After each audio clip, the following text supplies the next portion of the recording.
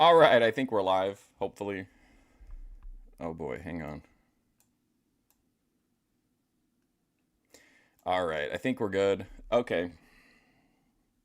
Hey Luna, how's it going? Welcome to the stream. Let me lay out the blueprint for the rest of this UWF watch along. We're going to watch 4 episodes today. That's going to pretty much take care of the power hour from what I've seen. There's still some stuff left, like there's a mystery episode, and then there's like a bunch of raw footage from a show, which I think we should watch. And then there's also, so we're gonna do 4 episodes today.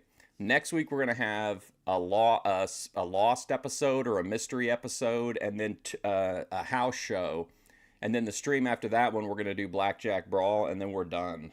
We're like all out at that point. So UWF will be over. 3 weeks from today, we'll start a new promotion on Tuesdays. What's up, JF? What's up, Cody Turbo? So that's the UWF plan. What we're going to do after that, I don't know. I'm sure I'll do a poll because I'm pretty open to like 10 different promotions or more right now. Tomorrow is going to be Jay the Doll King, part 3. I may do an afternoon stream even today.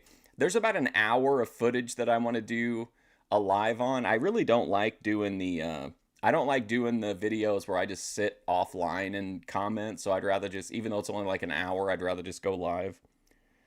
The Mark Fusion Power Hour, you know it, buddy. Daninsky, did you see Beach Ball Head last night? She looking like a stone cold bitch. She looked great.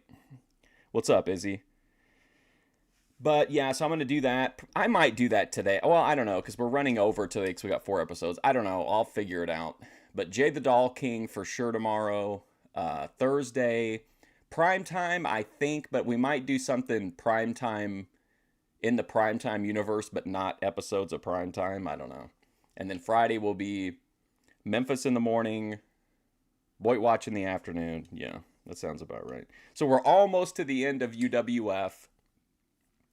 I also found out the guy who's uploading these, Main Event Comedy, wrote a book about the UWF. So I'm going to buy that book, and then I'll do a book review, even though I still haven't reviewed the Mickey Knuckles book, but I will review it eventually. But that's where we're at today. I don't think I have any news. I didn't really do anything. I watched a little bit of the Thorpes, but it looked like another panel, so I dipped out after I saw it for a minute. There is a very brief very brief clip here while we're in the morning section. I don't see ATF Media in the audience yet. We can probably sneak this up. Am I happy with Warlock and Opium streams? Absolutely not. Give me a break, man. They're awful. It's just panels. Like, I get it. I don't really, like, it's not their fault directly, but you know what I mean? I haven't watched a live stream from start to finish from anyone in like weeks, to be honest. I'm rapid, like, okay, here we go. This was posted by April, Luke's ex. It's only 15 seconds, and then we'll get into the wrestling, I promise. But I thought you guys might be interested in this. So April posted this. It's called Luke West Gets Kicked Out by the Cops. And she tagged Luke in the video.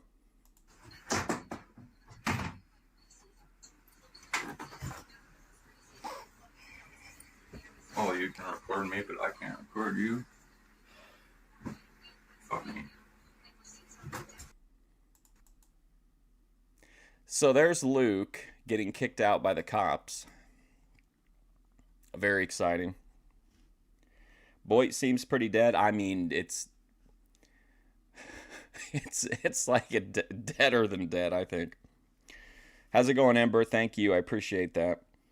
Like, I have nothing to I can't even clip anything. Like, there's nothing to clip. A VP's not. Yeah, yeah, she tagged him in it.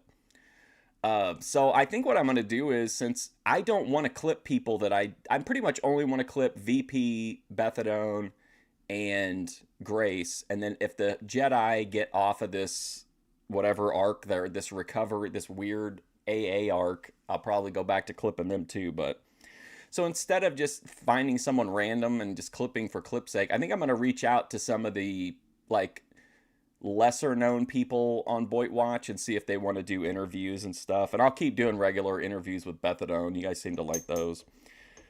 But yeah, I feel like the Boyd's pretty much is cooked right now. Complete disaster. All right, well, let's get into UWF. Here we go. Episode 44. I don't know if you guys know who Madman Pondo is. He's a deathmatch wrestler. Wrestled in for Ian a lot in IWA Mid-South. He had his own promotion, IWA... What was it? East Coast. IWA East Coast. Where he ran his own shows. He traveled the world. This match is, I never heard of this. I don't know much about UWF, but it says the infamous Super Ninja versus Madman Pondo match. So I guess we'll see how those go. What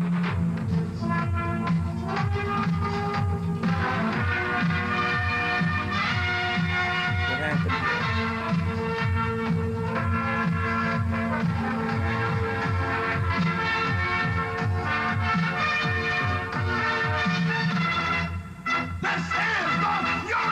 Now that the Jedi have a Cash App and Annette's name, I won't be clipping anything. There's no content, Ember. I mean, it's all just like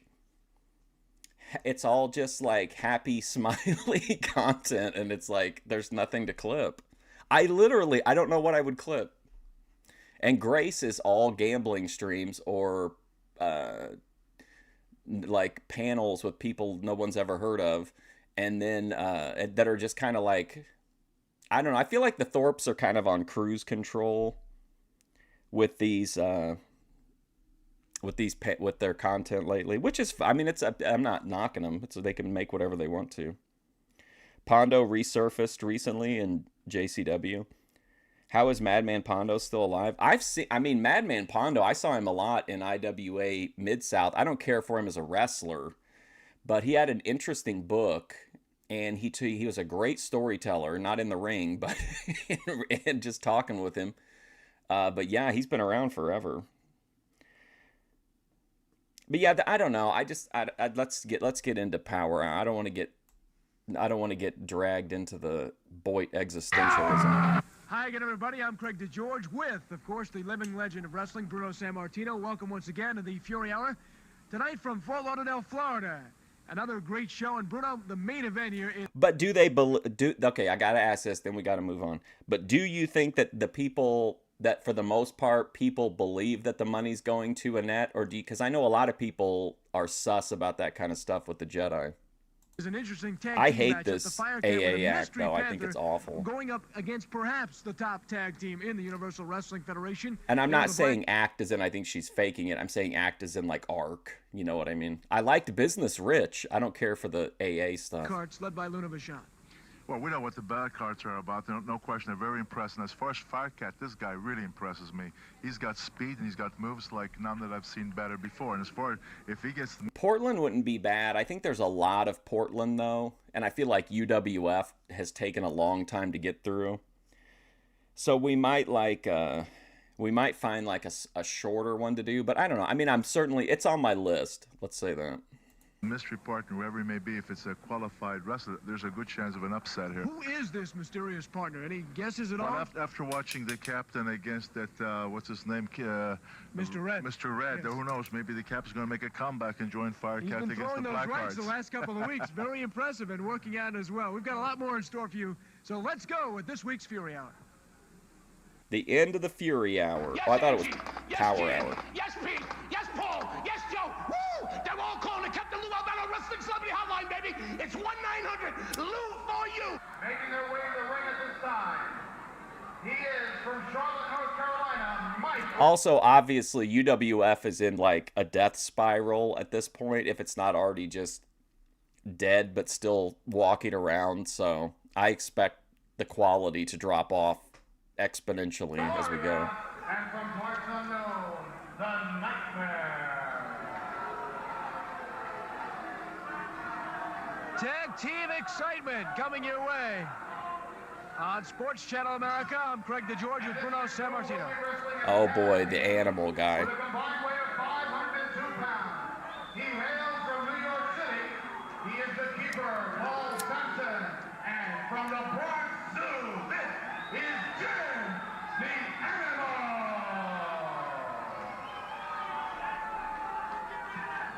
And you see the keeper and the animal. I don't like this gimmick. I feel like this is like I just don't care for it. This weird guy, the animal. Somebody say fired up. What's up? It's me. The animal has his friend with him. He says you call him the friend. His friend, huh? In that little, I don't know what it is, some kind of furry animal you see to the left of your screen. It's not a teddy bear, is it? It's, Oh, is he gonna wrestle the keeper? Yeah, it might be a teddy bear. Paul Sampson, the keeper, are in the ring along with the animal to the left of your screen. Mike Larry, the Nightmare. The animal starting to check out the referee for any foreign objects. So that's a twist. God damn it. Well, Paul Sampson and Nightmare. Oh, Paul will start the Sampson. match. This is the keeper and the Nightmare.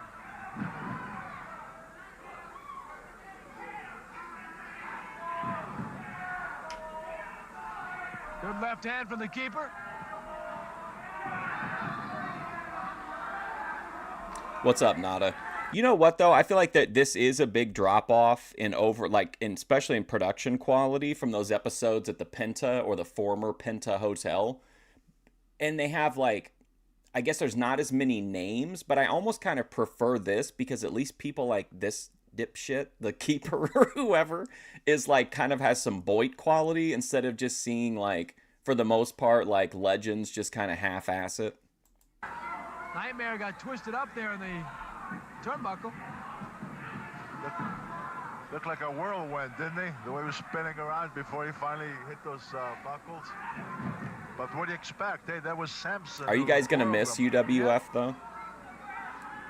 Do you guys miss AWF or any of the other places we've Good watched? slam by That Samson. weird Austin Idol So far, we've seen Arkansas the Nightmare, promotion. what, last week? Well, but you know what? Wait till Mike. Oh, there's a good clothesline by the Nightmare. Wait till Big Mike Larry Yeah, comes in. here we he comes go. now. There he is, big, Whoa, mean there Mike. he Big. goes. He's not really that big. Well, Mean Mike, they call him. Mean Mike, huh? Good chop. This guy, not only a wrestler. Oh. He hosts, What's he doing, eating chicken? He hosts a wrestling talk show on the Y100 radio station in the Fort So did Herb Abrams let this guy wrestle because he had a radio talk show? That's kind of interesting. Lauderdale, Miami market He on hosts a wrestling on a show? morning zoo program. I didn't know that. He also has a cable program. So, which is his main This guy got job? that. Professional wrestler or I think radio what he's known as personality? Mean Mike. He's Oh, a man. wrestler.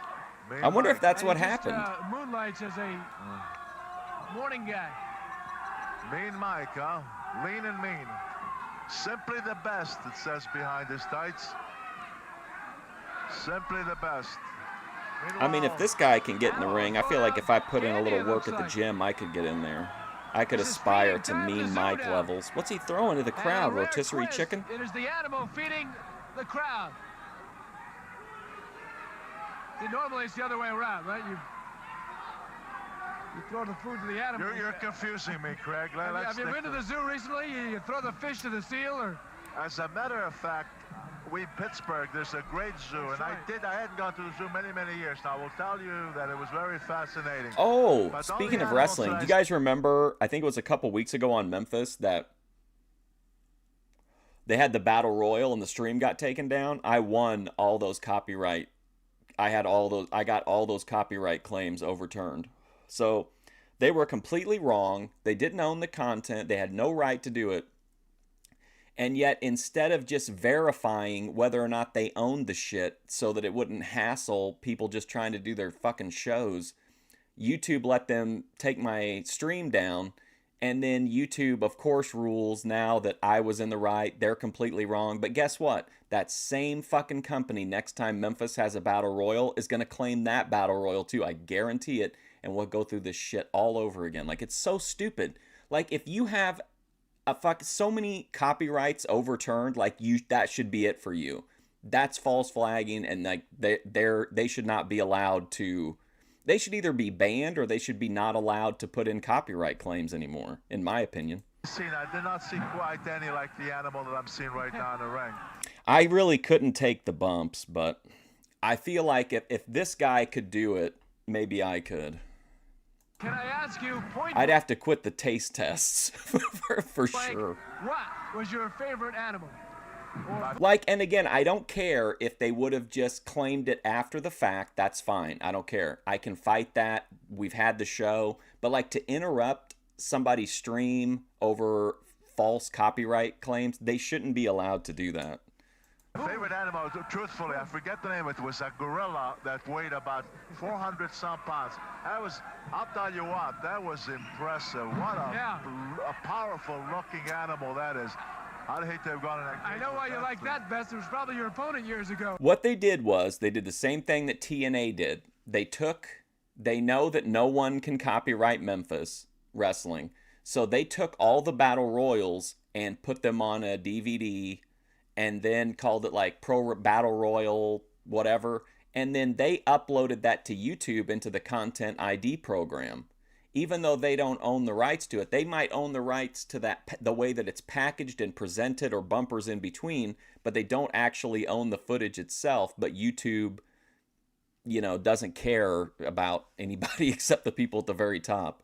I guarantee you that divorced dad support group basketball team wouldn't have to put up with this kind of shit. All right. Well, I don't think my opponent was quite as big. Whoa, nice drop toe hold by the Good animal. drop toe hold. Well, you wrestled a bear, you wrestled ape, or it's orangutan or something. Orangutan and a big 700-pound bear called Terrible Ted, and I don't mind telling Terrible you that Ted. I got the worst of it. They claimed the Battle Royal last time.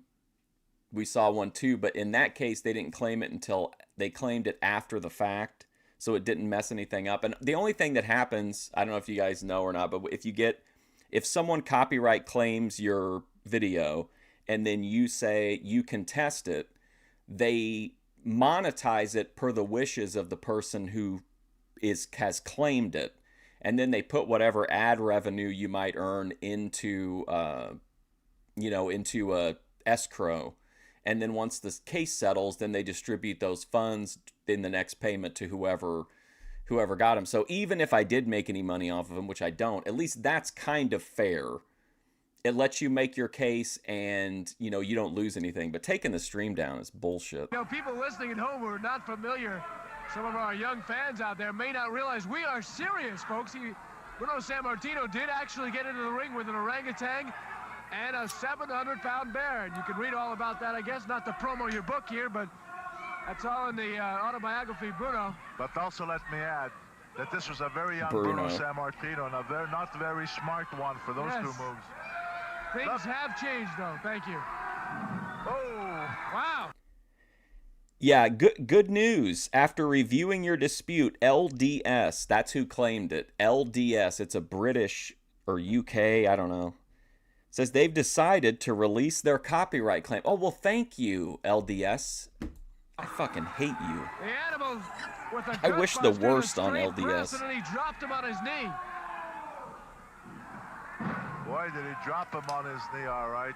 Nightmare really took a bad blow there, because the way he kind of tried to lift him overhead and dump him on his knee, I'll tell you. It's just a bullshit system, like, that's very easily manipulated.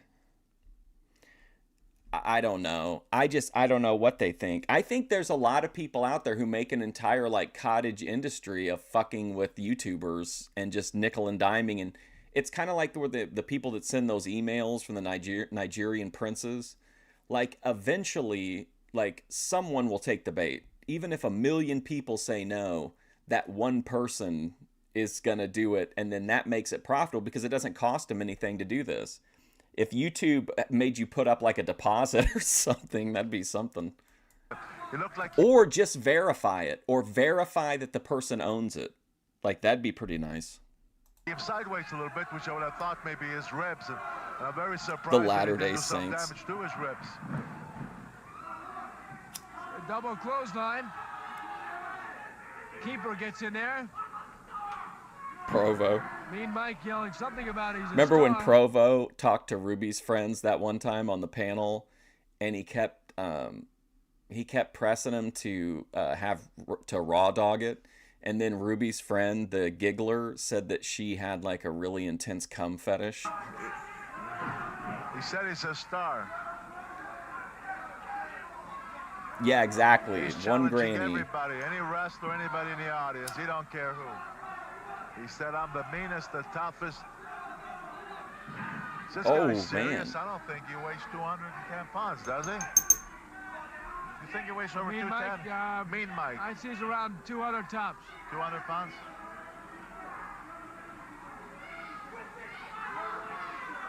Somebody in the audience is saying, come on down here, I'll take you on. But Animal's going to tag in, but what's he doing? He's going in on the rope.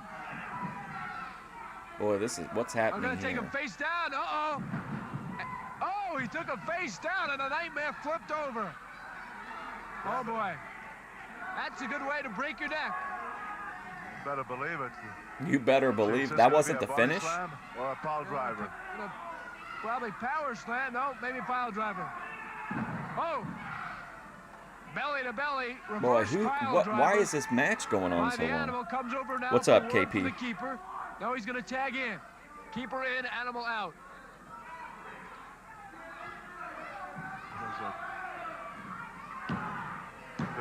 Oh, look at that arrogance. Well, that makes Look at sense. Sam with his foot on the man's chest. That is so arrogant. Finally, a wrestler I can relate to. The guy who was in the ring for 2 minutes. The keeper, Paul Stanton, and Jim, the Animal.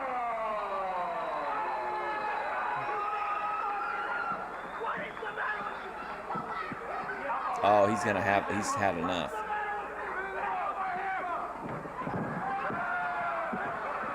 Whoa, uh-oh.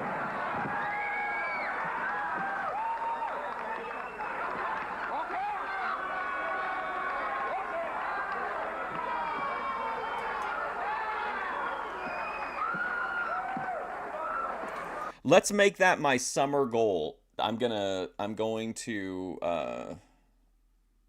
to try to manage on an independent wrestling card. At least even if just one time.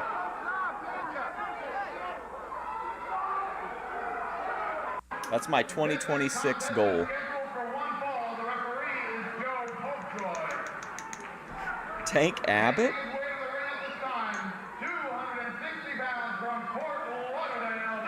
Is he? What's his channel size? Is he a Boyd or? I saw he's working with Hannibal, but I mean Hannibal seems to have money from somewhere.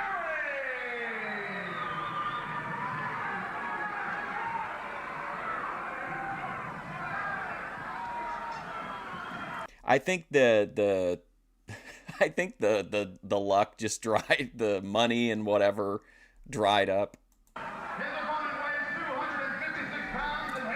I would take, like, if it was as part of the match or whatever, I mean, I would do like a get brought in the hard way, as long as, I mean, I'm sure they would like show me how to do it, but yeah, I mean, I would do that. I do not want to wrestle at all though. I just want to manage. I really just want to be on the mic.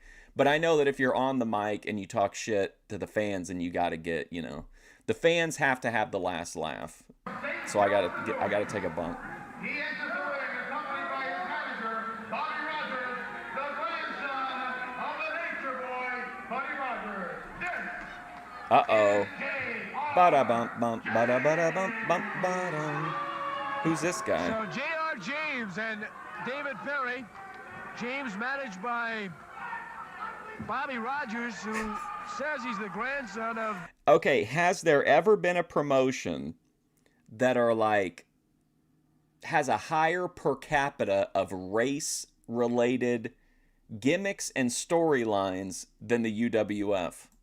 Of a guy you know very well, Buddy Rogers. This is the grandson of Buddy Rogers? Bobby Rogers, is that his name? That's what he says, yeah, Bobby Rogers. Is that right? Grandson of the Nature Boy. Okay. Oh, With okay. J.R. James, a newcomer to the Universal Wrestling. Is he on, do you know if he's on Cameo? It seems like Tank might be pretty reasonable on Cameo. I saw a few people on there that were a really good price that I thought maybe I could get some funny promos from that were like under $20. Federation. Fabio. It's just a matter of time before the gold is around his belt. Right now, though, he's going to have to settle for about a $12 leather belt. David Perry, we've seen him. He's been impressive in one outing and mediocre in another. Dynamite David from Fort Lauderdale at 250. J.R. James. Well, and two, Nada, think about the drop-off in, like, worker quality as well. James, we have not seen this gentleman before, have we? No, this is his debut. There's a ton of people on there that do, like, that are, like, I'd never heard. There's a guy named Brick, just B-R-I-C-K. I guess he's a TikTok guy. Now, this was before I knew about the Boit. I thought that live streaming was still like it was when I was on Twitch 10 years ago. But there was a guy named Brick, and his cameos were $1. And he would say absolutely anything you wanted him to say and do it, like, enthusiastically. And he had these, like, these weird people that would come into the videos, too. And I always thought that was, like, the best deal in the history of the internet. For $1, this guy would cut, like, a multi-minute promo on whoever you wanted saying anything you wanted. This is debut. Well, you know what And he wouldn't be like, and I understand why they do it, but in a cameo, a lot of times they'll be like, oh, yeah, this is coming from him, not me. He wanted me to tell you. But, like, Brick would say it like it was coming from him, like, which I always thought was really funny. Abram was saying that he brings in a lot of different wrestlers, new wrestlers that really are not well known, and he gives them a try. Then, of course, if they meet his standards, they come back, you use them again. If they don't, that's why, I think the folks out there got to know that sometimes you see some people. The bass player from Foreigner? Wow. Because they just didn't meet the standard of Faber and UWF, and therefore they go back to where they came from. I got a feeling that we're going to see a few faces that we've seen in the last... Remember Kevin Nash's, like, incredibly dark promo he cut, I think, on on DSP, I think. I think Nash did one on Wings of Redemption too, but the one he cut on old boy DSP was rough. You back, you think, or no? That may not be back. Oh, we'll see plenty that will be back, of course. Okay, this is kind of nerdy, but what do you think about on one of these retro wrestling days, we start, like, every once in a while listening to, like, one of the clips of Cornette listening to a bunch of different, like, wrestler cameos. I always thought those were the funniest videos. Well, maybe in time. If they don't come back, maybe down the road they'll join us. Get back to the drawing board, as the old saying goes. Back to the gym, back to training. How many baseball players and other sports too What's are up, called G? Thanks. for the minors and don't stick and go back? He did, dude, for real. Until they finally do stick. And if they got what it takes, they keep working, and eventually they make it right back up there. This is not obviously a training ground, so you have to be at that certain level to stick. As fans are well aware of watching. The referee just has a dress shirt on. So much mail from wrestlers who write resumes about themselves, and he gives them a chance. Miniature Tommy Rich on the outside. As far as he's concerned, then, Oh, he's the... And B, you're going to find a lot of... He's the white supremacist manager, remember? He had, what was the guy's name? It was something like Himmler, but it was like Hissler or something like that. I think that's the same guy. People by giving people a chance. How many people have gotten a chance in life no matter what job they have? But I'm all for giving somebody that's new a chance, because today in too many wrestling leagues they keep using the same established talent, and they will not allow some up-and-coming new guy to get started. I don't think that's right. So. Yeah, I mean, if you like it and you watch it, that's about the best thing you can do, really. Captain Lou swinging by us to say hello. A great kin to Frank and Jesse James.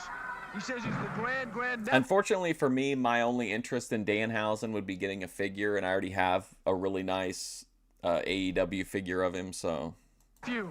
Of Jesse James.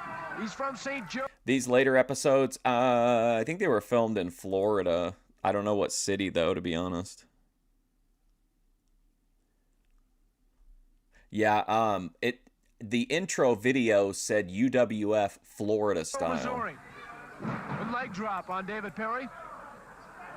Now for the cover. Sorry, I don't know why that was misaligned the whole time. And can't get the 3 count. I feel foolish. Do you think Bethadone ever, like, accidentally, like, instead of orienting the guy's nose, she disoriented it, so maybe it went like, it, like, got usurped into the box? Count. Well, Captain Lou didn't want to talk with us today, I guess. Dude, the Jerry Lawler, we should listen to it at the end of this. The one where he reviews Jerry Lawler's cameo is absolutely hilarious. Well, what do you think of J.R. James so far? $99. Give me some time on him. I haven't seen enough. Here's of him the yet. thing, though. Why not? You could also, well, I mean, it just, I guess, I don't know. I was going to say you could wait till they're on sale, but some of those people are like, some people are like limited availability, or like like Brick would get taken down frequently for content violations. Harry with a good flying clothesline. It's me. I'm not even joking. Brick would accuse people directly of crimes, like from himself, without mentioning that it was for anything else. He would just flatly accuse people of crimes if you wanted him to. James slow to get up.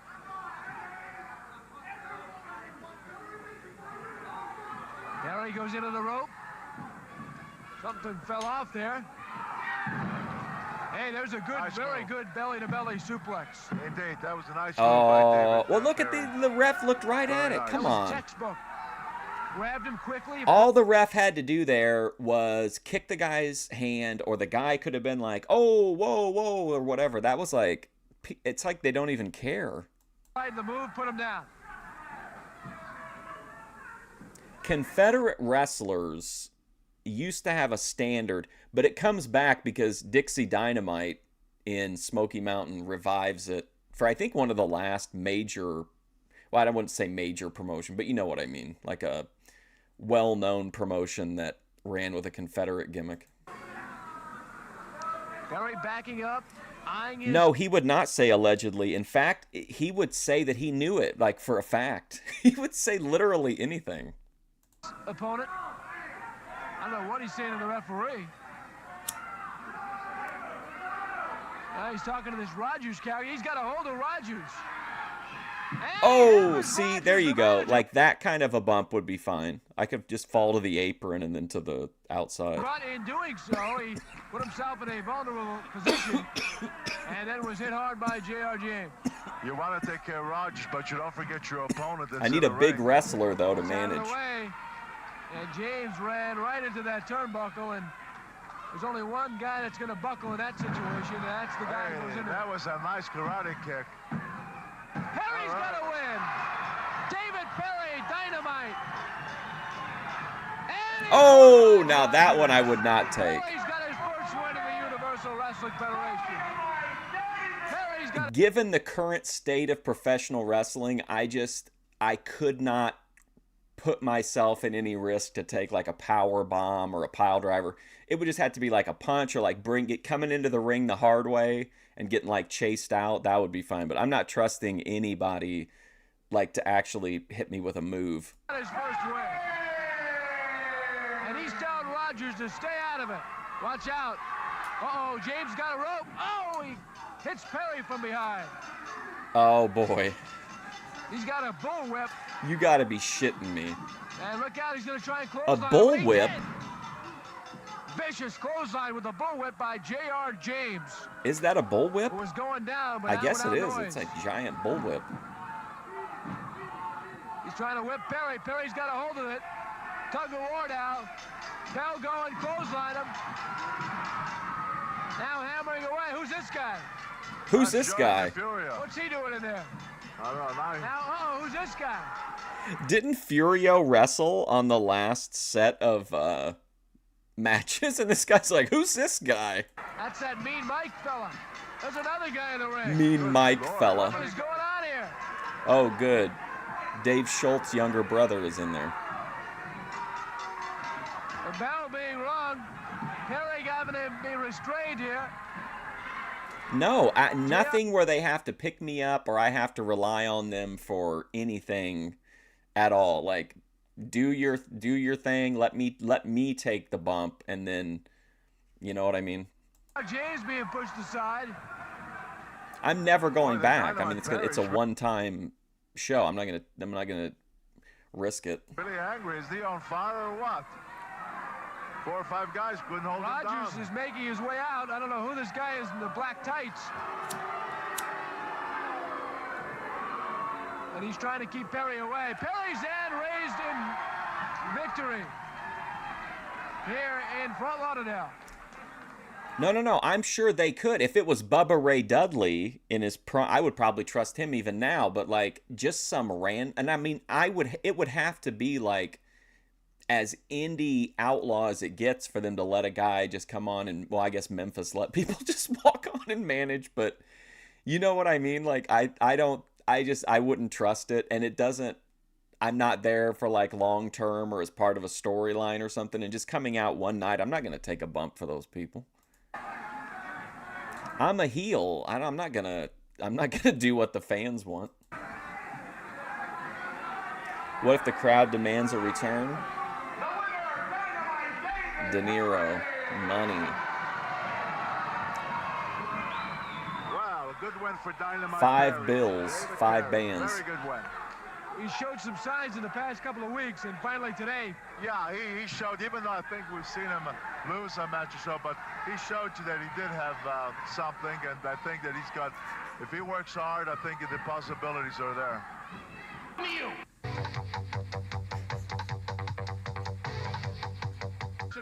This is a rebroadcast. I can't be trusted to be in a role like that long term. Like, I would definitely like go too far or say things that were too, you know what I mean? Like, I feel like anyway, I would really get into it, and like I would really want to I think I would get like addicted to that heat, and I would probably like take it too far. Lou's Corner with his guest, Mr. Red. Dark Side of the Ring Fusion Studios.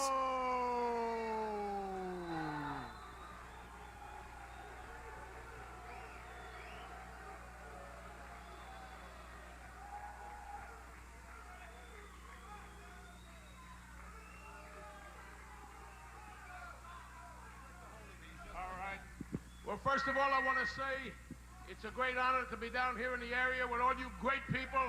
Y'all look wonderful. We love y'all. I can't hear you. All right. No, I can't hear you. Come on, there you go. Greatest people in the world. Tonight we're going This would be me cutting my promo with 2 microphones. Corner right here from the ring. I'm looking up there at that beautiful face of Bruno Sammartino and Greg DeGeorge. Really makes me happy. Let's hear it for Bruno and Greg DeGeorge. Hey! Hey! Come on, one more time. Hey! Hey! All right, ladies and gentlemen, here we are, Captain Lou. I'm looking at my main man, Herbie Abrams.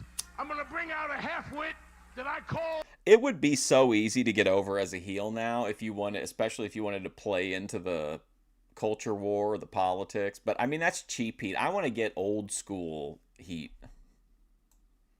I'm a fat guy myself, but this man's as fat as I am, if not fatter. He keeps bringing this up. Who's fatter, him or Mr. Red? It's like an ongoing feud. He's a half-wit Mr. Ed or Mr. Red. Here he comes, brothers and sisters. Here he is. You think Ruby got addicted to the heat? Yeah, I mean, it's fun to be a heel. It's not, I mean, to some people maybe, but like, I feel like most people who are good people don't do it for the thrills or the lulls. But like being a heel, especially in like when you're playing a character, and a lot of these people on Boit think that they're playing a character, but we all know that they're just regular people. Like, you know what I mean? You can't really, I guess you could make like a, what do they call them? Like a daemon, like an effigy that absorbs all of your stuff. Like instead of, the real person, it's Ruby SpaceX. Like it's not the person behind the character doing it. It's Ruby SpaceX. But I don't think that flies with a lot of people.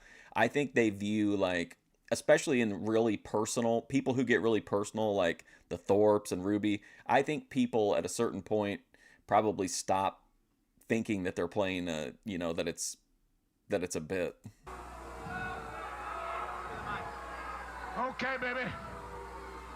Lou, I know this is not one of your favorite personalities, but Mr. Red has demanded that we have a meeting with him right here on television. I'd like to know what it's all about. And two, Daninsky, people want heels. That's what people like. Heels drive the ticket sales.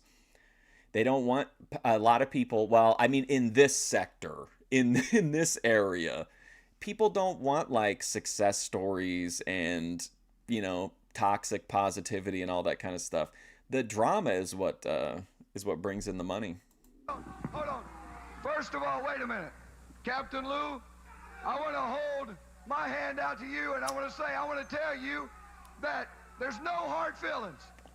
Right, on Daninsky. The pay-per-view, you took my pants. I mean, that's what Jeremy does. He just basically reveals who he really is and the things he really believes. And then when someone calls him out, he's like, whoa, whoa, whoa, whoa, whoa. Just a prank, bro. Just all part of the game, okay? Just part of the game. Like, it's a cop-out, but it's honestly how you hear a lot of people cope is they'll just go as far as they can, and then when they hit that boundary, then like, oh, I was just kidding, just a prank. You embarrassed me in front of thousands of people. It was a bit. I want to hold my hand out to you in friendship. Brenda Minge. In friendship, people. Right here. In friendship. Take my hand in friendship. I feel like even though I'm not a big guy, I feel like if the indies represent like that I've seen and like AEW represent, like I at least wouldn't look like a small guy. I wouldn't look too out of place. I mean, tonight is a very spectacular it wouldn't be like going in the ring with like Rick Steiner and Lex Luger, or like the Giant. Mr. Ed, because my income just quadrupled. Heel versus heel, yep.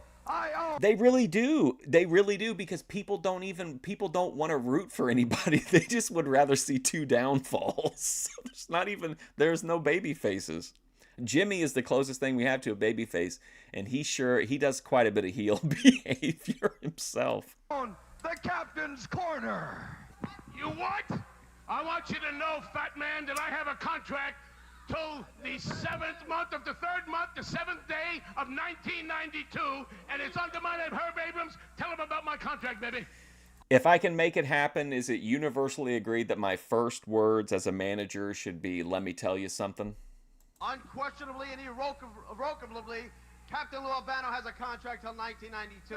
No. You read this contract. This is a The legal powdered document. Dusty. No one can read it. No such thing illegal. He's what you call a 16 seed in Boit Madness. I have the contract, fat man.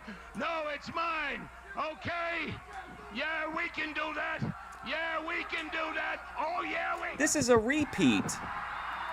Why is it a new episode, but it's the same Captain Lou's Corner? I was going to say, we've seen this, I think, in 3 different episodes now.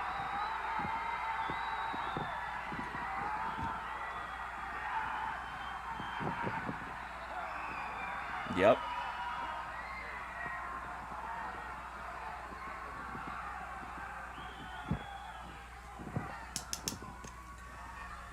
The thing is, though, that the people in the Boit, a lot of them are in situations where an average person, or even like if you're a normal person, or you're like kind of just a normal YouTuber that ends up in a feud with like the Thorpes, like what can you even do there? Like they have so much leverage because they have so much less to lose, Like to me, going against the Thorpes is an odd choice unless you're an A-logger or something, but like, as an actual streamer, going up against them or trying to like legitimately debate them is, I think, kind of fruitless, because even if you beat them, they'll have dragged you so far down for you to get that victory that like you're not going to come out of it, you know, looking good.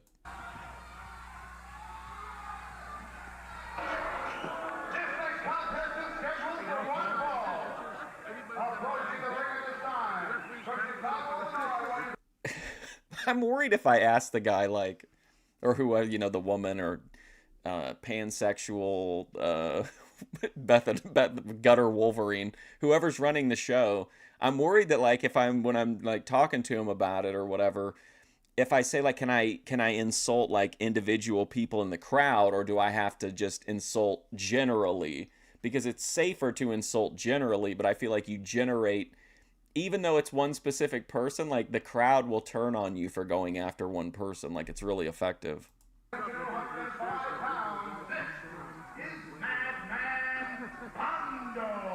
Here we go. So this, I don't know how early this is in his career, but I didn't see him until the mid 2000s, but I'd seen some of his death matches before that. Interesting though to see him this far back. And he dated Bridget the Midget. He told, if you can find it, he told a story on the 2005, I think it was the Ted Petty Invitational, but Q&A session. They used to film the Q&A sessions at IWA, and then like you could buy the VHS or DVD or whatever. But he told a story on there that there was a wrestling fan who came up to him. I don't know if it was on one of the Juggalo tours or what, but he said that the guy basically said like, I'm a big fan of pro wrestling and this is my girlfriend and I want you to, you know, he basically offered Pondo and the boys his girlfriend. So when Pondo was done, he said he took her around to like every other guy in the thing. And he said Mean Mitch Page was asleep on like one of the tour buses and they had like the little curtains that closed. So he had the girl reach in and start jerking him off. And then Madman Pondo opened up the curtains and put his face through. So when Mitch Page woke up, he thought he was getting a hand job from Madman Pondo. Yeah, but wait a minute. Hold this up, Craig. Are we on the air? This guy's got a hell of a body. Did he align his nose? Greg DeGeorge back with Bruno Sammartino, joined again by Captain Lou Albano as we look at Madman Pondo coming into the ring. His opponent weighs 235 pounds and hails from the land of the rising sun. He is accompanied by his manager. If you can ever find that, if we can find it somewhere, I might even buy the digital version so that we can watch it. But I have some outlandish questions during that. I get Jimmy Jacobs all worked up. And then the girl that I went to the show with, I had her ask Cesaro, who was Claudio Castagnoli, if he was truly like a Swiss champion, why wasn't his belt made from chocolate?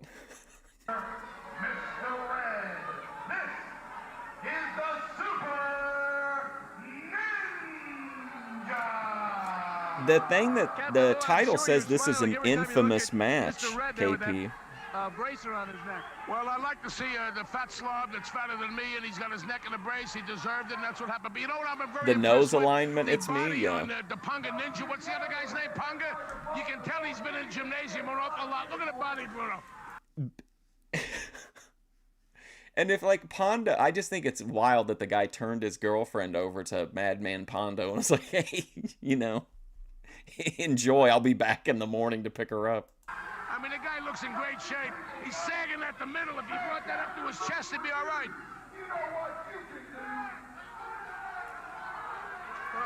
Stay back there. Stay back there. Lou Albano may go after him. Uh-oh. Mr. Red said, hey, you know what you could do to Lou? Boy, I'll tell you. That was back when Claudio had like the Hulk Lou's Hogan going after him haircut. now. Let's see.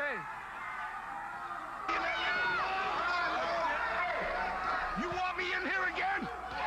I'll knock you in an inch, you're right. What is my head?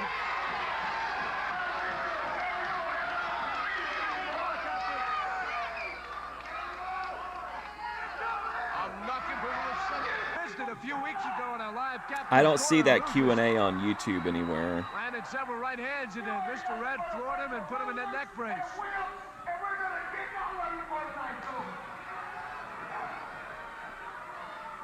Man, I'm getting just an inordinate amount of goon shorts. It's really getting out of hand.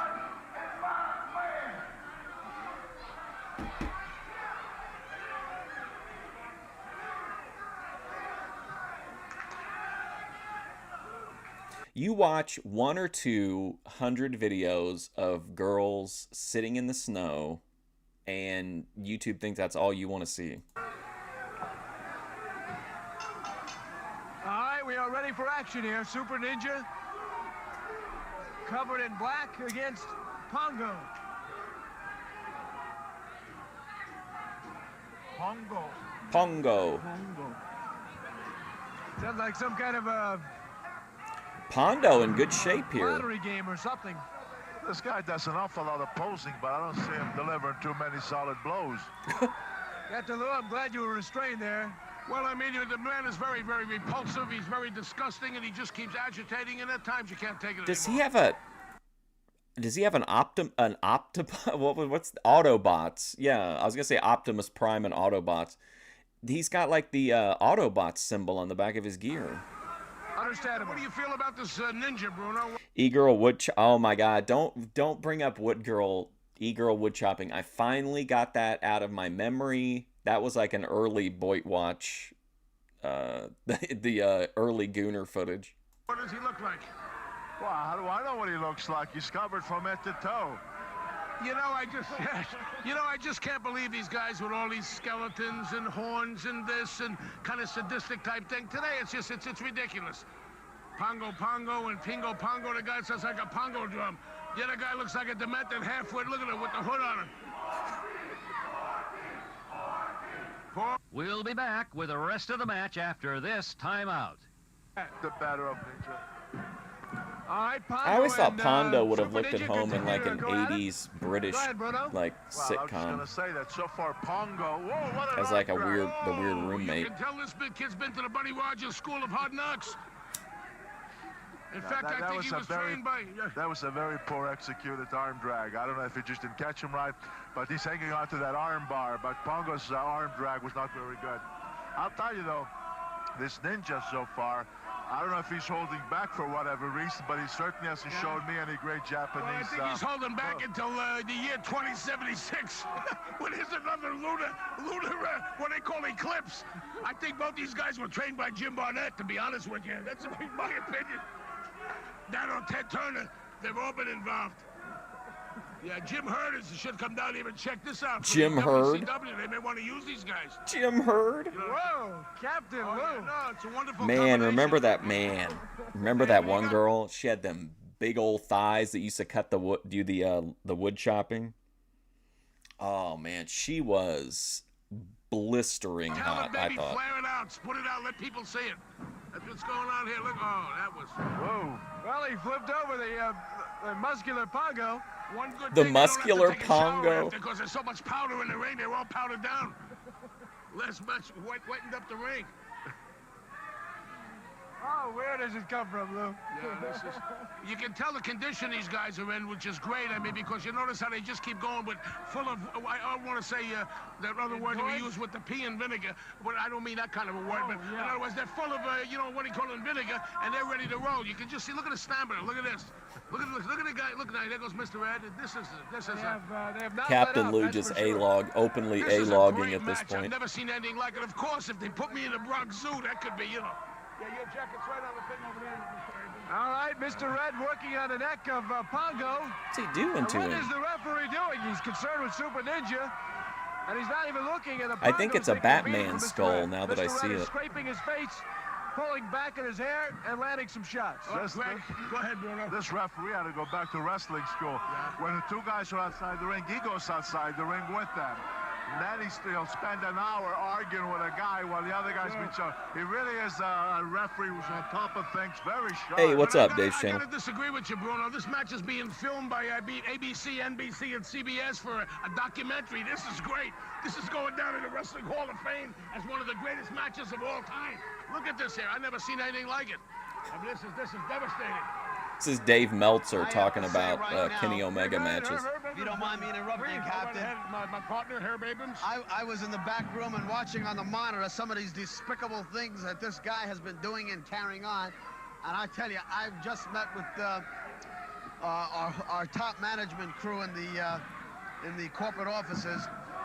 And if this guy just pulls any more stunts See, it's not like believable that he talked to anybody. You have to have that information ready. You got to say, listen, I talked to Craig Fingerling in the Marina Del Rey office, the suits in Palo Alto. You've got to have your shit on lock here, Herb.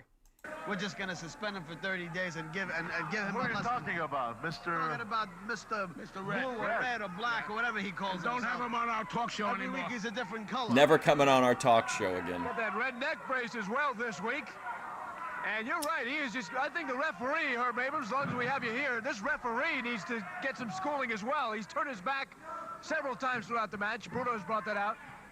Well, we've seen this ninja on one or two other occasions. And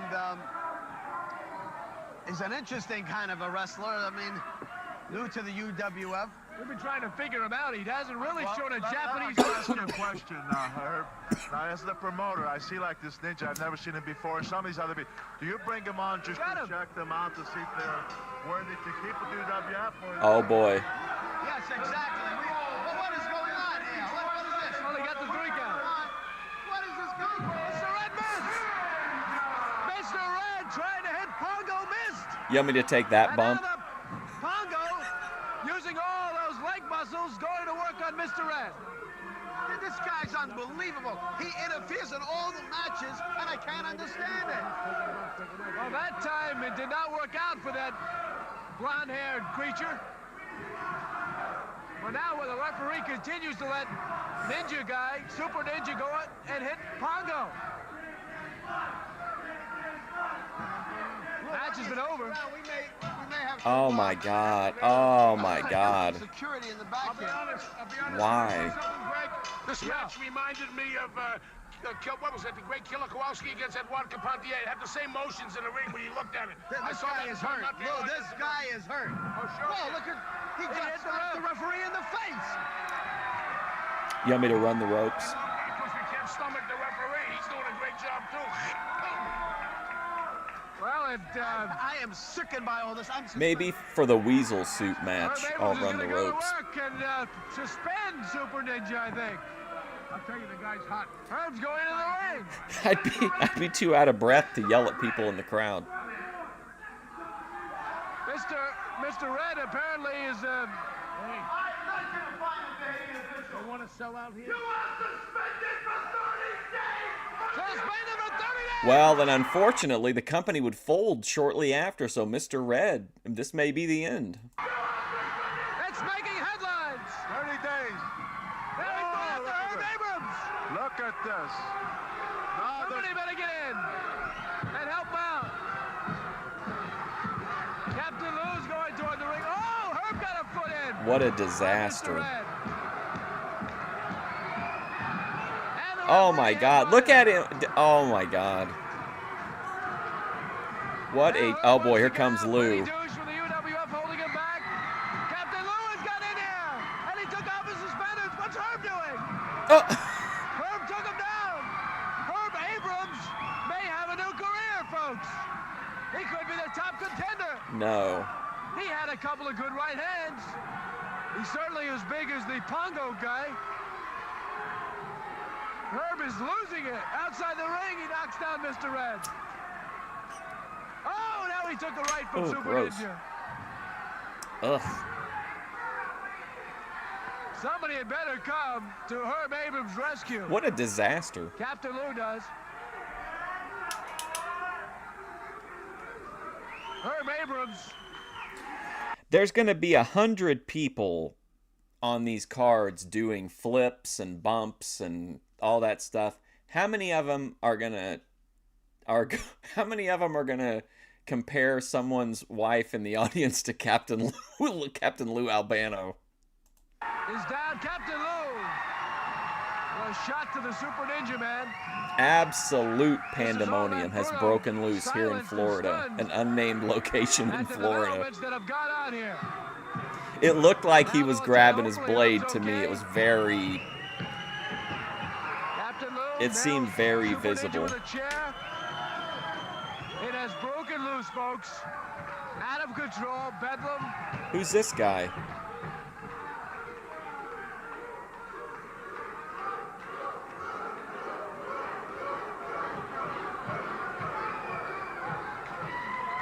They're going to attend now to Mr. Herb Abrams, ringside. And and we talked about how Ring of Honor was going to start doing a studio show, which just that alone is enough to make me get in at the ground floor and at least give it a chance. But Eric Bischoff, I saw he made a clip. He was shitting all over it and said that studio wrestling was dead. Really, you really can't get in the ring as a wrestler if you're not a wrestler. I know Herb was trying to lay the law down, but you know, he's only about 145 pounds, and you got to be careful. That is Eric McHenry's ideal weight to him. You're gonna have to get the tights. Disgusting. He's getting stronger week after week. With the chair that I broke over his head, they want me to pay for a chair. $1.98 number. What up, Parbs? Look, how was Herb Abrams down? He looked to be okay, a little groggy. I'm going to check him out in the back room. I think the guy's got brain damage, but that's it. All right, we'll have to check on that. Herb Abrams going to take it off. We'll be back with Nice more here. snazzy shirt on that Fury guy, Hour looking this good. week. Approaching the ring at this time, they are accompanied by their manager, Luna. Luna, here we go. From the other side, these are the Blackhearts. Craig DeGeorge back with Bruno Sammartino. Cody Turbo Tag team feasting. match coming up. The Blackhearts and Luna Vachon. And I would say they are right now the most impressive duo in the UWF. Did anybody see Randy Wanzer in Grace's chat last night by any I chance? can tell you who one is because the other is a mystery partner. He is the Fire Cat. And his mystery partner. This is like we're in the final days of Herb Abrams' UWF. The last live shows. Or the last TV tapings.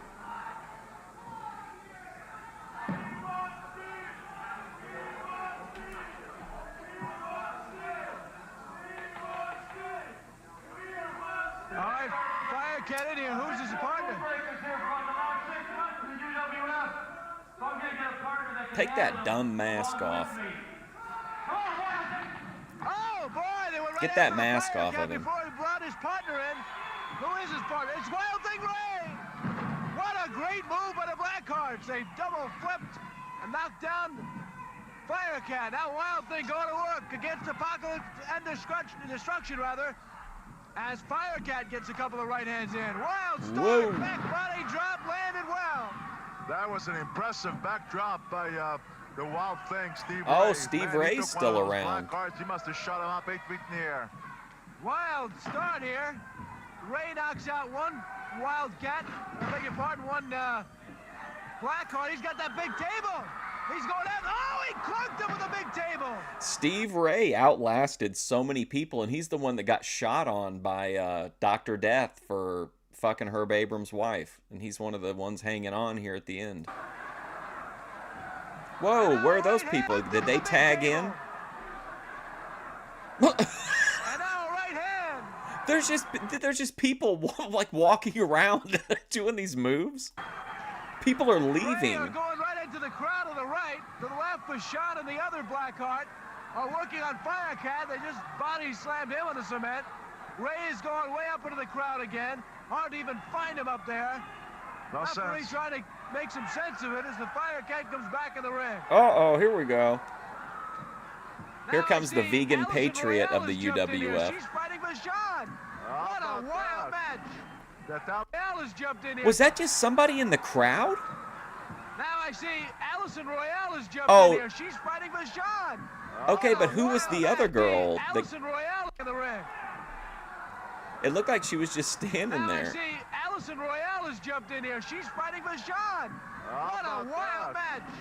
That Allison Royale, right? She's back. Look at the... Oh, but she's getting the worst of it from Luna. But look inside the ring. Watch, Bruno. There's three matches going on all over the place. Firecat knocks out another Blackheart. What's going on here, Herb? Every single match now is like a schmoz, crazy fucking brawl. You saw what happened, and I'm still trying to get over the shock. I don't think... You think that it looked real to me?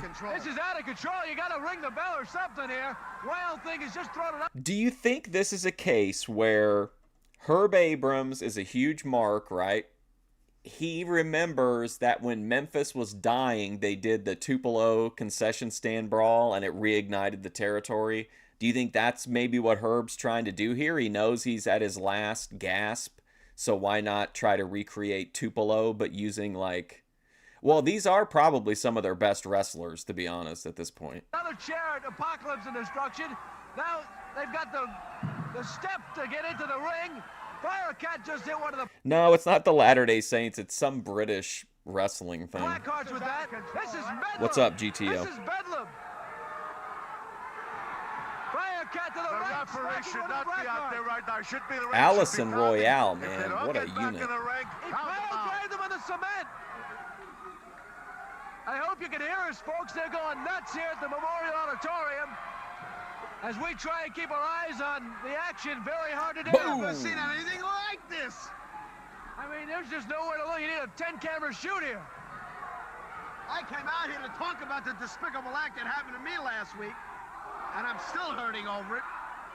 Well, I saw that, but there you... Hey, Cody Turbo, I think you and somebody else, I think it was Distinction, that said that the interview with Beth felt like it was like a private, like a leaked private conversation. That's like the biggest compliment I could get. Like that it has that, like, you know what I mean? Like that it feels that real, like that raw. I like that. You got involved in one act of That's a that. That's the good shit. Quite frankly, we're gonna have to put that on hold. Royale just got hit by a chair flung in the air. Wow. We're gonna have to put that on hold. Royale just got hit by a chair. Oh my god, dude, she flung that shit. Royale just got hit by a chair. Wham! Want to fight, but this is just... This match is unreal. Incredible. Ray hits another fan. This is getting really dangerous here, folks. Just when I think I'm out, Herb Abrams goes into a cocaine booking fury, and I'm right back in again. The bell gets thrown around. This is a top 5 UWF match, hands down. This is about as wild and wacky as it gets. It's wild and wacky. Blackheart with a bell. I mean, they've used everything. They've used chairs. They've used tables. They've used bells. Definitely something else. They've used a cement floor. They've used a popcorn vendor. Well, that's what Daninsky would call a softball interview, even though it yields incredible results. Daninsky wants to see me really go for the jugular with these unique individuals. A double DQ and a wild what else could the referee do? When something goes out of control like that, that's the only thing. Bruno legitimately wants people fired over what he's just witnessed. Just, disqualify everybody. Thing was totally completely Just out of disqualify control. everybody. It was a wild match, I'll tell you. it was fortunate. I have a Bruno figure, but it's from him in his prime. I wish there was an old guy Bruno. That'd be great. Of the ropes. And fortunately, it appears that everyone is okay. Firecat with a big somersault. No one will end up with an arm raised. But, boy, they do have an experience that they probably will never forget. And that goes for this crowd here at the Memorial Auditorium in Fort Lauderdale, Florida. UWF! That's because, believe it or not, this is going to be a shocking statement to some people. But if the person that you're interviewing trusts you, even though, like, you're in front of the same audience that you always are, they'll be more likely to say things or to go more in depth than they would, like, on their own. You know what I mean? Wrestling Federation. If people know that whatever they say, you might, like, press them a little bit, but you're not gonna, like, you're not out for blood. There'll be much more. You'll get a much like fuller like story whenever you're doing the interviews, in my opinion. What's up, Mr. Buddy Lee? Allison Royale is looking pretty good. Let's sports programming. John Cena, I remembered it early this time. Herb Abrams Productions, did he help me out here? Am I hallucinating, or did he produce some game shows back in the day? I feel like at the end of a show, I remember them saying, like, this has been a Herb Abrams production. Maybe it's a different Abrams.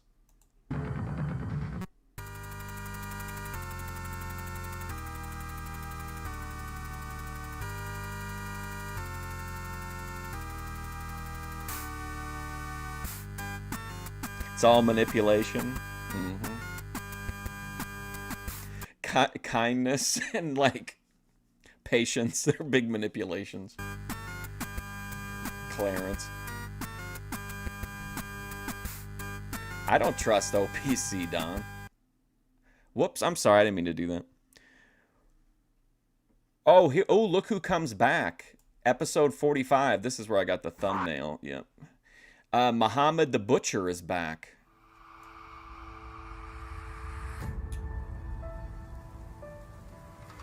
The remote controls. Let me screenshot that so I don't forget, but I can try. I mean,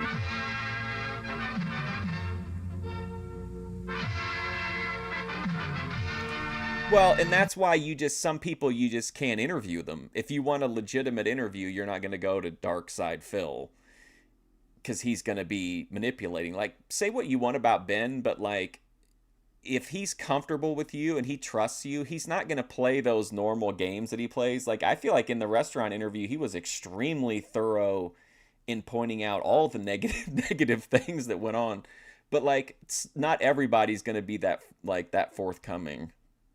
So to me, I would rather just not interview the people who aren't going to, like, I don't know. I feel like VP is so guarded. It would be really difficult to get like an actual interview with her, because she's very sensitive. Even if it's something and you're just like, hey, I just want to get your opinion on this on the record. I feel like that might even like set her off.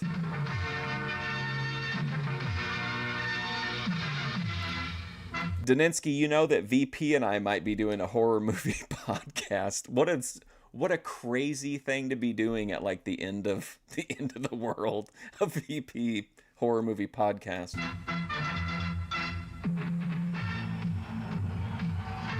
Oh, relax, ATF media. Like you care about these matches.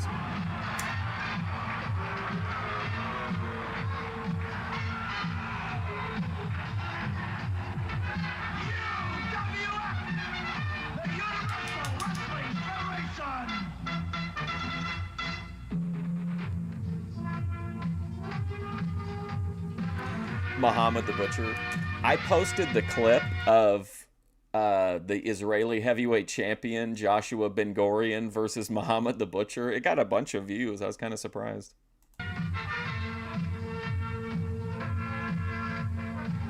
VP is she's very sensitive.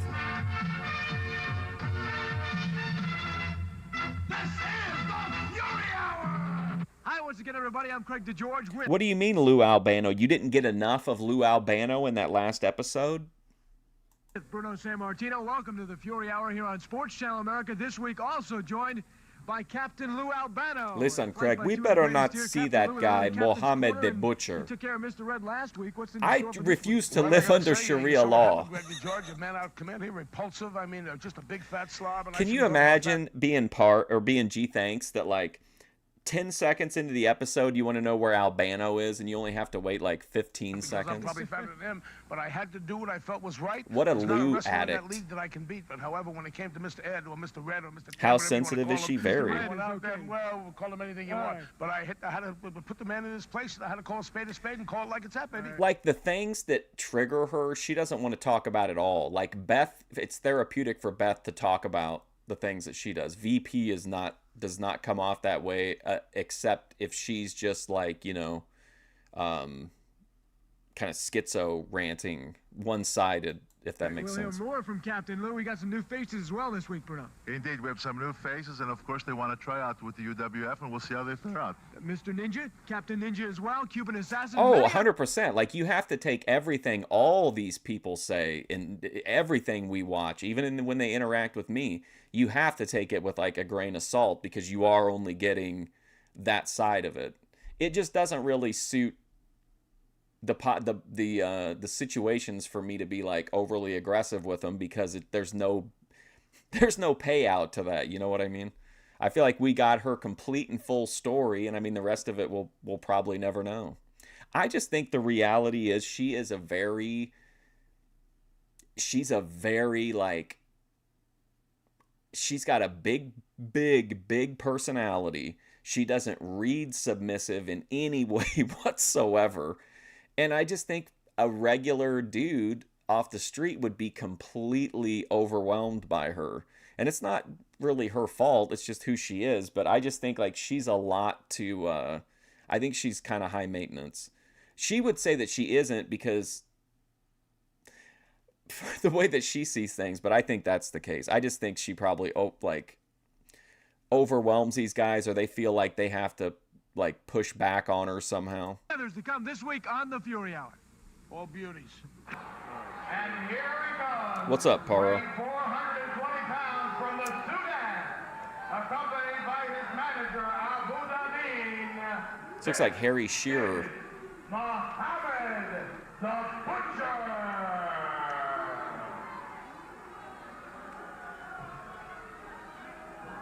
Abu Dhabi, the manager, bringing in Mohammed the Butcher. No, gee, thanks. There are On many the low Fury Hour, maintenance I'm women. Craig DeGeorge with Bruno Sammartino. Oh, fire! Butcher seems to enjoy it. Here's the introduction of his opponent.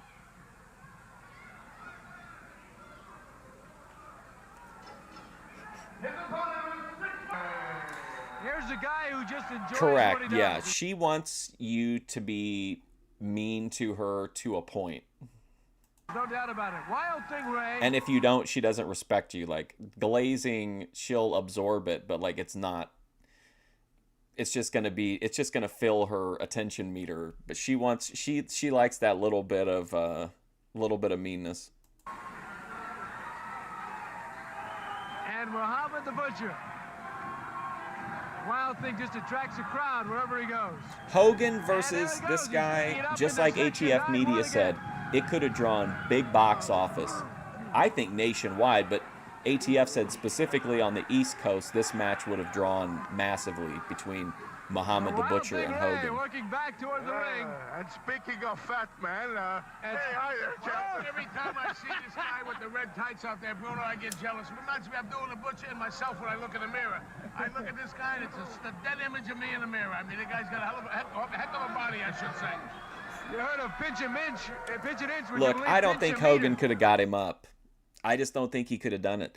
Andre was tall. The weight was distributed differently. This guy is egg-shaped. He's kind of like a Mr. Potato Head. I think it would have been much more difficult to get him up. I think we would have seen, I think Muhammad the Butcher would have been the champ at some point during that very, as you said, very lucrative financially run up and down the East Coast. I believe, Bruno, the guy possesses, Greg, I think he's got a 32 waist, doesn't he? A 32 waist. But look at the pecs. I meant to say the pecs, yeah, they remind me of my pecs. The guy's got great pecs. Great pecs. I think he's got a calf about 32 inches. Yeah, his belly's got to be 96. Guy's 4'3", weighs over 500 pounds. Who did the calf measuring? Do you remember? 4'3.5". Somebody was Obviously calf providing some more measuring. material for Captain Lou. He's a wonderful looking person, too. You ever see him in a dark alley at night? I mean, this guy can haunt houses. Look at the head on him. This Got a guy head like could a haunt bowling ball. houses. Look at that head. Looks like an old mean bowling ball from the Brunswick alleys. Oh, Watch it, man. Mr. Red doesn't hear you make these sarcastic remarks, Captain. Although I must say, we've been watching him with a neck brace, so evidently he has recuperated from that mighty blow that you delivered, a week or so ago. I told him what to do for that one. I mean, I'll tell you what, Oh. the side of that body looks like one of those. See, Shark like Aid- that, see, there you go. There's kind of running the ropes. it's me. Imagine in my mind, I'm thinking I'm going to go in and tell this guy how I'm going to exactly book the segment. Just ignore the fact that I'm not running the show. Dogs. Have you seen those dogs? I thought I had been looking. Get a load of the rolls. The guy got 9 wrinkles on each Buff side. Bagwell. Every time he moves, it's like jelly floating off the bowl. Well, you tried to insinuate that he doesn't. Every time he moves, it's like jelly the guy looks flowing great. out of the I can tell he bowl. works out 5 days a week. I mean, look at the guy. Look at the man. Are you sick, Bruno? Look at the body on this guy. Hey, you can joke all you want. The guy is doing quite well so far here against Wild Thing Ray. I love the shoes on the guy. I mean, they wear them down 42nd in New York City or downtown Miami. It would have been an awesome moment on the tour that ATF Media said would be extremely financially lucrative for the WWF. But I feel like Hogan picking him up for the body slam, but then him falling on top of him, like his back giving out, I think would have been extra epic against Mohammed the Butcher. Guy looks great. Look at him. Nice looking fella, I'll be honest with you. I hate to criticize because he is a nice looking. He does have a tremendous amateur background. In what? I have no idea. What's up, Scott Burke? Guy. Head looks like the back of a bowling ball. Look. Nah, but wait a minute. In all fairness, no, he does not look very good. He looks very fat, but... Oh my God. Does Bruno understand what's happening? Or like, is he taking Lou? What an interesting dynamic. No, Lou, he doesn't look good at all. He's very fat. He is a nice looking guy. Great. Look at him. Nice looking fella, I'll be honest with you. I hate to criticize because he is a nice looking guy. Head looks like the back of a bowling ball. Look. Nah, but wait a minute. In all fairness, no, he does not look very good. He looks very fat, but he is a big guy. He weighs over 300 pounds, and using that 420, I beg your pardon. And if he knows how to use that weight, he can do damage because you can take a oh my God, this guy's great. Much lighter, and if he can get him down and use that 400 or whatever you want to call it, his weight. Certainly, we could find someone in the Boit that looks similar to this guy for when we start our wrestling company. He could certainly do. Imagine a Muhammad the Butcher angle right now. Some damage to the opponent. Buku box office, am I right, ATF? More flaps than an airplane. Boy, he is rough. Well, you're being kind of hard, Captain. I'll tell you what, Captain Lou, you're rough with this guy, huh? Well, no, I'm being honest with you. The last guy he drop kicked. Yeah, I was going to say, no way this guy only weighs 3 bills. The ankles, huh? That Captain, I'll tell you, he's always. Oh boy, he is unrelenting. You ought to know, but in all seriousness, he does not look good, Captain Lou. That one is like an Italian villain. Best in the UWF, so give the guy some credit. He rakes the head of Wild Thing Ray. He continues to. I'm just gonna say it. I respect Bruno Sammartino so much more after. At first, I hated him on commentary. Now I can't even like imagine UWF without him. He doesn't appear to be, although certainly not 420 in aggressive shape, doesn't appear to be winded out there. He's just going right after. I mean, he's a very egg-shaped. And I think Bruno, as an opponent, if you come in against a guy like this. How tall do you think he is, though? That's the other thing, is that he looks like kind of short. You can probably get overconfident because he's not in the best Wings shape. of Redemption weighs more than Abdullah, or not Abdullah. I'm sorry, don't sue me. Well, don't sue me, Larry. Steve Ray, there's no question, he has been on the receiving end. Muhammad the Butcher. For 2 reasons. Either because of the tremendous weight of this Muhammad the Butcher, or I don't know. Mm-hmm. Look at the back of the Butcher. Look at the. Well, even in like the later days of the former Penta Hotel shows, Bruno was so into it. He loved when the Killer Bees would put their masks on. He'd really mark out for a lot of stuff. The ripples from the muscles, I guess. Taller than heathen. Is it true, Greg, that Jack LaLanne just signed this guy to a $5 million contract to steal Joe Piscoble's commercials? I mean, this is what I hear. Look at the guy. Look at the definition. Look at the pectoris majors and the lats on the guy. I like his stomach muscles. He's got about 4 sets of lats. He looks great, Bruno. But I'll tell you what, he does use that weight to his advantage, and he has been getting the better of. See you later. He just picked up Ray and threw him out there, Lou. Oh yeah, he wouldn't want to raise his arms and strain himself. He just threw him through them. If I was out on the outside and they threw the babyface out there, I would chastise the crowd for not helping him up. Manager's a nice looking guy too. both eyes go different ways, you know. When he looks at you, you don't know what the guy's doing.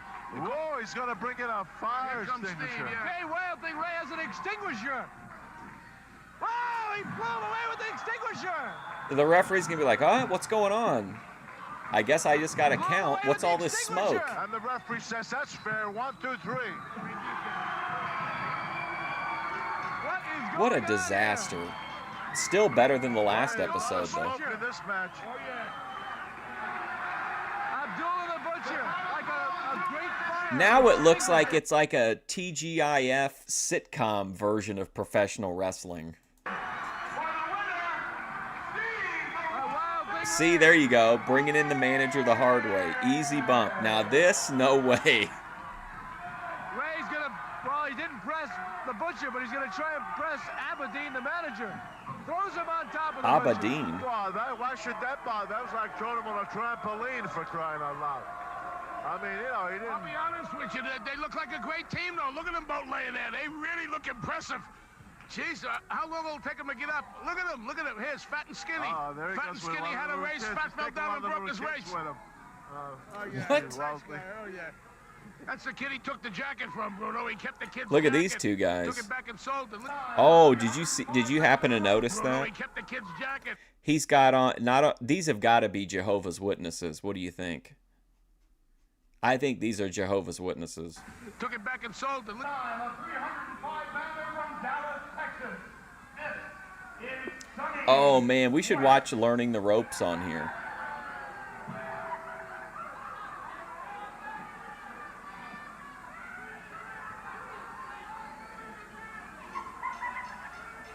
His opponent weighs 225 pounds and hails from Tampa, Florida. Here he is, Steve. Oh my God, really? He's still here? So there's another one, another start to finish UWF guy. Kick it off this week on Sports Channel America against Sonny West from Dallas, Texas. B. Brian Blair, certainly one of the stars of the UWF. Well, B. Brian Blair, of course, has been around a while, and what can you say about him? He's always in tip-top shape, enjoys his work in that ring, and he's always very enthusiastic. Single match or tag matches, he's always very exciting to watch. And Sonny West, I really don't know too much about Sonny West. I can see he's a much bigger man, but I don't think he looks quite as well conditioned as B. Brian Blair. Yeah, I mean, you can do it pretty quick. And when people get used to it, it does start to make it feel more like an actual, like, sporting thing. Blair's got to get back to work, but I know they were just gloating, along with partner Jim Brunzell. I don't know about baby defeating the oil. Power Twins in a very key tag team matchup in the Beach Brawl. That picked And back up again probably once propelling Diddy made mass it big. confusion onto the contending spot in the upcoming quest for the tag team championship here in the UWF. And now some singles action for him. I'm sure there is. I can't remember it off the top of my head, though. I think there are definitely videos of him responding to it, but I really can't remember for sure. Against Sonny West. I think it was all bullshit.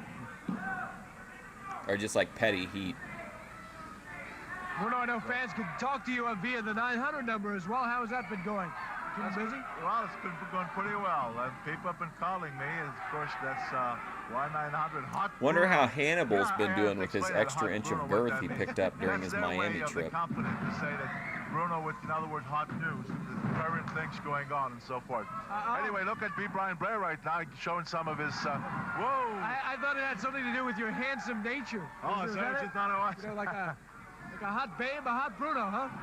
Now here's you see a slam. Now look at the Sonny West. He's a big, big guy, and Blair had no problem at all picking him up and giving him a tremendous slam.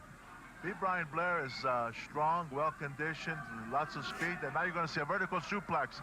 Will he be able to do it? Yes, indeed. Wow. Beautiful. Pretty hot move there by B. Brian Blair. Brian Blair's Well, still listen, alive. Do you Blair, think as he would we've work seen a the show best for tag us? team, single matches. I mean, this guy's, he really is. He's a pro. And He will show you great wrestling skills, beautiful, maneuvers, lots of speed. And if he has to get tough, for some of these guys like to bend the rules. Okay, how about this? If I get on the show and I get to manage on an indie show, and I do well, and they want me to, I'm not going to ask to come back, but if they invite me back, I'll tell them I'll come back, but I think we should bring in Brian Blair. What do you think? Brian Blair can accommodate him at that, too. Hey, Once West, I get my foot in the door, we'll try to rope. bring our buddies in. Oh, he took a shot there. Look at this. Oh! Blair picked up the 300-pounder. A trainer? I don't want him training people on how to wrestle. Line your back if it's a little out of whack. Well, nowadays I probably do, West having actually. problems with his strap there. Takes the clothesline. And now I don't know what he's doing. It looks like he's trying to swim. Sonny West is like he's got kind of the Otis build. Clothesline up? No, Whoa. he's got a Sleeper. sleeper. He's got him hooked now, and West looks like West is going to sleep. This match is over. He's just about out. I thought this It's was really going to be bedtime West's night. I for thought Sonny anything West. could happen. Yeah, West is out. I think the referee should He stop should it right shave now, his because head when and be you're called putting like that kind of pressure on do both like main arteries for King Kong on the side of the Bundy neck, what going to the Muhammad brain, does for stopping the blood from Abdullah, going to the brain, and that could be dangerous if held too long. like King Kong First, we gotta Bundy get or that blood something circulating like that. again. So B. Brian Blair using But I guess the that's sleeper. it. You don't really see that often. What a When non-finish. you can get it, as Bruno said, and really apply the move correctly. It's a devastating maneuver. Damn. And usually, Bruno, that is a maneuver that has no answer. Once you get it applied, you cannot retaliate from that. That's one of the real beauties of the sleeper. This is another beauty, the wake-up. Everybody hates wake-ups. You don't like the buzzer in the morning, folks. Here's one for Sonny West. I hate when they do this. Why would you care? Why would you give a shit if they woke up? You won the match. Get out of the ring. How'd you like to wake up like that? A little shot in the back of your neck. Yeah, he's having a hard time here, Sonny West, but I think he's going to be all right. Sonny should be okay. B. Brian Blair with the sleeper victorious. It's time for another edition of Ask the Wrestlers, where any Oh, viewer well, it's can been a send in minute. question to any Fury Hour star. Our letter this week comes from Sheila Hall. Her letter to B. Brian Blair: will you ever wrestle Steve Dr. Death Williams, and what do you think of his wrestling tactics? To answer your question, Sheila, would I wrestle Dr. Death Steve Williams, and what do I think of his wrestling tactics? I like this vibe. Well, first off, to answer the latter question, what do I think of his wrestling tactics? Dr. Death Steve Williams was a fantastic wrestler at the University of Oklahoma. He was a Tremendous amateur background. Big 8 champion there, and I got a lot of respect for the guy. But then again, he goes in, and you never know what to expect from him, because, I mean, he'll gouge eyes, rake your back, anything he can do, any kind of shortcut there is, he knows how to do it. If you want to wrestle, he knows how to do that, and I've got the utmost respect for him. Now, to answer your second question, would I wrestle Steve Williams? Absolutely. I'd love to wrestle Steve Williams. I'm a wrestler's wrestler. I know Steve Williams knows how to wrestle my style, but I also know that I know how to mix it up when it comes down to mixing it up. So, Sheila, yeah, I will wrestle him. Lou and, Albino? yes, Dr. Death Williams is a tremendous wrestler, and I've got a lot of respect for him. Well, What's up, Sheila, Izzy? we hope that answers your questions. We'll be sending your baseball cap out right away. And to all our other listeners, send in your questions to Ask the Wrestlers, 702 Washington Street, Marina Del Rey, California. Oh, Izzy, also, Bethadone Clinic has kind of intimated to me that she would like me to find out why you, in her words, not mine, why you hate her. 0292. And she if will be your reading the question is fixed, transcript. You'll receive a UWF t-shirt or a baseball cap. The Universal Wrestling Federation presents the UWF returns to New York. The with a Rumble at Mount St. Michael's Academy rolls right off the featuring tongue. all the Fury Hour stars, September 14th, 7:30 p.m., 4300 Murdoch Avenue in the Bronx. Ticket information, call Was Sheila a track girl? I doubt it. 516-587 for UWF. That's 516-587 for UWF. The following are excerpts from the last few weeks of Mr. Red's antics and his downfall in the UWF. Again with the Watch Mr. way Red? the God action damn. snowballs. 4 shows in a row, I think. Well, listen, I'm not passing any judgment on it. I'm just saying that to Bethadone, Izzy is her biggest hater, in my opinion. I can't hear you. Come on, there you go. Greatest people in the world. That's Tonight how we're she gonna have feels An anyway. interview. We're going to have a live Captain's Corner right here from the ring. I'm looking up there at that beautiful face of Bruno Sammartino and Greg DeGeorge. Really makes me happy. Let's hear it for Bruno and Greg DeGeorge. Hey! Come on, one more time. Hey! All right, ladies and gentlemen, here we are, Captain Lou. After the interview, I had to have like a debrief and a decompression mini chat with her, and she was expressing a lot of concerns about the transcripts. I'm looking at my main man, Herbie Abrams. I'm going to bring out a half-wit that I call, I'm a fat guy myself, but this man's as fat as I am, if not fatter. I can't believe we're going to sit through this again, but we are. Understand that, we are. Here he is. Okay, baby. Lou, I know this is not one of your favorite personalities, but Mr. Red has demanded that we have a meeting with him right here on television. I'd like to know what it's all about. Hold on. First of all, wait a minute. Captain Lou, I want to hold my hand out to you, and I want to tell you that there's no hard feelings. On the pay-per-view, you took my pants. You embarrassed me in front of thousands of people. I want to hold my hand out to you in friendship.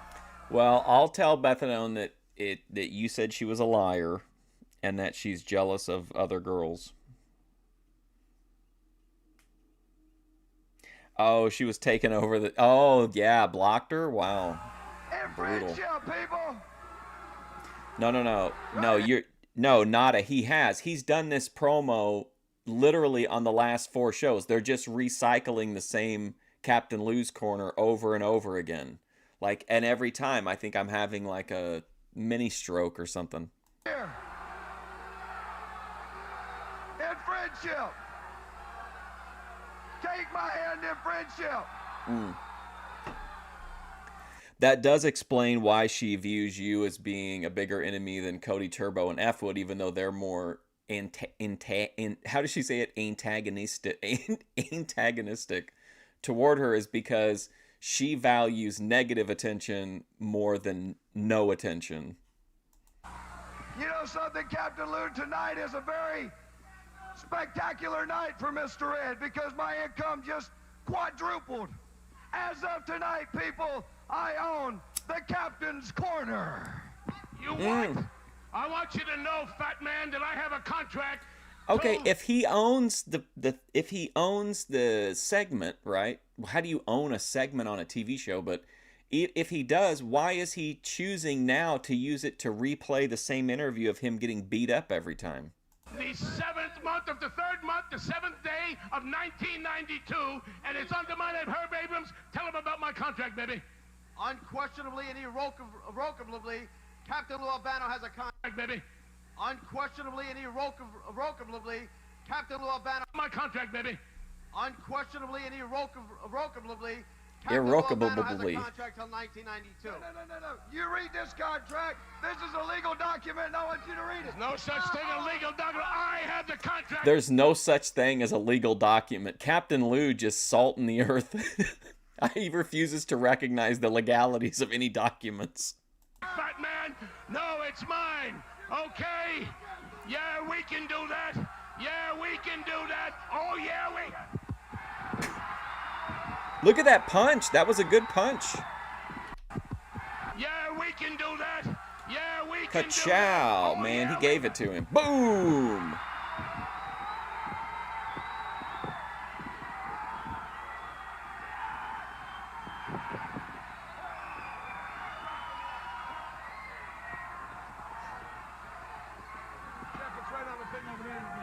All right, Mr. Red working on the neck of Pondo. And what is the referee doing? He's concerned with Super Ninja. Oh, now we're And getting... he's not even looking at the Pongos. Okay, so not only are they going to repeat that, they're going to repeat all the clips leading up to it. Check them out to see if they're worthy to keep with the UWF or what. Yes, exactly. Well, what is going on here? What is this? Daninsky loves this, though. What is this going on? Boing! Mr. Red trying to hit Pongo, missed. And now the Pongo. Oh, look at that vicious using kick he overhead, gave him. Pongo missed. And now the Pongo. Oh, man. Using all those leg muscles, going to work on Mr. Red. This guy's unbelievable. He interferes in all the matches, and I can't understand. Yeah, have the same motions in the ring. I can't believe they're showing clips of what was maybe one of the worst matches of all time. He just slapped the referee in the face. Because we can't stomach the referee. He's doing a great job, too. Well, I am sickened by all this. What's up, Randy Wanzer? Hey, Randy, I'm thinking about doing Boit Madness, where we put 64 Boit people against each other, but we can't use the AI because it values morals and character, which isn't fair to some of the people in the Boit, I don't feel like. So we'd have to book it as a joint effort between me and the chat. Herb Abrams is going to go to work and suspend Super Ninja, I think. I'll tell you, the guy's hot. Herb's going into the ring. Mr. Red! Mr. Red! Mr. Red apparently is Mr. Ed? They want to sell out here? You are suspended for 30 days! What did Captain Lou say? apparently is They want to sell out here? Hey, do you want to sell out here? suspended for 30 days. It's making headlines. You're suspended, but we're going to put you on TV every episode. Look at this. Now Somebody better get in and help out. Captain Lou's going toward the ring. Oh, Herb got a foot in on Mr. Red. And the referee headbutted. Now Herb wants to get out. Lenny Douche from the UWF holding him back. Lenny Douche has got a hold of him. Holy shit, Lenny Douche is in the ring? What's Herb doing? Herb took him down. Herb Abrams may have a new career, folks. He could be the top contender. He had a couple of good right hands. He's certainly as big as the Pongo guy. Herb is losing it. Outside the ring, he knocks down Mr. Red. Oh, now he took a right from Super Ninja. Call the police. Somebody had better classic, come to Herb Grace Abrams' line. rescue. Look, if someone's committing a Captain Lou crime, does. call the police. Herb Abrams is down. Captain Lou. Up next after these messages, Captain Lou and Herb Abrams face to face with Mr. Red and the Super Ninja. So, whoa, Nelly, stay with us. Whoa! The next segment is a portion of our new show entitled To the Point, hosted by Captain Lou Albano and the one and only Herb Abrams. To the point. Their guests are Mr. Red and the Super Ninja. There's always trouble brewing whenever Captain Lou and Mr. Red get together. Why is this guy's voice sounding like it's the from an 80s like cheesy sitcom? Like, uh-oh, looks like Dad's made another boo-boo. We'll find out what happens when we come back. We're back in this corner, and right now, my guest, I want... No categories, because I want to see crazy matchups that we maybe wouldn't ordinarily think of. So it's just going to be 64, all singles, so Grace and Ben will have to go in separately. And then we just got to seed them, and then it'll be just like the college basketball tournament. It's just a war of attrition until one Boit streamer remains. I want to say I'm really not that thrilled to have on this week, but he has the excuse me. You love me, and you got to Excuse tell me. all these people that you love me. Because if you don't tell these people that you love me, I might not give you. That's exactly why I didn't want to have this guy on this show, Lou. Well, I don't want you to. I get might upset. be able to write over the permanent marker on my whiteboard. I don't know. We'll have to see. Captain's corner. Listen. You tell me who's got the. No, you don't. Not no more. You don't. Well, let me tell you something. Stop right now. Look here, Stop baby. right now. Look here. Until you know, no, brother. Look at this guy. I've got the captain's corner. This is Damian Octavius, or Damius Octavius. I don't like this show. Make it this way. Captain's corner. I got it. I got no paper. When you show me, when you prove it to me, I got it. Prove it. I got it. Look, go ahead. I've got when you prove it to me. And before it's over with, I'm going to have Herb Abrams in the UWF. That's what it's all about. Hold on a minute, Herb. Just a minute, Herb. Let me talk to you. Let me talk to you. I understood. Let me tell you something. Shut up a minute. I understood under my contract You have a contract until the of third month, 1992. till the third month of 1992, which That's is correct. March 7th. Right on these couches, these little love seats, is where Captain Lou and Herb Abrams Eiffel Towered many high-end prostitutes. That my contract was valid, and that I would do the captain's corner until that month. And that day, That's true, It's Lou. over. I don't know what this guy's talking about. I own it, baby. I own it. The What are you captain's talking corner. about? You own nothing. I own it. Let If me you tell don't know, something. your If boys you are mess gonna with ask me- you to if leave mess this with show. me, I'm going to take care of everything, baby. What is that? This right here is the man that's going to make sure you don't get in my way. Listen. And Herb Abrams don't get in my way. Because nobody gives a Mr. Who's Lou looking at? Listen, No, Mr.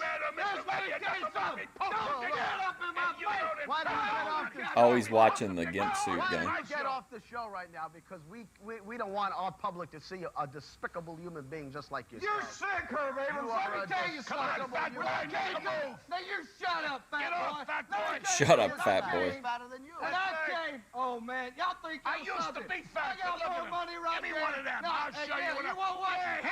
Hey, you. Oh, no, what's he doing? There you go. Herb Abrams was like, oh shit, that was real $100 money. Nothing to me because you're not taking my show. It's mine already and got mine it. to keep. I've already got it. I've already got it. Already got it. So it don't matter. Why did you have a guest like this out here? We said we'd bring out, ladies and gentlemen, when we did this show, we said we'd bring out anyone. Lou. A garbage man, which he fits You want to see me yelling at someone? To what end?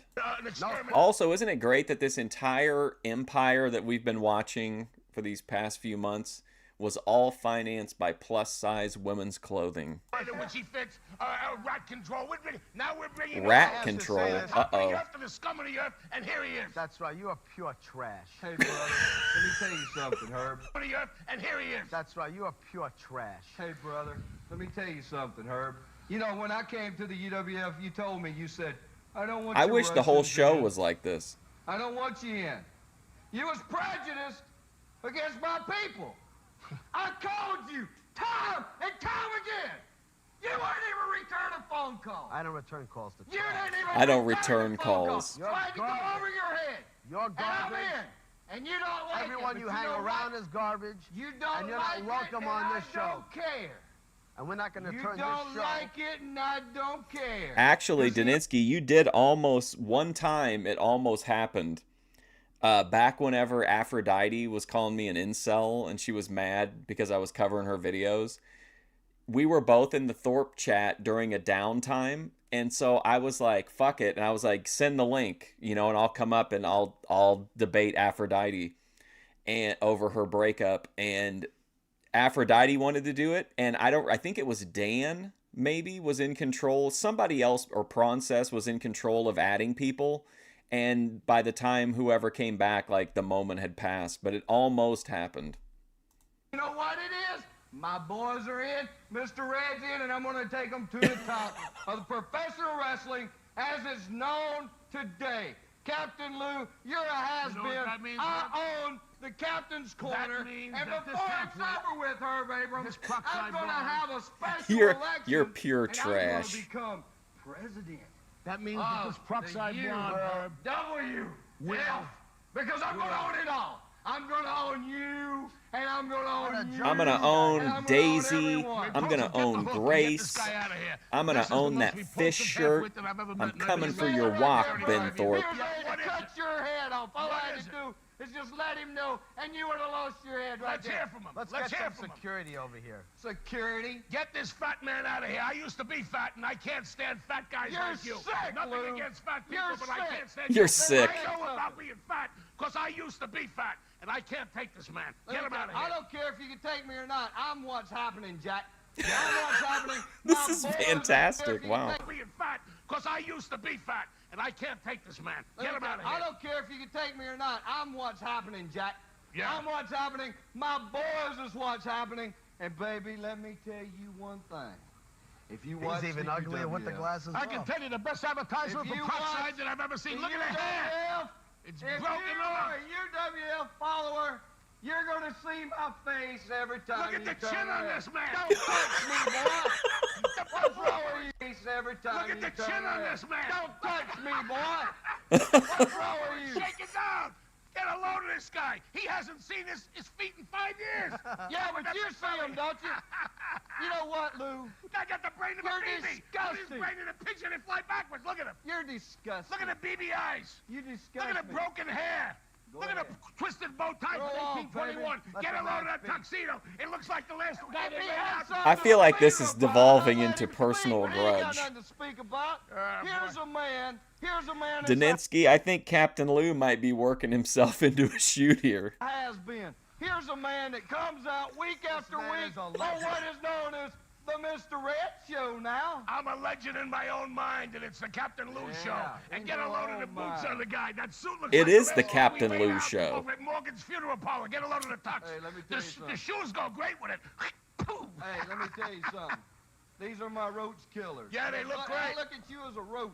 These are my Yeah. roach Come killers. for me, brother, and I'm gonna put that size 10 up your little Yeah, fat well, why butt, don't and you you try keep it, it up. fat man, and I'll whip you with it in a I jet tell you light. what you do. Go ahead. You know what, Herb Abrams, you're here. Why don't you schedule a match? Why don't we come up with a contract, and I'll take this fat slob on any Why don't you time. try it right now? I and I'll would knock do you it, through man. the wall? I would do anything I want because I'm going to own the UWF. Why don't you try it Let me right tell you now? something, got the- ATF I own media. everything, baby. Well, try it I've right got now. power. I've You got got the power, power you got you'll no- never see. You're a piece of Garbage. We Stop bullying my parasocial relationship with Grace Thorpe in the chat, please. Thank you. said we'd have garbage men. We That's said we'd right. have exterminators Next and week ladies we have and the gentlemen. New York Sanitation. Well, let me- Kim says she actually prefers fat men since muscular men are potentially too dangerously violent.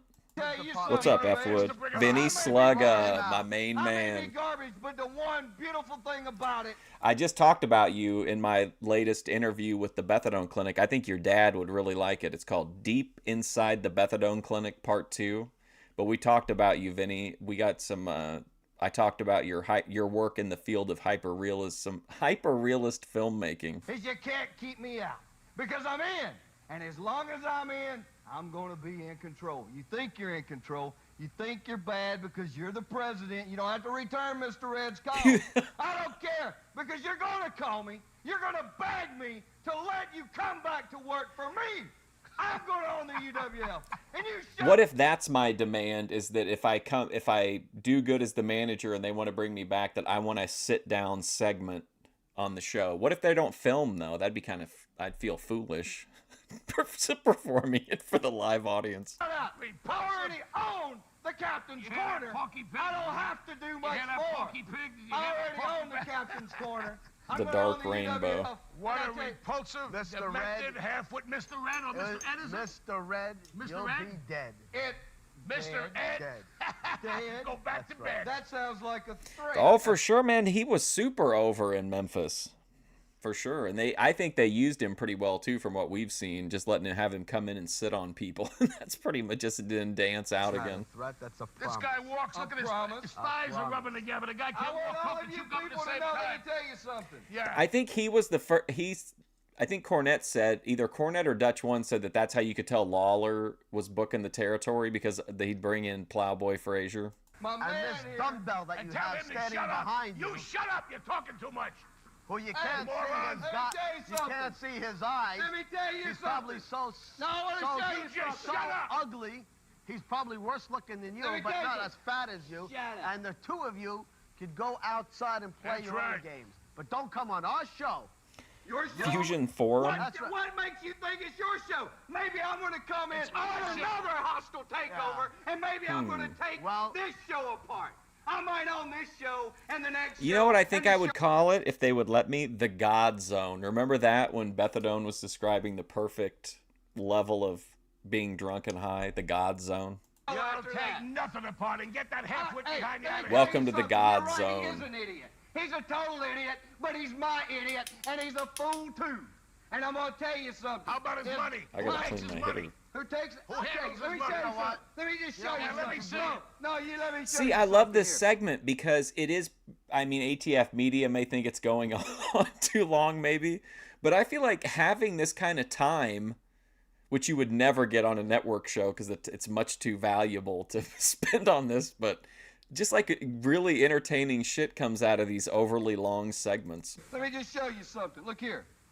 Yeah, go ahead, give You it. see that? I'm giving it to him. Why don't he take it? Because money don't mean You stole our money Give from it to some me. charity. Not a me. You filthy Let slob. me tell you. Any Boit Watch today? I might do an afternoon stream of one Boit person, but it'll probably be a shorter stream, or we might watch something like for an hour and a half, and then talk about Boit madness. Maybe, I don't know. Pay for the HH What charity fund. charity? You tell me what charity. I give more money to charity than anybody else. I give it to the old lady. Yeah, That's my the charity. Mr. Red Because if Fund? I come home and I ain't got the money, the old lady's going to kick my butt out. I give it to the old lady. I take care of my men. What a Whatever it realist. takes, He's like the wherever savvy guy. He knows if he's not bringing home the bag, he's not going to be getting the box. we go, I'm going to take care of it. You know, Lou, When you I say don't the old like lady, you. is that I one of don't them- like wait a you, minute, Lou. Is that one of them orangutans It's I a saw you known last fact. night? And let me tell you something else. Now that I think about it, I get to thinking about 12 it. hours. Well, Derek okay. Finks, bro. Well, maybe you you want need to to pull get yourself up. Yeah. Pull yourself What up. is this? Pull yourself Derek up. Finks, Here's bro. what it is, What right is there. this? Oh, hey. Derek That's Finks, what it is. Pull yourself You up. got the brain of a baby. Pull yourself up, boy. That's it. Derek Finks, bro, you jerked off my pants. I tore your pants down and That's boy, right. That, You showed the whole world. that destroyed the whole area because they were flopping, baby. Ooh. You Oh, wanna here we try go. to? You don't want to do that. He'll attack you. Why isn't that I'll guy stick helping on him? you, No, you won't. I'll stick him on you and he'll cut your guts He'll out, cut boy. nothing, put Cut your your foot down, guts I'm out. aggravated. Aggravated. Sit down, fat Thinking boy. you're pathetic. See ya, Sit corn down, dog. fat boy. Hey, you say Mr. Fat Boy to me. Sit down, fat boy, and stay there Awesome. and just let us do the talking. Elvis, Because you've done enough already. See, I don't know where y'all get off taking a nice, decent man like myself. Nice throwing piece of water man. all over him. I come out here. I come out wish here it was urine to and give not you a stinking interview. Did you hear what he said? He said he was with You the asked lady. me Wait a to minute. come out here as your guest and give you an interview, and You you said- insult me by throwing water on me. He you said, little he weasel. said that he had his old lady. He has to give the money to his old lady. Yeah. Well, I saw one of his old ladies last night at the hotel. He doesn't. An Well, orangutan. wow, Boy, you're kind of you right, got your old Daninsky. lady. It is. He's not willing to get violent until he's pushed to his absolute limit, and he recognized that there was still room for de-escalation there. Very ninja-esque qualities on display here. Tremendous amateur background from the ninja. Lady, brother, are you in trouble? You better put a rug over her head and hide her. Well, he's not a Woo! box of chocolates. Well, you know, I'm gonna Of tell you course, that's something. why birds of a feather flock together. That's I'm gonna right. have to go now. He's got the body that women love and men Right. envy. Take a look at him. Pooh. I tell you what, any day, anytime Like you've got emotional the chair abuse? wet, you know, people's gonna think that I urinated You on shut myself up. or something. You shut up. You said too much already. You know, I might sick him on you, Lou. Yeah, he's a handsome-looking guy. I might sick him on you. It ain't Why don't you over get with off- beach brawl, Lou. Herb Let's get Abrams off is my fucking show. hilarious It's not now. over. Get the And hook. I own the captain's corner. Get this The imbecile out of captain's here. corner's mine, and I'm gonna take Get it, the hook. and I'm gonna keep it. And Lou Albano, you're out of work. 1992 to You're What do you think? Could Herb Abrams have played Jeffrey Epstein in like the Lifetime version? out of work. The third You month, can say what you want 1992. to, but you're Get out the of hook. work. You're Hook. out of work. Get him out of here. You're out of work. Remember that movie? The segment you've It was just like seen where they. It was like a taped prior to the documentary, attack the on art promoter Herb Abrams Bushido, the by art of Mr. Red killing, and or the something Super like Ninja, that. for which Mr. Red is serving a 30-day suspension. As you can see, wrestling fans, Captain Lou will not be able to relax until he rids the He will UWF not be able to of relax. Mr. Red, which doesn't appear likely very soon. Okay, wrestling fans, Here's one of the things you've been waiting for, the UWF. Have we even seen ratings. Paul Orndorff in like a Of course, long our time? TV champion, Steve. I don't think we've Dr. seen him Ness since the Williams, former Penta Hotel followed very tapings. closely by Steve Wild Thing Ray. Next comes Paul Mr. Wonderful Orndorff, Shinobi. followed by Cowboy Bob Orton. Then there's B. Brian Blair and Terry Gordy. I talked to Luke West the other day, but I was just asking him if he had any thoughts or memories on Fortnite. Following Terry Gordy, we have the sadistic David Perry Colonel in the De top Beers from 10? South Africa, followed by the Russian Colonel Ivan De Koloff, Beers, he's been gone and forever. A newcomer to the UWF, Jim Good Lord. the Animal. We'll be seeing a lot more of him. The high-flying Firecat is next, followed by Dynamite David Perry. Next week, we'll have the tag team standings. So stay with us. There's more action to come on Wow, the thing. Fury Hour. Even Dorunda was better with his key artwork, in my The opinion. Universal Wrestling Federation presents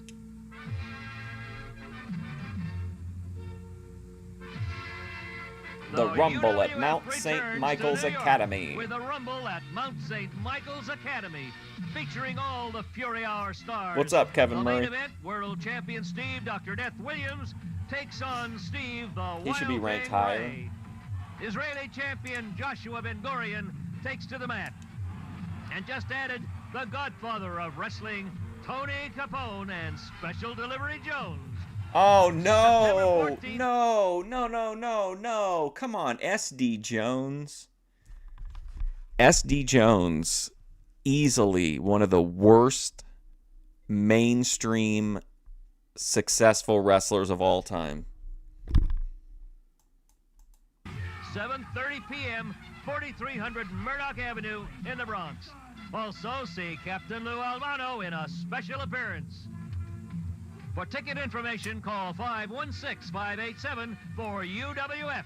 That's 516-587-4UWF. I can't stand SD Jones.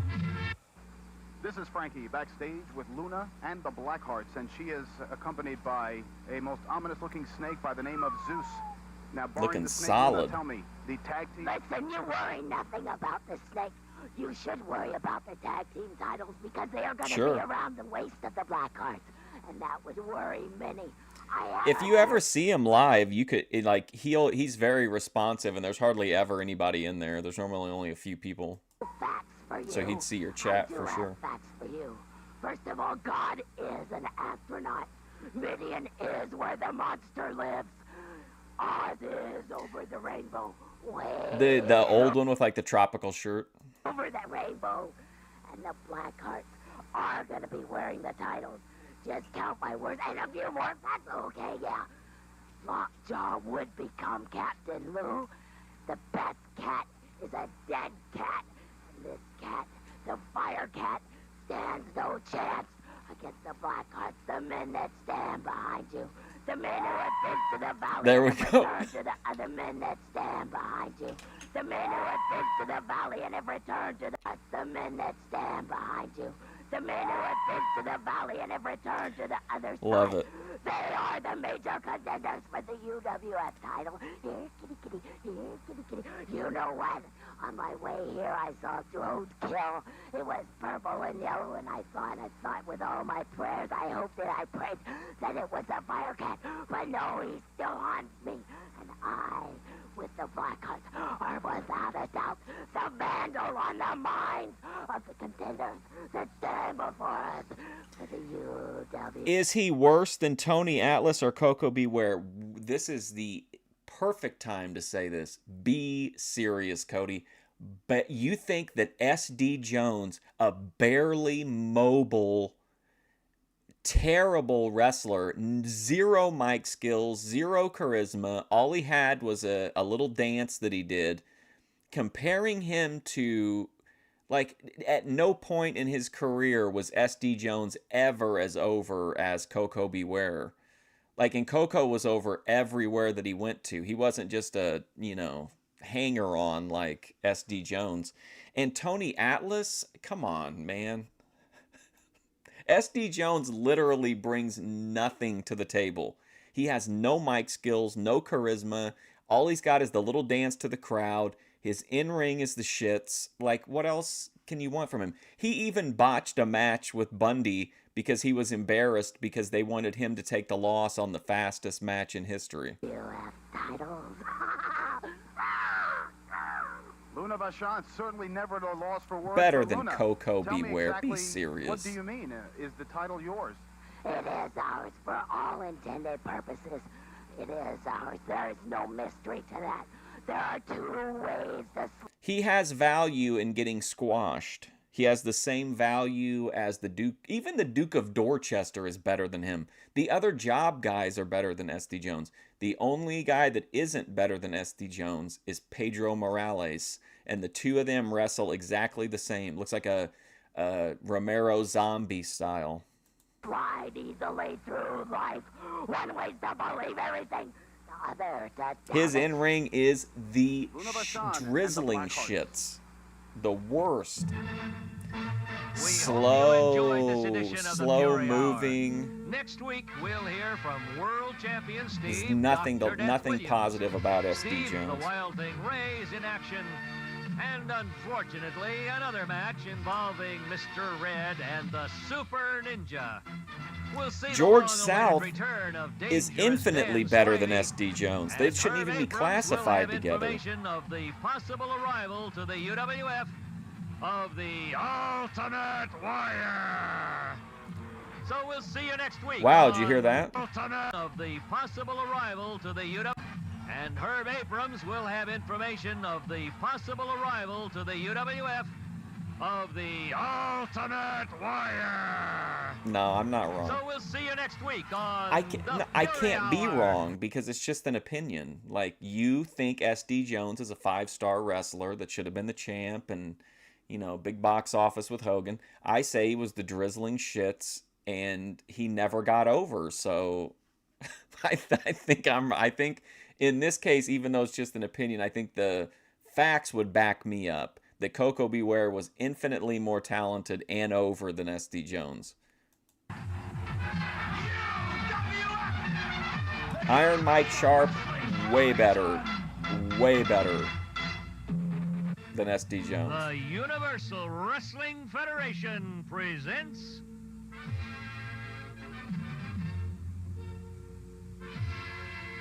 the UWF returns to New York with a rumble at Mount St. Michael's Academy. SD Jones going up against Israeli heavyweight champion Joshua Ben World Gurion. champion Steve Dr. Death Williams takes on Steve the Wild You guys are so Ray. bizarre. You don't like Dutch Mantel, who's like got over everywhere, drew everywhere. Even in the modern era, he has one of the few angles that was taken so realistically that they had to issue a public statement saying like, "Hey, remember this is just a TV show." And then you don't like him, but you like SD Jones, who they basically had to bring out in a wheelchair for the last 20 years of his career when he refused to get out of the way. Israeli And then when he sandbagged Bundy from having his big moment. champion Joshua Ben Gurion takes to the mat. And just added, the godfather of wrestling, Tony Capone. How did he become a Special superstar? Delivery Jones. Because he was part of that old Vince Sr. crew. September 14th. The guys that stuck around forever, even though they didn't do anything of any merit for the last third or half of their career. Pedro Morales, Tony Gurria, Rene Goulet. What's the guy that managed Backlund? Arnold Skoland. 7:30 p.m. 4300 Murdoch Everybody Avenue in the likes Bronx. Dutch. Also see Captain Lou Albano in a special appearance. For ticket information, call 516-587. It's like somebody telling you, hey, listen, Hulk Hogan, overrated, never really got over anywhere, but let me tell you about Marco Stunt. For UWF. That's 516-587 for UWF. You guys are nuts.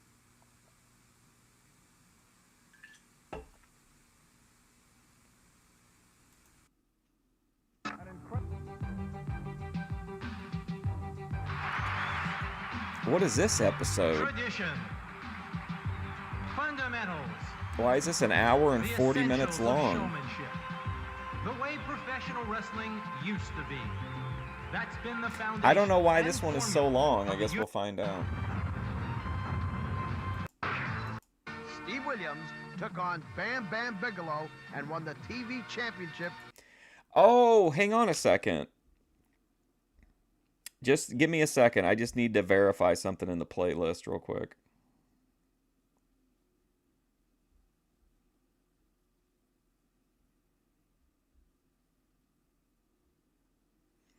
What time is it? Okay.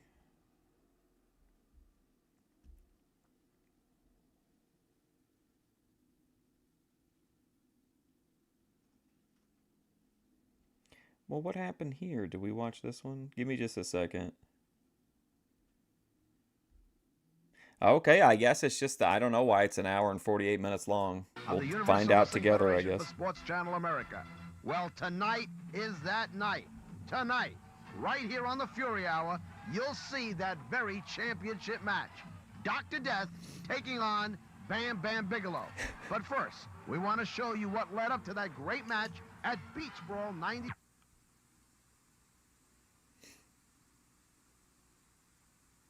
What's going on here? Is this like a ring type situation? Are we cursed now?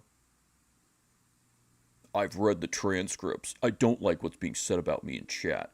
Everybody tell me I'm pretty or I'm going to derail this UWF show. She goes, walks right over the top rope. I know, she's big and she looks strong and she's quick, but I don't know.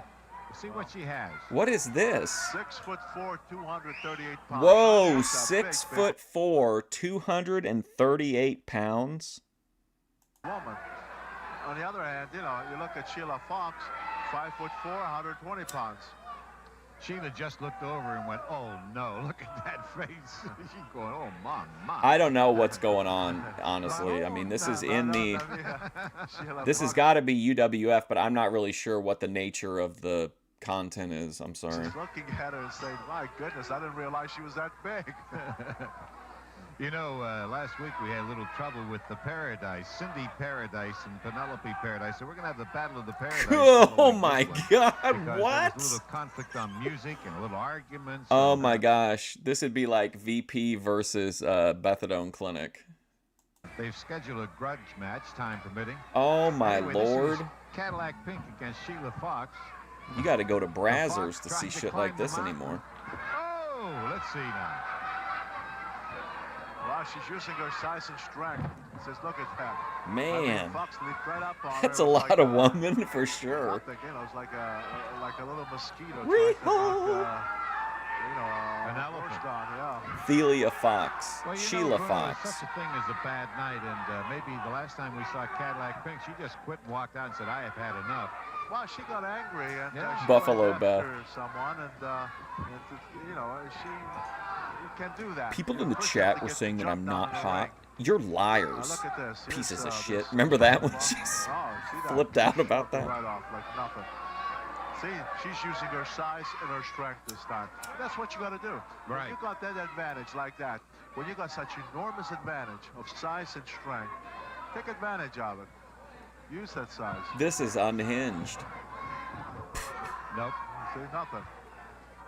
All right, now put yourself. And Bruno on commentary. Would you go for the leg dives? Yeah, I would try to get behind her and go where it flow. Like if you trip up on the ankles, then you bring the mountain down, so to speak. But you don't try to tackle her. You don't try to strong arm her. It won't work. She's just got too much size and strength. Look at this. See that? She's pulling the hair. Listen, Craig, she is much taller than the other woman. Cadillac Pink's hair, and she just grabbed her by the arm, by the side there, and brought her right up like nothing. She's using her strength this time. She's using her size. Cadillac. Ooh, Cadillac. Is it Is pink? 6'4". She's letting you know. That's a big woman, and you know she's pretty well. Remember the Slick song? That was a big woman. We put a new tower at Whoa. Pittsburgh. Ooh, look, that'll. Oh. 6'4" and called her Tower Power. Good work from Cadillac Pink. Her real name was Lynn Williams, and boy, she was wow, tall, doxing very her. attractive and well liked. And outside of that, this is the second tallest person I've seen. Yeah, she's good. Look at this now. Sheila Fox comes on that top rope. Now, what is she going to do? Oh, my. Now, if she comes down on her, It depends on how she comes down or if she wants to take her down. She'll have to come up. What a disaster. I was going to say she have to come up on her head like and really knock her off balance, but she just stepped out of the way, and Sheila Fox took a heck of a blow. If you go into look at my recent videos, there's 2 like feature-length interviews with Bethadone. That's what we're referencing. Get down hard on that mat. Cadillac Pink in a jawing contest is one of the guys. Ad-free. About 6'4". He says, "Do that to me." I don't know what she said, but she turned and strutted away. For the arts. Here's a body slam. Anywhere you want. Well, she's just using her size and her strength. In fact, after a slam like that, I could just imagine if this Cadillac Pink did what we call a big splash on top. All right, ATF media. Here's what I got to know, buddy. If Vince gets behind it, do you think a feud between Hulk Hogan and Cadillac Pink could have gotten over? I think there's no way that Sheila could get out. There's too much weight, especially if it comes down about 5 feet from the air if she leaps up. No, what is she going out for a backbreaker? Yeah, there goes. Oh, forget it. That's the end. That's it. It's over. Oh my God, look at this. I remember when you used to use that, Bruno. I never had anyone escape it. Once applied properly, forget about it. Forget it. That's a ring that bell before that Sheila gets hurt badly. Ooh, thumbs there like a. Hey, Bob Brown. Well, Sheila Fox went down, and the rest what a of match! The count of 3. Cadillac Pink much better than the last Cadillac time we saw Pink her on Ladies Major League Wrestling.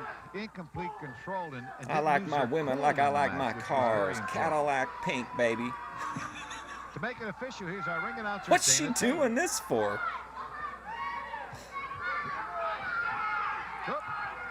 What's going on? Oh no! Yeah, this is shocking. After a backbreaker like that, she somehow. I thought it was over. Well, it was over as far as the decision of the match, but I'm surprised that this Sheila Fox is able to get up on her feet. Right, she cut Cadillac Pink. Oh my God! Cadillac Pink is in real trouble here. Sneak attack. I don't know what's going on. Oh no! Who's gonna hit her on the back of the neck to wake her up? Uh-oh! Look who's out here. I don't know. Tina Moretti, a.k.a. What was her name? I can't remember what her name was in WWF. Tina Moretti went back here to help out. Cody Turbo will know. Pink on top. 1, 2, 3. Stay with us. Don't go away. We'll be back with more of the Ladies Major League Wrestling on the Wild Women of Wrestling. Yeah, Ivory. There you go.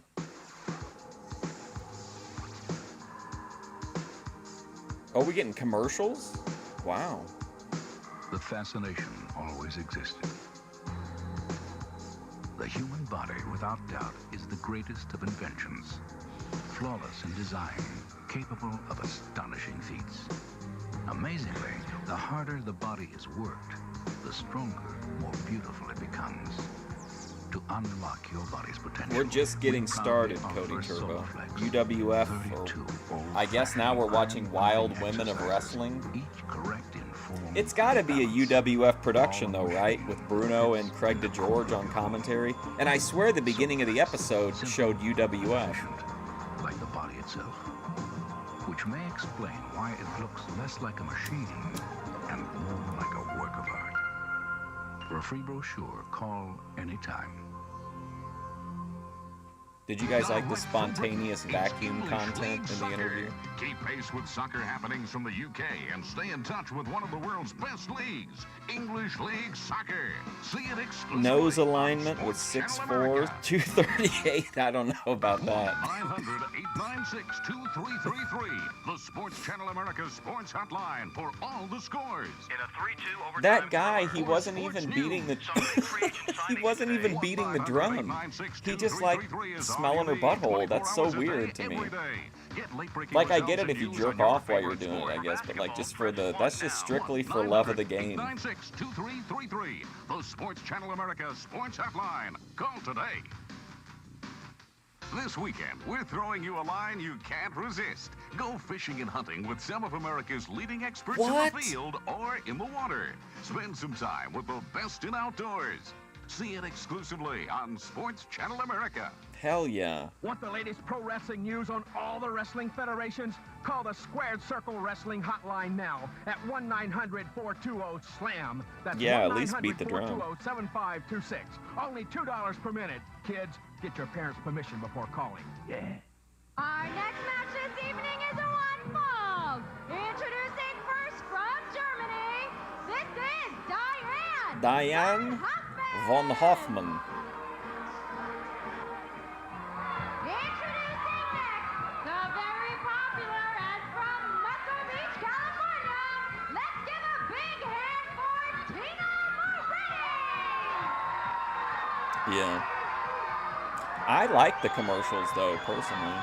Me, personally, I like to watch the commercials. I feel like it puts you in more of a mindset of the time capsule of the era that you're watching in the West Wing. So it really enriches the entire experience, but that's just what I think, personally. Diane's already complaining. And Tina doing a little bit of a dance. Tina Moretti from West Los Angeles, unless you have some kind of evidence to the contrary, F-Wood, I'd be careful making large claims like that online. She's quicker and she's going to utilize that speed. Oh, drop kick. Nice drop kick. Good. See, that was good. Hoffman wasn't quite on her feet and she caught her with a second drop kick. And that's what you do. You get an opponent off balance, you stay on it. Now with an arm drag. Good for you, Tina Moretti. Sounds like a paisan, Moretti.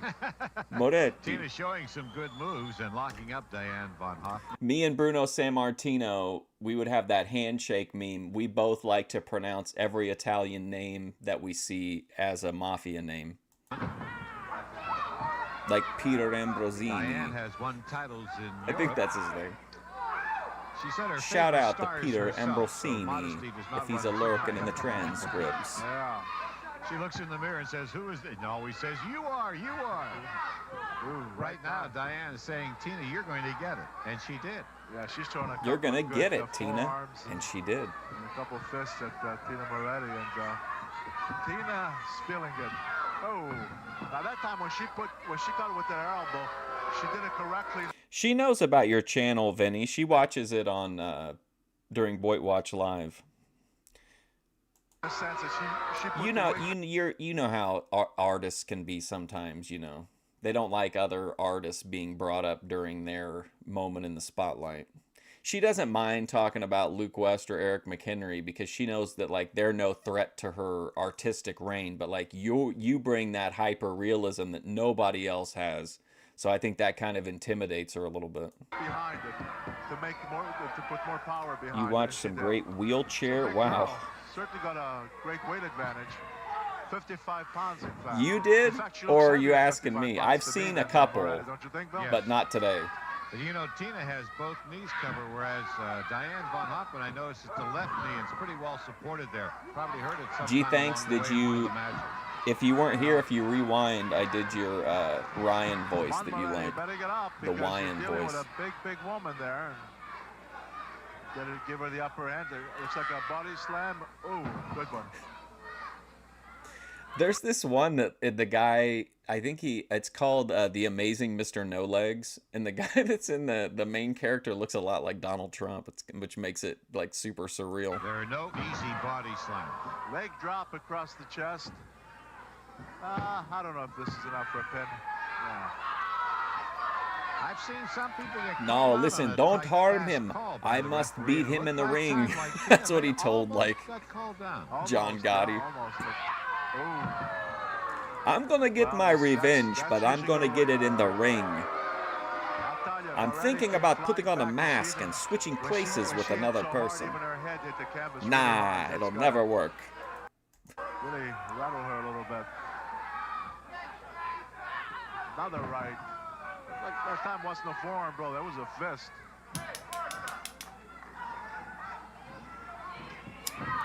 Now that's putting a lot of weight on the chest of Tina Moretti. Sure, a big girl. You know, she says her weight's at 175, but I'll tell you, she looks heavier to me.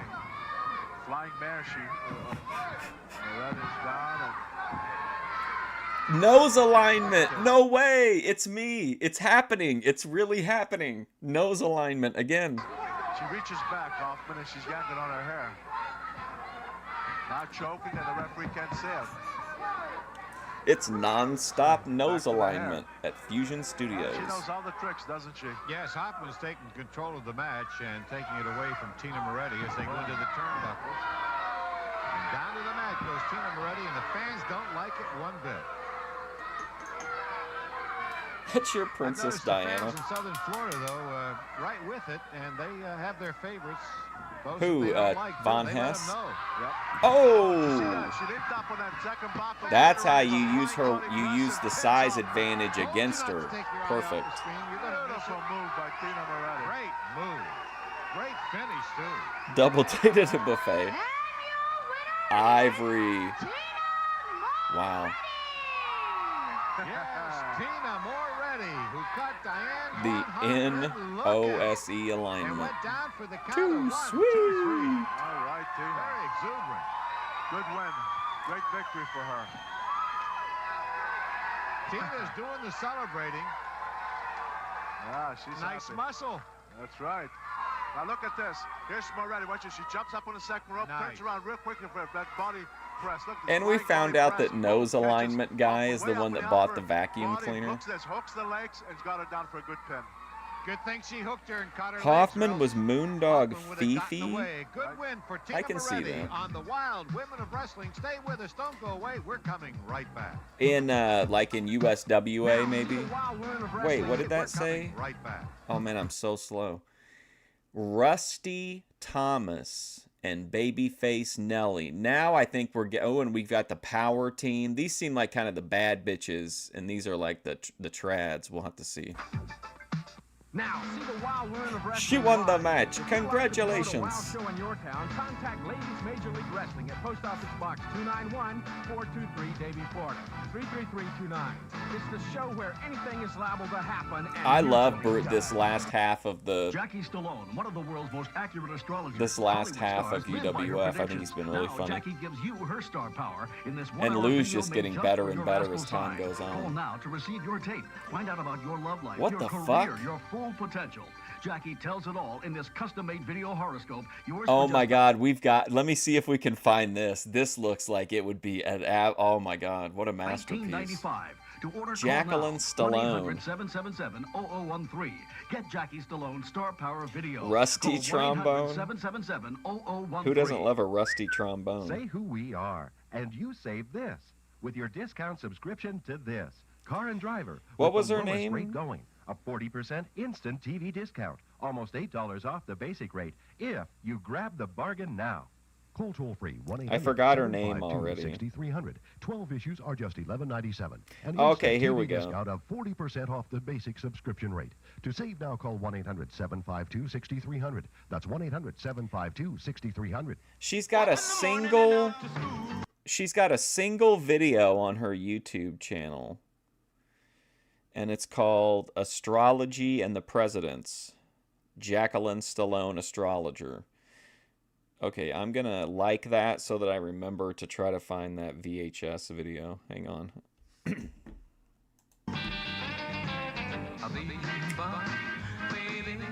Introducing Do You Wanna Dance? 44 great original rock and roll hits, guaranteed to make you wanna dance. Oh, I'm walking. Is that Bruce Jenner? Looked like Bruce Jenner in the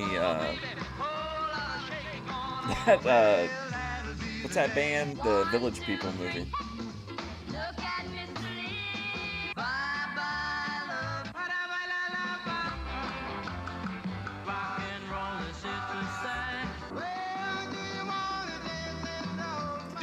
Frank Stallone? Sure you do. I watched some movie, maybe you might know it if you're a Frank Stallone fan, but he was in this like detective cop movie, real low budget from the 80s, and for some reason he kept eating, I think he was eating eggs through the whole movie, if I remember right. To order. Call toll-free 1-800-841-0300. That's 1-800-841-0300. I love Frank Stallone as an actor. I think he really brings a lot to the table. CDs plus $4 shipping to Do You Wanna Dance? P.O. Box 4670, Omaha, Nebraska 68104. Who should I make the check out to? Do you want to dance? No, I'm asking you who I should make the check out to. Do you want to dance? No, this is a business transaction. Who do I need to make the check out to? That's what Bob Brown is going through. Everything he's saying is coming through as a question. He's in the question zone. Introducing first from Virginia Beach, Virginia, this is Rusty the Fox Thomas. And her partner this today is from the Chicago Babyface Nelly. Frank as a musician, very Boyd.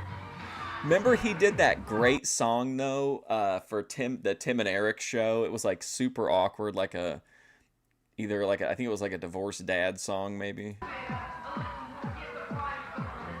No, it was the Frank Stallone song was "We're turning your bedroom back into the computer room."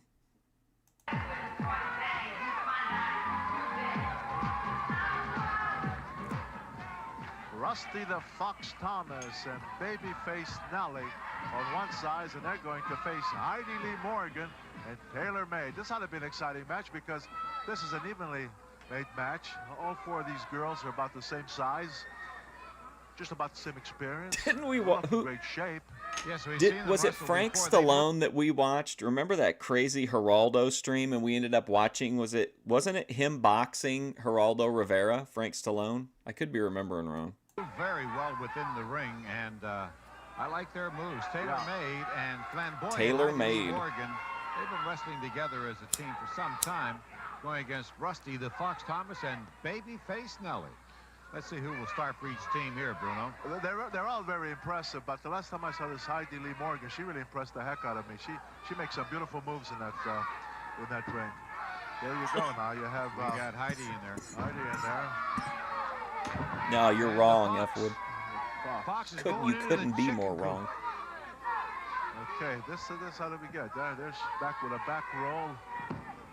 Heidi and brought right back by the Fox. Yeah, you anticipated an action-packed match, and they're moving very well, and that's just the way. Yeah, Geraldo, yes. Taylor Made was Tori, really? Wow, it's kind of interesting. The resolution isn't enough for me to recognize her face. Any particular reason, Bruno, why some of the wrestlers use the leg guards? Oh man, Tim Thomerson is great. Any reason, both male or female, where they have the leotards? Remember that movie where he was like a detective, but he was a shrunken detective? I thought that was a good movie. Some don't. Doll Man or something. Because I've never worn long tights myself. You know, I can see them wearing like knee pads and that. I think that'll protect, your knees and what have you. But these kind of tights, I don't know where they really do you anything. But again, I never wore long tights, so I the mat burns. You don't get too many. Maybe it'll help in that area. Yeah. Right now, I'll tell you what, Heidi Morgan is really taking a pretty good pounding. Babyface and yoga would kind of indicate that she could take a good pounding, as Bruno said. Little gal. I mean, she's got lots of fire. Look at this. Boom. 1, 2, 3, 4, 5. Wow. Look at this. Heidi Morgan. Oh, wow. Now that will do a number on you. That'll give you an attitude adjustment in a hurry. Morgan says, no way. Hammer lock. Gets the one leg. Actually, Babyface. Wow. Oh, man, right down the highway. Wow. Heidi Lee Morgan doing whatever she wants right now.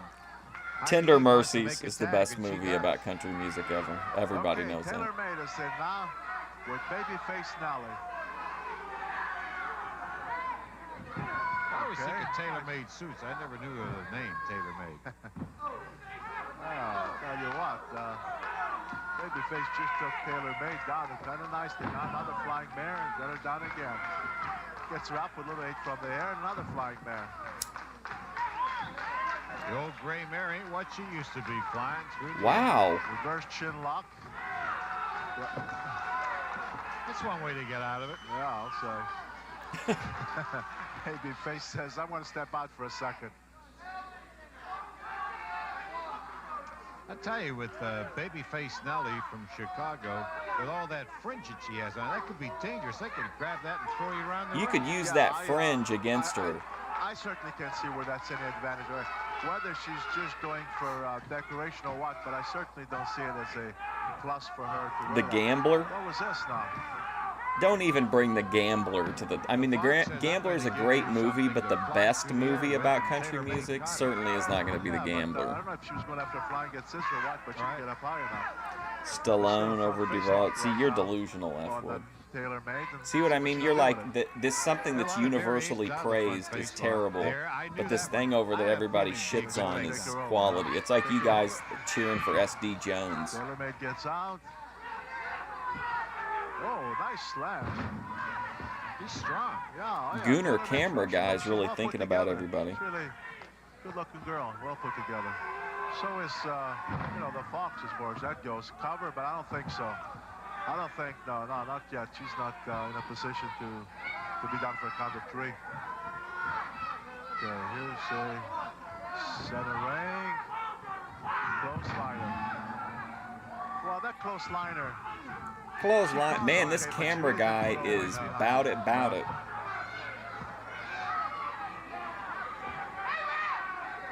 Another headlock and the tag. And here comes Heidi Morgan. Heidi Lee Morgan, right. Hammerlock. Heidi's fast on her feet. Oh, yes, she is. She really moves in that ring. But right now, she was stopped by Rusty the Fox. And let's see what she's going to do here. Oh, there's a right, another one. Whipper center rope, and now what is she going to do? And the greatest country song of all time is Willie Nelson, The Harder They Come. Boy, I had my teeth jarred on that when she got out of it. Did he say a jar of teeth? When you bring somebody off the rope and you catch her with one arm side Is that a slam Danhausen foreshadow? Is he coming into the territory? It takes a lot of strength to do that. So to her credit, that was a good power move. Babyface quick tag in the ring now.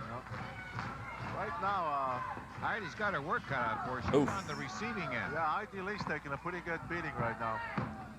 But she's tough, you know. She's Rusty Fox. Predicaments, and she always manages to somehow escape. Bulldog. Bulldog. By Babyface Nelly. What a humorous name. Babyface. Yeah, you can't help but like her. Yeah, really. I mean, she breaks the rules. She cheats, but still a lot of intestinal fortitude. Yeah, she sure has. Flying body press. Set it up on 2. Great. Oh, my. That flying body press Wow. caught by surprise. I really think so. Got the fans by surprise. The youngsters running down the ringside. Get out of here, KP. Complaining to the referee, Babyface and the Fox. Let's make it official. With our ring announcer, Jerry Garcia? Is that an Eric McHenry reference? When he thought that Jerry Garcia was a 49ers wide receiver? Here's his Babyface. She just got reversed by Heidi. Now watch this. She jumps over. She comes back. Look at that. Have you ever seen the new Freebird song that he did a while ago, F-Wood? Like, it's called like Freebird Forever or something, Freebird Road. The flamboyant one, Heidi Lee Morgan, successful, and her partner TaylorMade will be back. I don't with think more of the Hotel Wild Women California's of Wrestling. country. Stay No. with us. Don't go away. Whoa, look at that guy. The UWF returns to the Mount Vernon High School in Mount Vernon, New York, with a special TV taping on Saturday, January 18th, with all the Fury Hour stars like Steve Dr. Death Williams, Jimmy Superfly Snuka, Dangerous Dan Spivey, Captain Lou Albano, I gotta grab a drink. I'll and be the right back. Golden Greek John Tolis. There'll be more details in upcoming weeks. For tickets, call 516-587 for UWF. Do you want to look your best from head to toe? Reach for Rapid Shine, the amazing new one-step compact polisher. Simply wipe the specially treated Rapid Shine over any color, leather, or vinyl for a long-lasting, brilliant shine. Rapid Shine is so easy. No rubbing, no rags, no liquids, no mess. Best of all, Rapid Shine is so compact, it fits in your pocket, purse, or glove compartment. Rapid Shine cleans, polishes, and enhances fine leather. Its special formula guards against water stains. One Rapid Shine lasts over 100 shines. You'll get not one, but 4 Rapid Shine polishers. colors. That's over 400 shines. You'll also get the Rapid Shine Compact Lint Brush that removes hair, threads, and messy lint every time. That's 4 Rapid Shine polishers plus the bonus lint brush. Here's how to order. Credit card orders, call 1-800-423-1800 or send only $9.95 plus $3 shipping and handling to Rapid Shine, Box 5555, New York, New York, 10163. Or call 1-800-423-1800. Honey, what are you doing? Building a stadium. What does it look like? Why? Do we need one?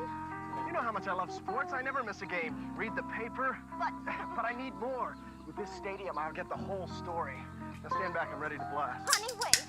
The guy on TV says you can get the inside story in the sporting news. Oh, damn. That's I'm missing right, out on Joe. an exclusive Only the Sporting TV News offer. gives you an in-depth look at baseball, football, Oh, basketball, hockey, shit. 52 weeks a year. You get analysis of who's hot, who's not, and why. Reports on every team, even off-season, plus these incredible stats. To top it all off, the Sporting News publishes super special issues all year long. So I don't have to build a stadium? No stadium, Joe. Just I don't call have to go to toll-free the start your stadium to get the subscription at a news. terrific price. You can pay in 4 easy installments, even charge it. Hey, this Sporting News really is something. Of course it is, Cicero? dear. Now, how are you going to clean this mess up? No way, Joe. The Sporting News, more than just the score. Hi, I'm Leslie Marlowe with Leslie Inside Marlowe. Being around Welcome to the championship thoroughbreds trad most of her world. life, this down-home country girl has one thing on her mind: to become the world champion.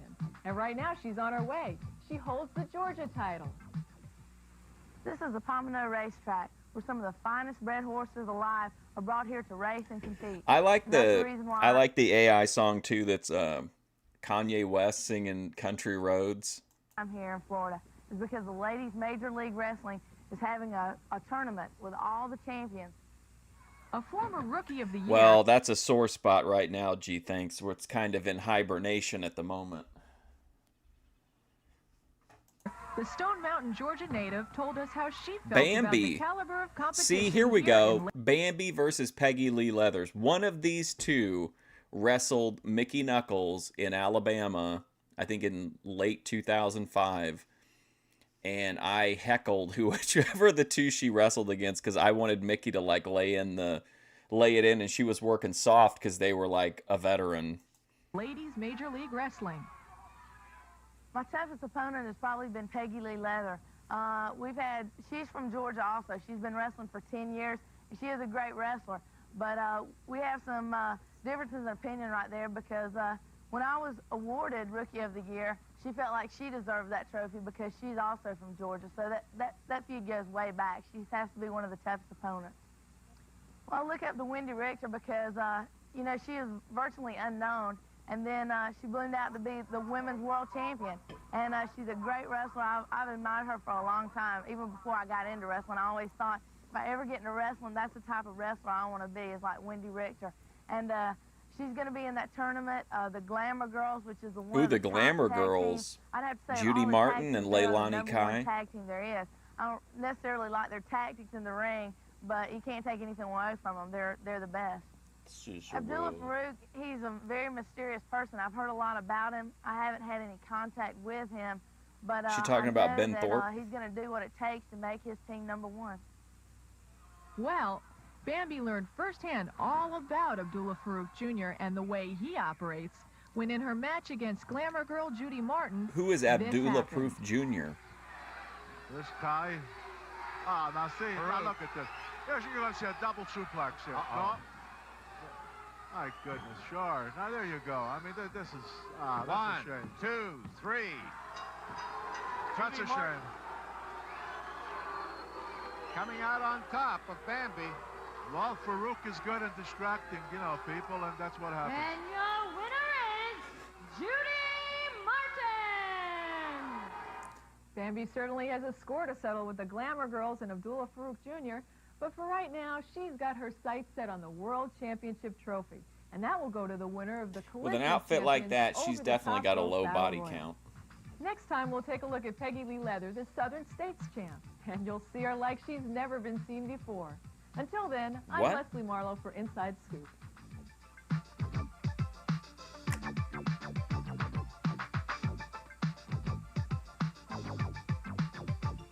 Ooh, Malia Hosaka. That's the chick that feuded with what's her face that I read the book about. TV taping on Saturday, Medusa. January 18th, with all the Fury Hour stars like Steve Dr. Death Williams, Jimmy Superfly Snuka, Dangerous Dan Spivey, Captain Lou Albano, and the Golden Greek John Tolis.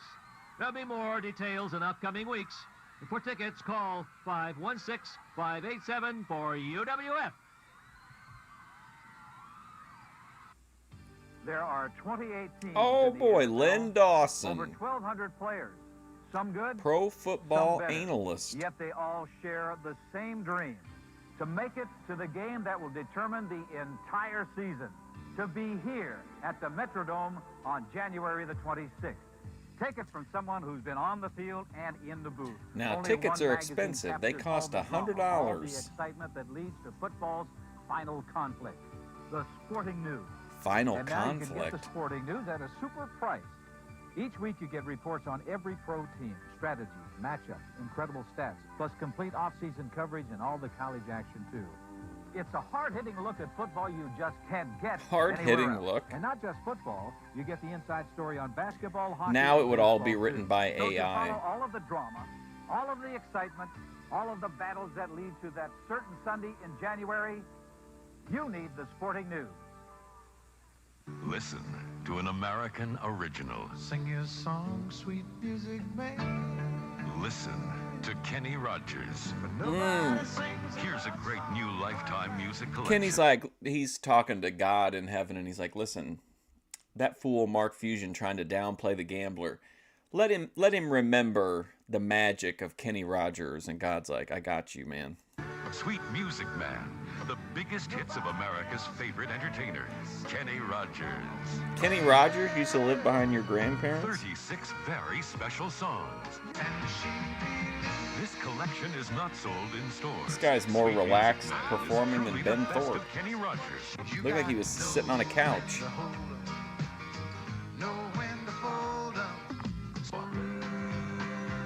Warning, this is not sold in stores.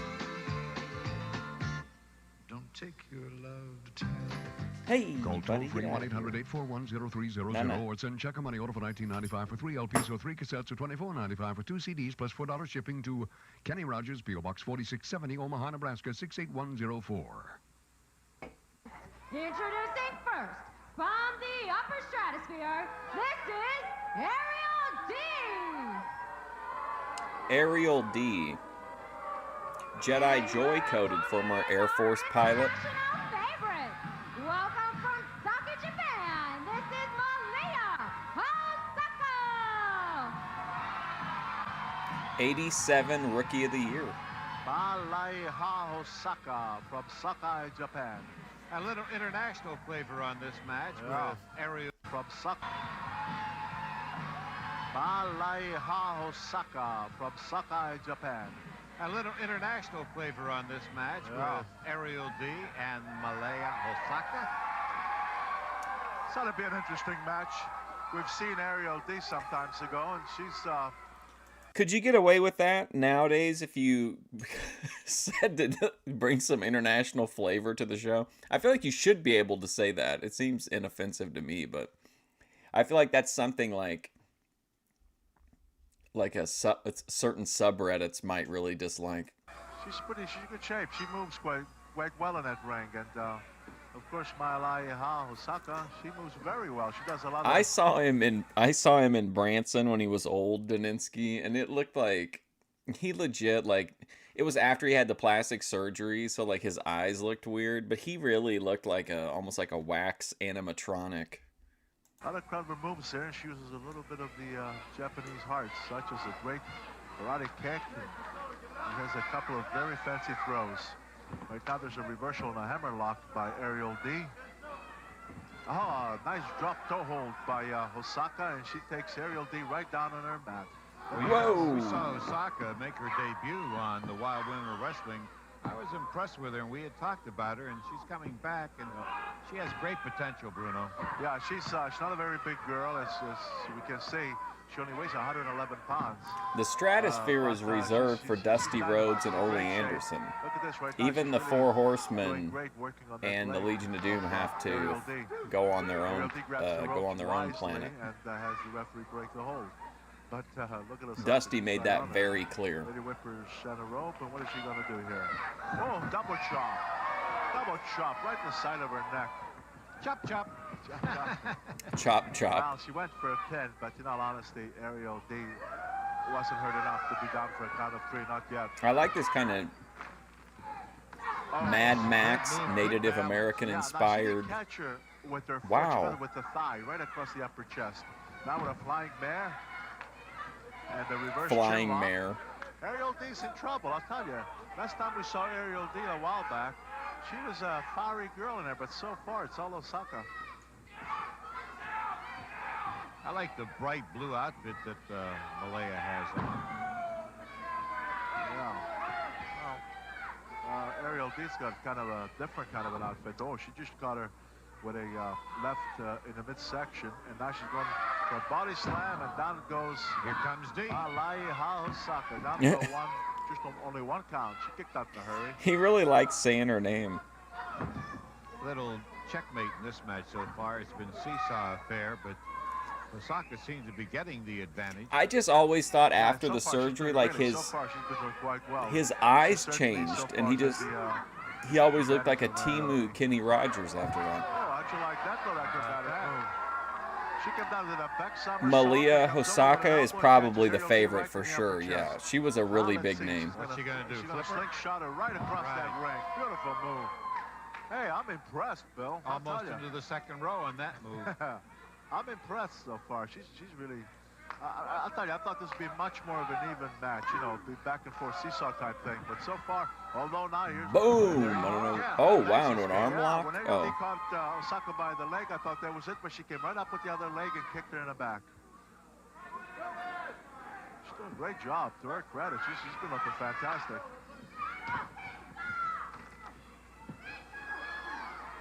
Oh, she Not went for this a monkey time. flip. Yes, she got to the ropes, and Osaka went down. And now let's Monkey see flip, if, Ariel giraffe can take flip, advantage of the ant flip, situation. Oh, so-called white wow. people flip. Get out of the ring. What surprises me with our mobility on our cameramen and their handheld cameras moving around that we haven't had one of the cameramen go down in one of these exciting matches. No. You're watching Ladies Major League Wrestling, the Wild Women of Wrestling, from the War Memorial Auditorium in Fort Lauderdale, Florida. I'm Bill Carter. Oh, man, that looked like it would hurt. Florida.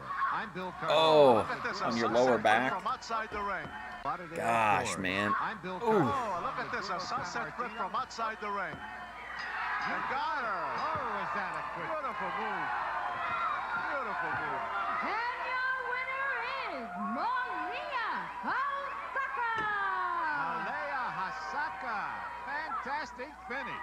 Okay, watch this, Bill. Here's Speaking of why I think Willie Nelson, The Harder They Come, is the greatest country song of all time, is because I think it was the 2005 Carnage cut, but it was the second version of it because the first version got shut down by the police. During the second version of it, when it was at the Country Music Barn, Necro had been through like matches all night long. It was a one-night tournament. And when he was coming out for his like last match in it, when he was all like just battered and bloody and everything, he came out to that song and it was like super Keno. Even though I had food poisoning. just outside the ring now, Osaka. Now watch this. She But what a comes, moment. slings herself in, sunset flip, takes Ariel D right down, has hooked those legs well, and now she's got, oh, look at where she's got her curled up. There's no way in the world she could escape that. Beautiful, beautiful, clever move by Osaka. Way to go. We'll be back with more of Wild Women of Wrestling. Stay with us. Don't go away. Ooh, Leilani Kai versus Wendy Richter. Tired of messy parties and picnics? Ooh. All thumbs with soggy paper plates? Wow. It's thumbs up. For Look at this guy. all thumbs with soggy paper plates. This guy looks like It's someone that would have been parties in like and a picnics. primetime bumper. All thumbs with soggy paper plates? It's thumbs up for Palm Beach Party Plates. Oh my, Palm Beach Party Plate is stable and virtually spill-proof. Balanced in the palm of your hand, it can be easily held with no spills. Special holders keep in place beverages, napkins, toothpicks, and the sport. A spoon, fork, and knife all in one. Use Palm Beach Party Plates for buffets, barbecues, watching TV, tailgate parties, anywhere. The first time that the first Carnage Cup, they were both in Alabama, I ate at the Waffle House and I got food poisoning for the whole show. I just felt miserable. So the second time when they got the show back on again, I was like, well, it's not going to happen 2 times in a row. So I ate at Waffle House again and I got food poisoning again. The 24-piece service for 6 includes plates, tumblers, mugs, and sports. Available in 6 decorator colors, Palm Beach Party Plates are dishwasher and microwave safe and are guaranteed for a lifetime. Order today. 24 pieces, only $39.95. Order now and receive a 50-piece party accessory set, a $10 value free.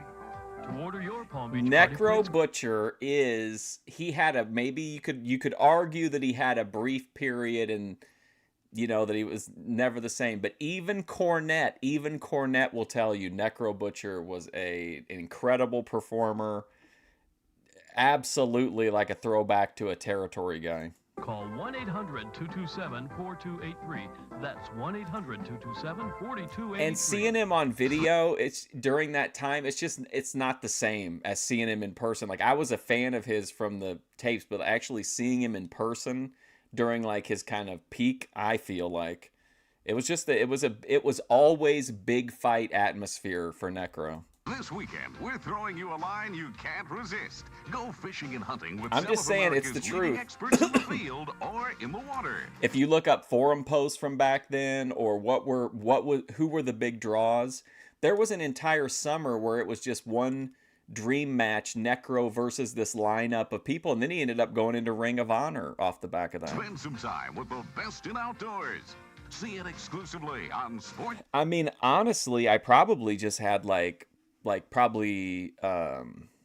waffles and like maybe like breakfast sausage or something like that. Nothing crazy. It's Channel America.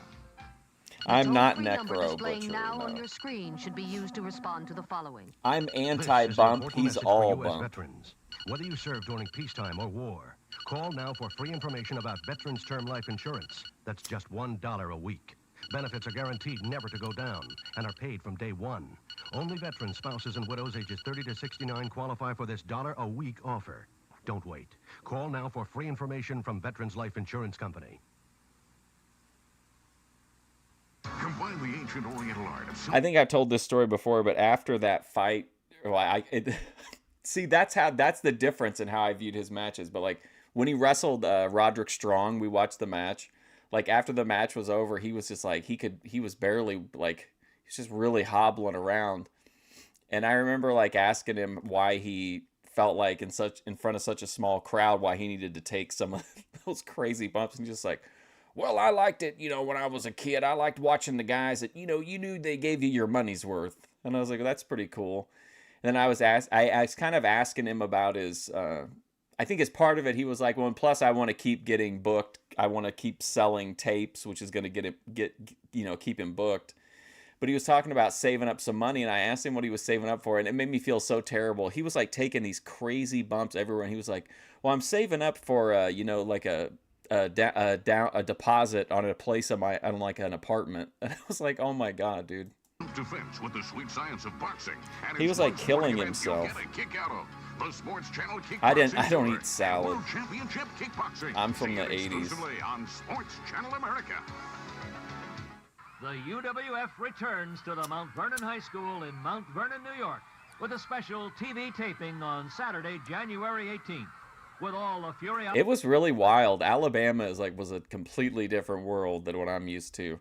But I mean, I had no real negative experiences. It was just like super different. Our stars like Steve, Dr. People told me that people down there were really short-tempered and like they wouldn't put up with any, that I should like really tone down my stuff in the crowd. But I never ran into any issues. And I asked a bunch of people everywhere we stopped at, I would ask them like, is this the South? just to see what. And then like that question really riled some people up, but not negatively against me, because I would always say, oh well, somebody told me that like this isn't really considered the South, but I think this is about as South as it gets. Beth Williams, Jimmy Superfly Snuka, Dangerous Dan Spivey, Captain Lou Albano, and the Golden Greek. Darby is not a modern necro. Give me a break. For tickets, call 516-587. It's the complete opposite. Everything about Darby Allin reminds you that you're watching a theater show. Necro was known for his like authenticity of, you know, not, he wasn't just a spot monkey.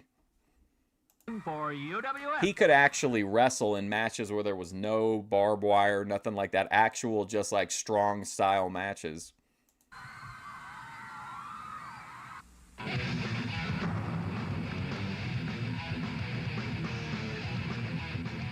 Alive and awake. This is boy. the woman that erased the line between genius and insanity. And this time, this week, I am very pleased to be here with the Australian Women's Champion, Miss Sheila Fox, who is... But I was down there with, wow, holy shit. I was down there with Shotgun Jan. And so Jan would always be like, we got to be careful, man. These southern sheriffs, you don't know, man. We're going to end up in a swamp. Recently returned from a trip around the world representing her Australian Championship title. Miss Sheila Fox, in recent weeks, we have seen you be a vandal on the mind of Miss Tina Moretti. Do you have any thoughts on Miss Tina Moretti? Duke the Dumpster Joe, I mean, whatever.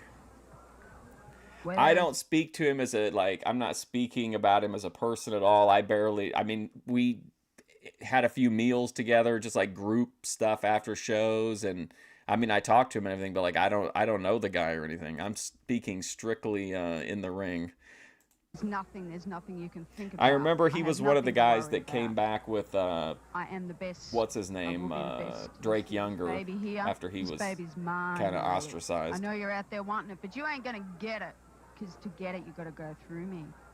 And that should be interesting. I hear they call you Miss America, Miss Sweet Apple Pie. Well, Miss Sweet Apple Pie, I've got something to say to you from Australia. G'day, how are you, kangaroo breath? Forget it, because you're going down. You see what it's like? This is what it looks like. You see this face? Don't forget it. It's going to be in your dreams. No, your nightmares, baby. You see this nose? Why don't you orient to it? In other words, what you're saying is that you have been following Tina Moretti. When she sleeps, you snore. When she breathes, you wince. Is that the idea? Is that why you hope Bret Hart doesn't see this trophy. Around throughout their wrestling career in the United States, I've noticed you turning up here and there around the place. But recently, I've been noticing you at ringside, coming ever closer, watching her style. So she's the one that wrestled that giant lady? Be any problem for Sheila Fox, the Australian champion? No, it's not. Look, Moretti, you know I've been there. You know I've been looking. Only because I need a little bit of practice here and there. Think of me while you're brushing your hair, because it's going to be me ripping your hair. Wow, think about me while you're brushing your hair. This match is set for one fall. Introducing first, led to the ring by her tag team partner. Are they in their 90s now? Advisor, the maker of champions, Abdullah Farouk. From No. 50s, 60s, depending, maybe 70s for some of the older ones.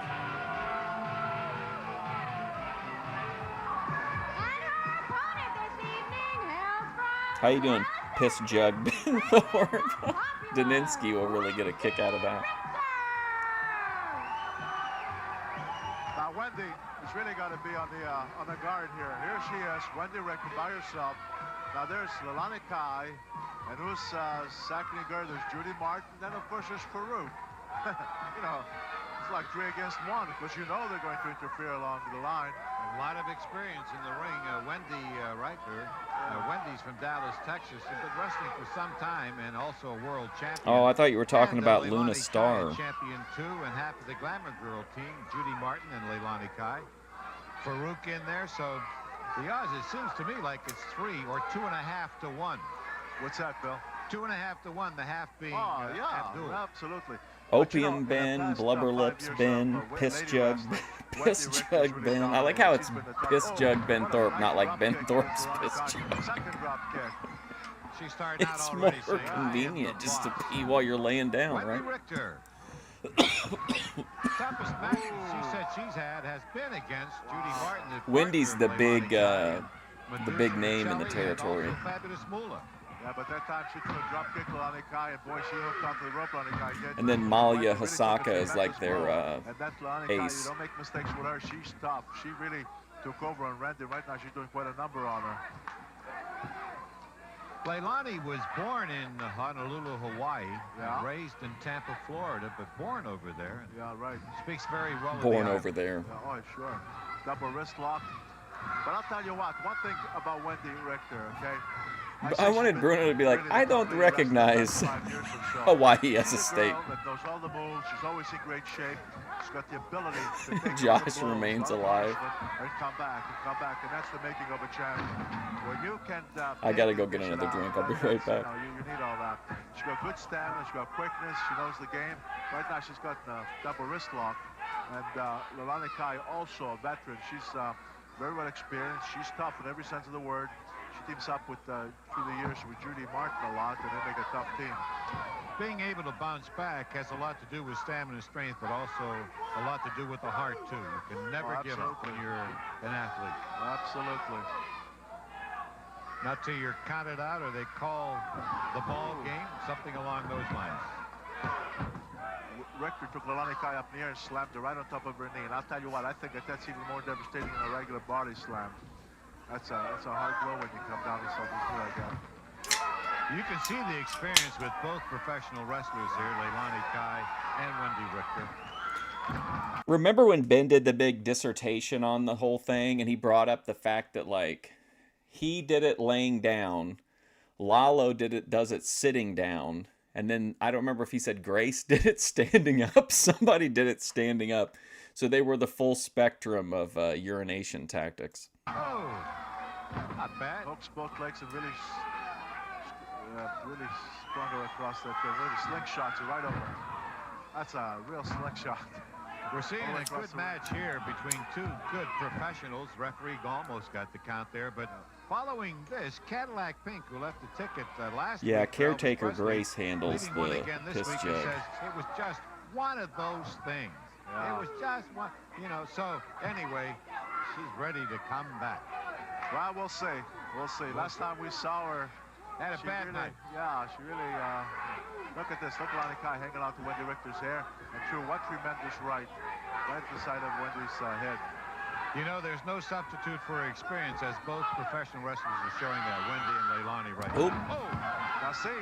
Imagine that, but with Hogan and Abdul, or what was the guy's name? Muhammad the Butcher. Oh, that was a good sell. Oh, that hurt. Wendy should have returned to her cowgirl gimmick. I mean, I wouldn't mind it. Nothing wrong with a country trad gimmick. See, she bridged. She didn't kick out, but now a lot of people see that she's still on top of her, Leilani Kai is, but Wendy Richter went into a wrestler's bridge, therefore lifting her shoulders, and so her shoulders were not down for the pin. Yeah, Judy Martin was over there saying, come on, ref. Whoop. Oh, I like that. That was a good move. No, they were not. No, she went into a bridge, and she lifted both of her shoulders. She just got taken in a sort of a back drop. Oh, what a tremendous right to the midsection. A second one, a third one. And I mean, she's really digging in there, isn't she? I tell you, no substitute for each other. They're really having an outstanding match on Ladies Major League Wrestling, the Wild Women of Wrestling from the War Memorial Auditorium in Fort Lauderdale. Oh, from the War Memorial, wow.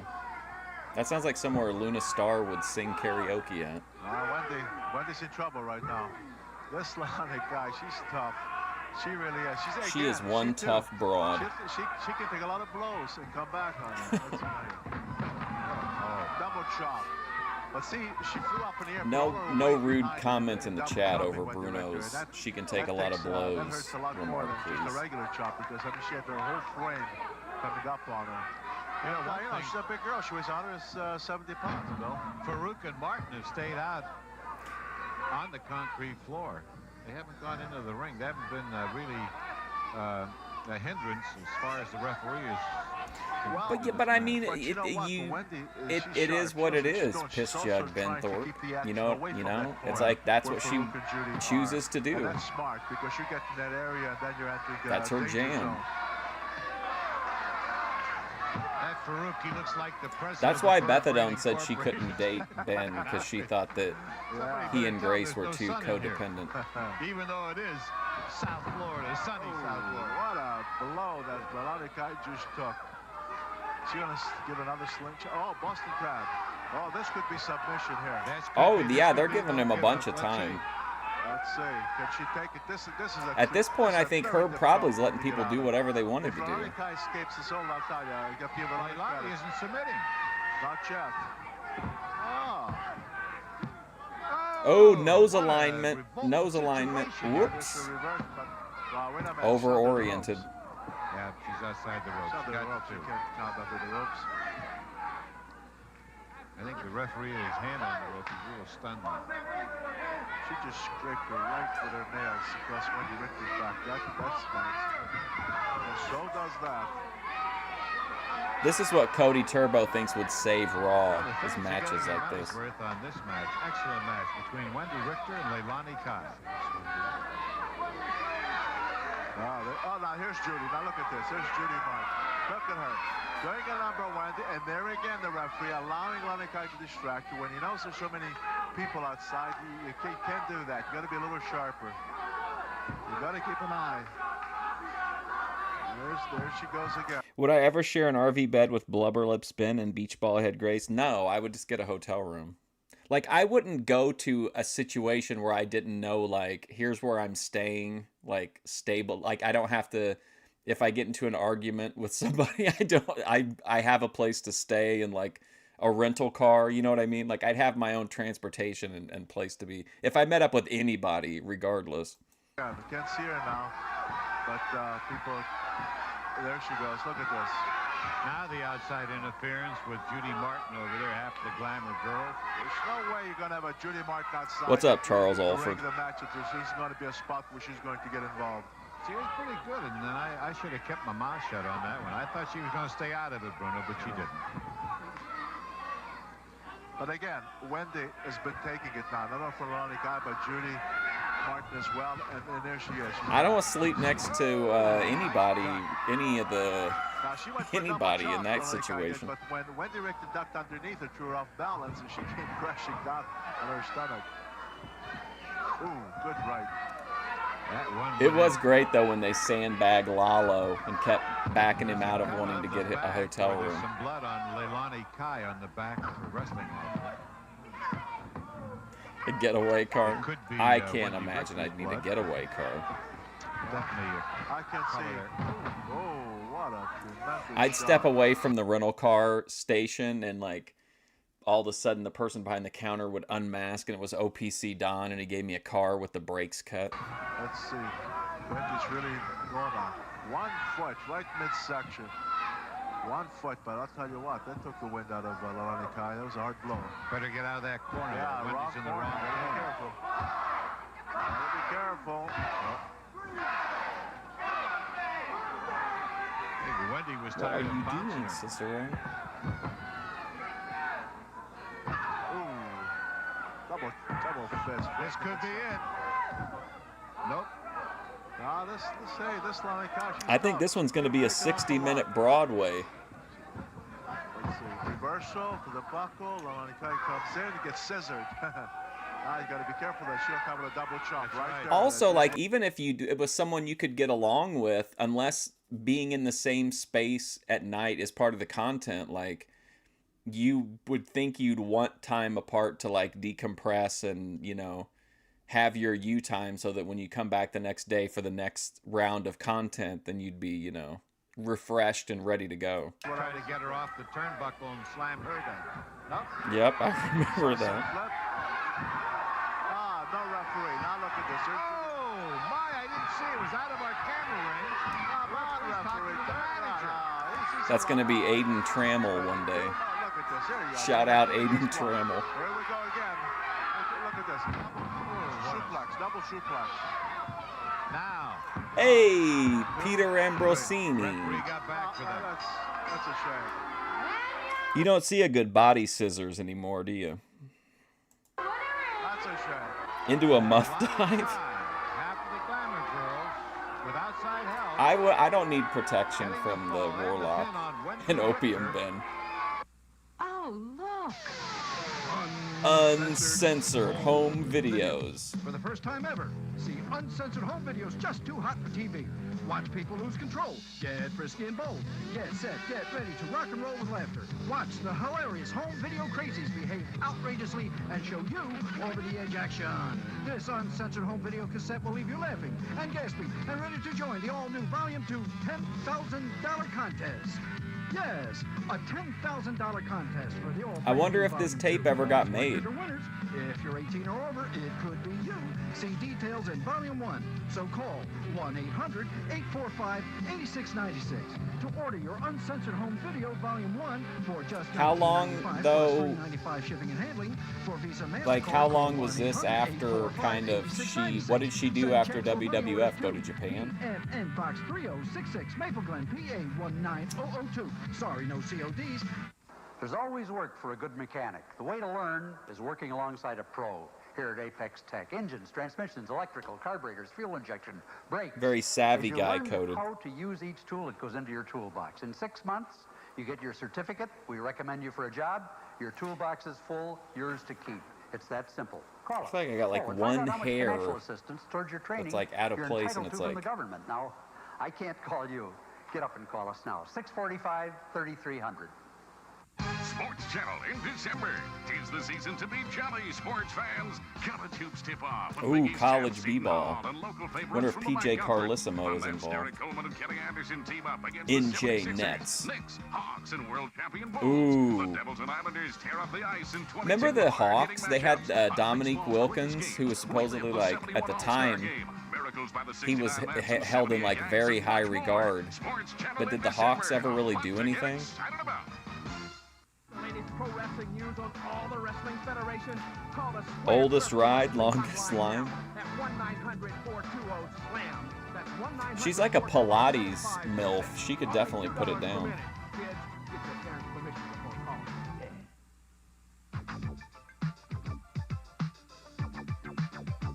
Cindy Paradise versus Penelope Paradise.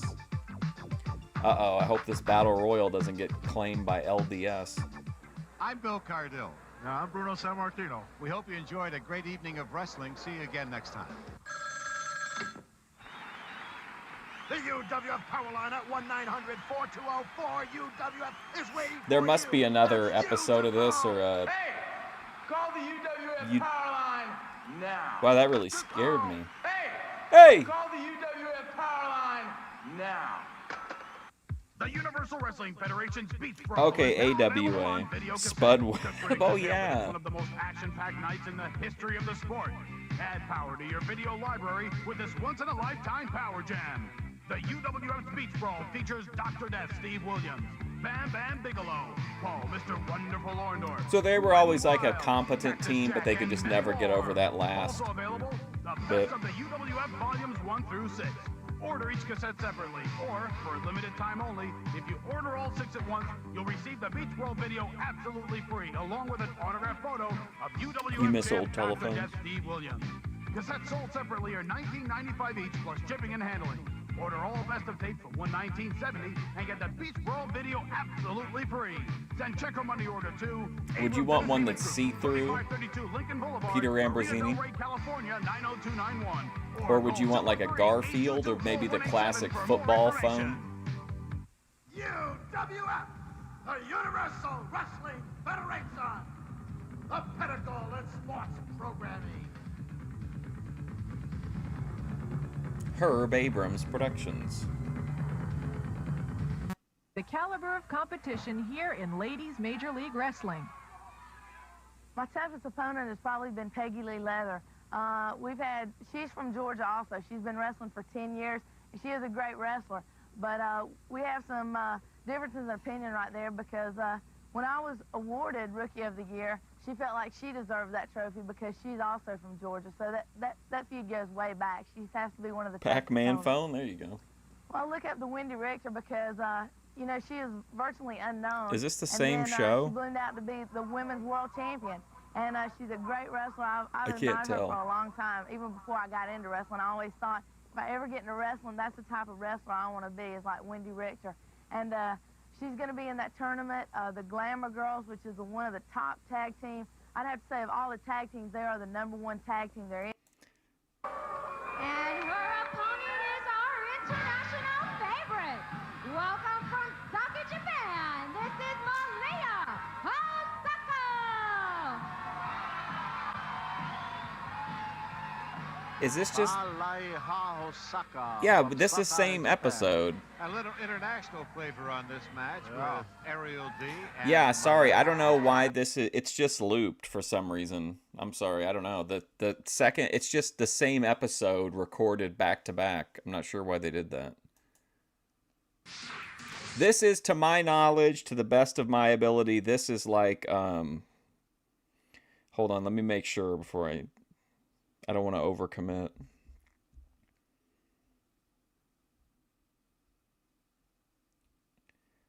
Hold on. This is, they called it a lost episode, but I think it's but they said that it wasn't so much lost, it just hadn't been uploaded yet. But to my knowledge, this is the last existing Fury Hour episode that we haven't seen. Besides the one that was like all like unwatchable.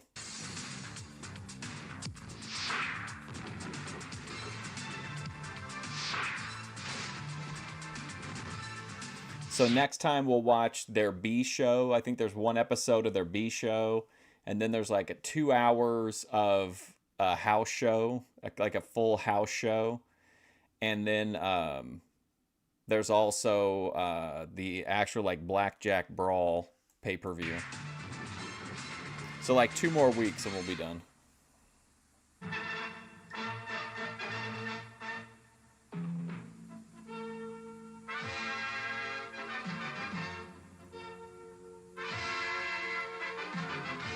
Uh-oh, ESPN Classic Canada. Let's hope we can dodge the copyright goblins.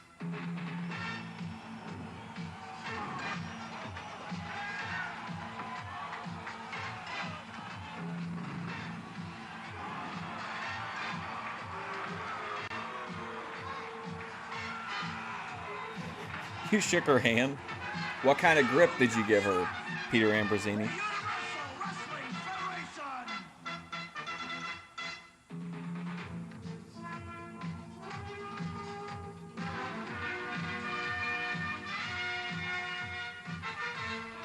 Why are they at the track? Oh yeah, that is funny.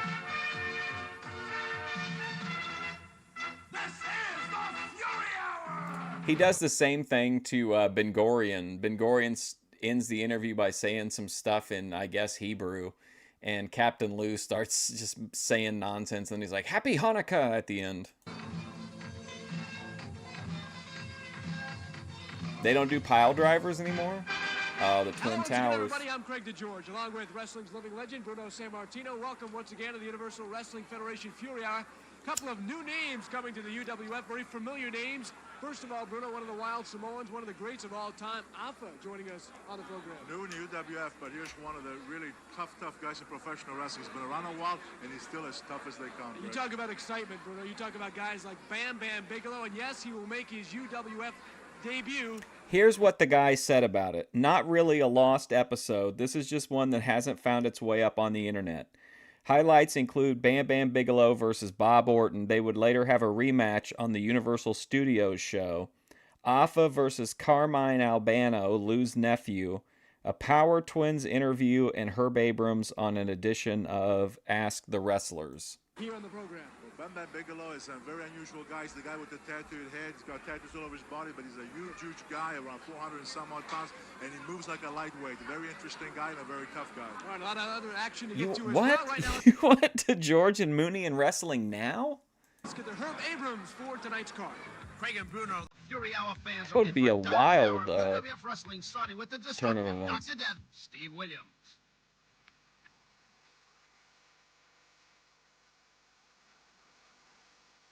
Will showcase the wrestling savvy and tactical expertise of the very popular B. Brian Blair.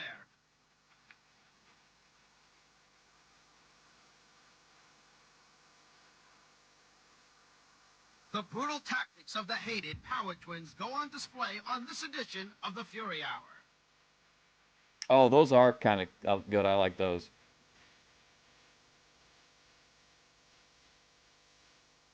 In his UWF debut, Alpha, the Wild Samoan, brings his years of wrestling experience to tonight's card.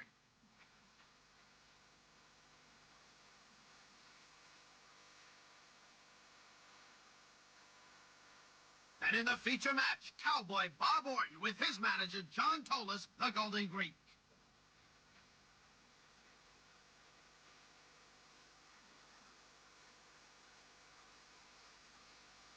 He takes on the 390-pound veteran in his UWF curtain riser, the rugged Bam Bam Bigelow.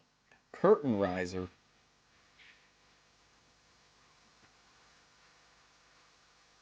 Lou Albano in the captain's corner is ready for another crazy excursion. And we'll find out what's on your mind with another installment of Ask the Rest. Down the aisle from Lakewood, Colorado, weighing in at 285 pounds, Dr. Death, Steve Williams. Dr. Death, boy, look at him, huh? There's a big, big, powerful guy. 285 Dr. Death always looks really sad.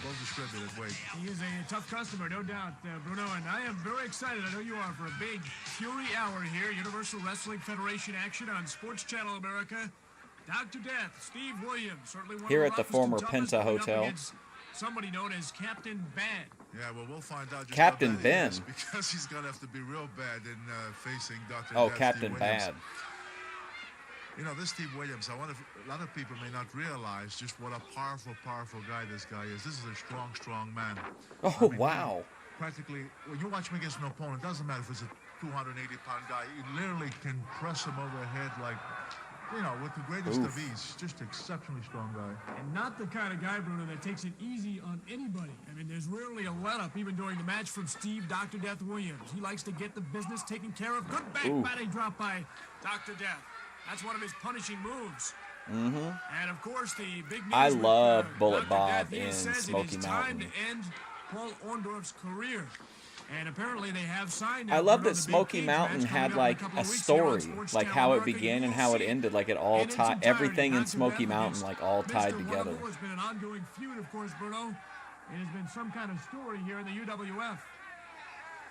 Indeed, Greg, but I'll tell you what, the cage will settle this issue once and for all. And you talk about two guys that hate each other, I'll tell you, Dr. Death and Paul Orndorff, these two really hate each other, and the cage will resolve this feud once and for all. But we have to wait a couple weeks for that. Right now, we're watching Captain Bad taking a bad shellac. Captain Bad. Captain Bad versus Dr. Death. I wish he was in a cage because that would keep him from hitting that hard. Whoa, look at the UWF security guy, man. That guy was a unit. Look at this. Williams has got him up. He's going to press him and see what he does with him. He's going to press him and throw him right back into the ring. I had that feeling, just the way he was pressing so close, when it looked like he was going to press him overhead and toss him in the ring, and he did. Oh, boy. And now, what else course, was he going to do? Just going to punish him a little bit more, because Captain Death, to me, really looks like he's kind of out of it. He doesn't look like there's much left. But, of course, Dr. Death can do that to you as he scissors the leg, trying to put away Captain Bad. What makes Williams unique, in my opinion, is that he's got so some fun self. Number one, we know that his size and strength, 285 pounds, exceptionally strong, very vicious. Everybody knows how vicious he is. But more than all of that is this guy is a great, great wrestler. As we know, his amateur background, which we've spoken about in the past out of Oklahoma, this guy was Olympic material. I mean, so what I'm saying is that this is a total package. He's got everything. I mean, he can wrestle. He can be extremely vicious, of course, which makes him so darn dangerous. And then he's so exceptionally strong. And he's got very good stamina with it and quickness. I mean, what more could you possibly, you know? Yeah, you said it. He's got the total package. Talk about total packages coming up for you fans in the Florida area. On April the 6th, that's coming up Saturday, 8 o'clock, War Memorial Auditorium in Fort Lauderdale. Part of the elimination matches for the UWF Television Championship to be held there. And then, of So course, this is from way back, Sunday, though. April 7th at 1 o'clock at Before they Universal even had a Studios in chance. Florida, the Orlando area. Got some great family prices for you if you happen to live in that area, or if you happen to have great timing and are planning a vacation down around Universal Studios. Please join us. It's going to be something Please else. plan your vacation around our television taping. You will be on hand. We will be calling the action. Absolutely. But right now we're watching Williams with a one-leg crab on Captain Bad. And I'll tell you, as the cameras are showing right now, but he had it hooked with just one arm, which I didn't understand. Is he still got just one arm? He's got both arms. Because the way it is right now, well, it'll be surprising to me if Captain Bad doesn't give, because this is extremely punishing maneuver. And not only that, Bruno, he's taking a lot of shots throughout the match. You wonder if it's This is before Bruno kind of went off the deep end fully. Now, what did he do? Just let him go? They let him go there, but I think he wants to work What a back fool. on the head in midsection. I think because he could have made him quit, because the way he had him, he could have made him quit. I think that he's just being a little sadistic and letting him go, knowing that he's done so much damage to the leg, and now he wants However to you feel about him, Bruno is always completely bought into the match or the He storyline. wants to punish, as you said. He's very vicious, and I don't think he wants He's the guy always to say invested. no. But to his credit, look at Captain Bad here, trying to come back here. Of course, there wasn't too much steam behind any of those blows that he just delivered, because he's really weak. He's even like of complimenting course, there's the a lot of steam heels. left with Williams yet, so his punch is a little different. And here comes a Look out here. big slam here. Maybe that Oklahoma stampede. There he goes into the turnbuckle. Boo. And yes, sir. Ooh. The other turnbuckle.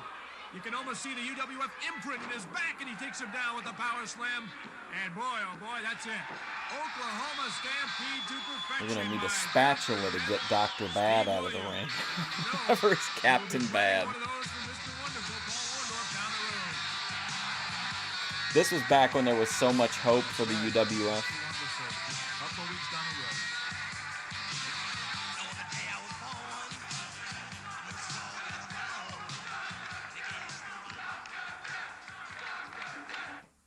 Right, the Beach Brawl, Bruno, June 9th, and somewhere in Florida. I understand several cities and arenas are negotiating right now with the UWF, and we will find out in the Several cities are negotiating. Brawl will be. But right now, let's talk about this man making his UWF debut. Bruno, one of the wild Samoans, Alpha.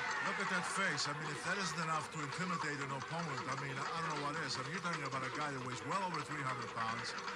Look at that face, that hair. I mean, hey, you know, he's battling. I think he's going to battle Carmine Galvano. Now, if Galvano is intimidated just by this man's appearance, he will be intimidated once Hoffa starts delivering those mighty blows, because he is an extremely tough, vicious man. With that face that looks like a cheap Halloween mask. But it is not. Don't let him hear you say that. I don't know if he picks up Sports Channel. Does he get Sports Channel back in Samoa?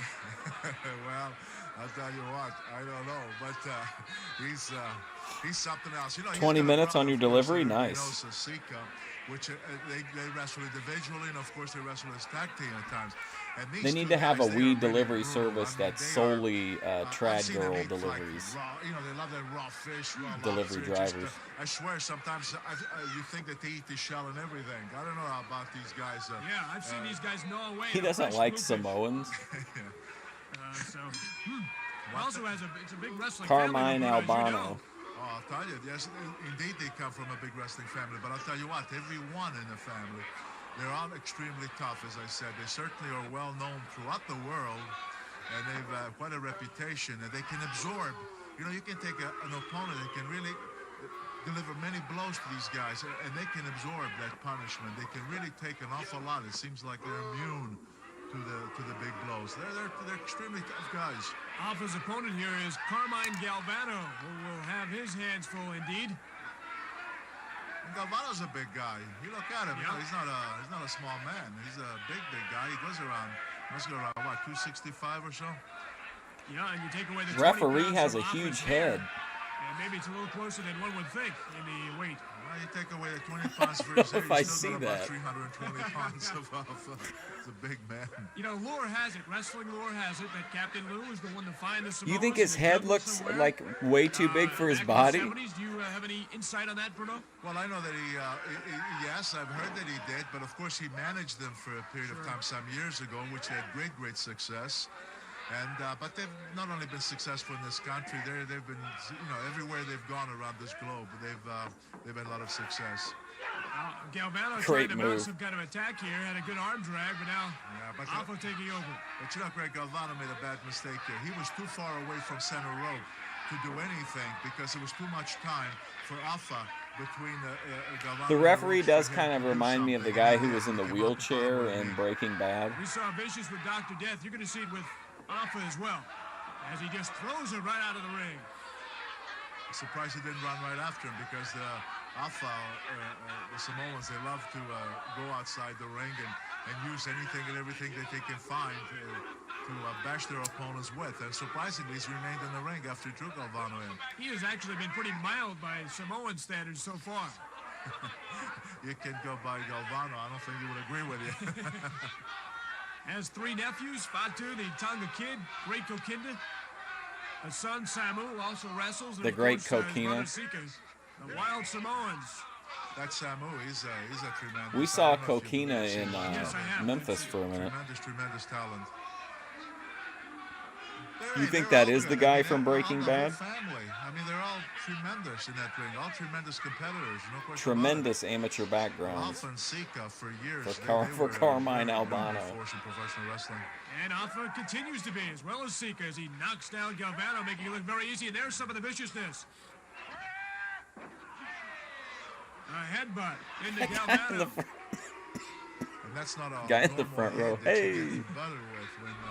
When Alpha gives you a headbutt. It's like a cement truck hitting you in the head. Exactly. Yeah. And Galvano trying to mount his own headbutt. He's not going to win, though, in that battle. That's for sure. Well, he ducked the chop. Now let's see. Oh, a long time ago, F-Wood. The Samoan drop, one of the devastating moves we've seen over the years. It's on YouTube, I think, like the full version. And it always winds up into a pin. I've never seen him execute this Samoan drop to where an opponent. That's South to West and his buddies. Always wound up in a pin afterwards. Well, you talk about some people to reckon with for the UWF Television Championship. Remember the name Alpha. In the corner with his rubber bands, it's Captain Lou, and he's next. The last ever Captain Lou's Corner. Wrestling fans, this week it's Captain Lou Albano back again with the Captain's Corner, and I'm going to interview, not too delightfully so, I should say, Bob Orton. I'd like to ask you a question, Bob Orton. What is it? What's the influence that your manager seems to have over you? It seems that when are his blue jeans blending in with the blue screen? Of that, is it? What's Bob Orton? I'd like to ask you a question, Bob Orton. What is it? You see what I mean? Orton. I'd like to ask you a question, Bob Orton. What is it? What's the influence that your manager seems to have over you? It seems that when you're under the influence of that devious half with John Tolis, you seem to be to go his way. What is it? I wouldn't say I'm under the influence. What I'm under is the advice of a very intelligent wrestling manager, a man who's been around the world of professional wrestling for many years, a man who knows what he's talking about. So yes, I'm going to listen to him. And by the way, the reason John's not here today is because I heard through the grapevine you asked specifically for John Tolis not to be here because of the way he outwits you. Well, it's not, no, not the way he outwits me. It's because when he came up before the commission in Universal Wrestling, they said that John Tolis definitely had a certain air about him, a certain arrogance about him that was very provoking and aggravating to the public. So they wanted you alone or me alone, but they did not want Joe Tolis out here at the time. They said The Rock, a good actor? What do you think of that? I think that the reason people are upset is because they're jealous. You see, John Tolis is arrogant because he deserves to be. People sitting out there watching. What about Terry Funk in Roadhouse? They deserve to be nothing, which they are. So when they see a man like John or Tolis, John Cena, what about his illustrious career? Of course they're offended. Think how they feel when they're looking at me, the greatest technical wrestling talent in the world today, or that has been in the last 7 years. Well, I've been around that long, you know. 7 years? Yeah. I think a little bit longer than that. What about Don't you Andy feel you and Kaufman? John Tolis both owe the public out there, some of you, right down in wrestling instead of interfering with What John about Tolis, David instead of Arquette? He cheating was the public world out of champ. What should be? Don't you think it should be Bob Orton alone in there? What we give the public is what they deserve. What we give the public is what they expect out of us. We give them good, solid, hard wrestling. We give them people we beat laying in the middle of the ring. We give the people exactly what we're supposed to. Yeah. Exactly what we're supposed to do. What you're trying to say? What I love to do. Beating people up, twisting them arms until I hear them pop. Love to hear people scream. Well, what you're trying to say Love is to hear all an people optical scream. illusion, but when I say that's a falsity, that's a falsehood, it's not true. He does interfere in your matches. I don't know that you need it, but I'm surprised that you just have a little more decency and be a man enough to go in there on your own without the help of John the Geek Tolis. Now, ladies and gentlemen, it's the end of Captain Lou's Corner. I'm Sounds like sorry sour grapes, I Lou. had to have Sour him out grapes, there Lou. this week. Listen up, knuckleheads. We're the world-famous Power Twins. We hear some of you morons got some questions about us. Well, today we're going to answer some of You're them. telling me, Yeah, you're right. telling me that you're going to discount the tremendous amateur background of David Arquette? You think you just walk into WCW and they're like, oh yeah, we'll put the title on that guy? No. You got to go out there and earn it. You got to go out there and bust your ass in the matches, and you don't have that level of skill unless you have a tremendous amateur wrestling background. First of all, people want to know which is Dave and which is Larry. It's none of your business. People also want to know which one of you guys is stronger. It's none of your business. They also want to know which one of you guys is faster. It's none of your business. They also want to know which one of you guys is better looking. That's none of your business. People keep asking these moronic questions all the time. All you idiots and morons have to know is we're going to be your next tag team champions. Pow. Oof.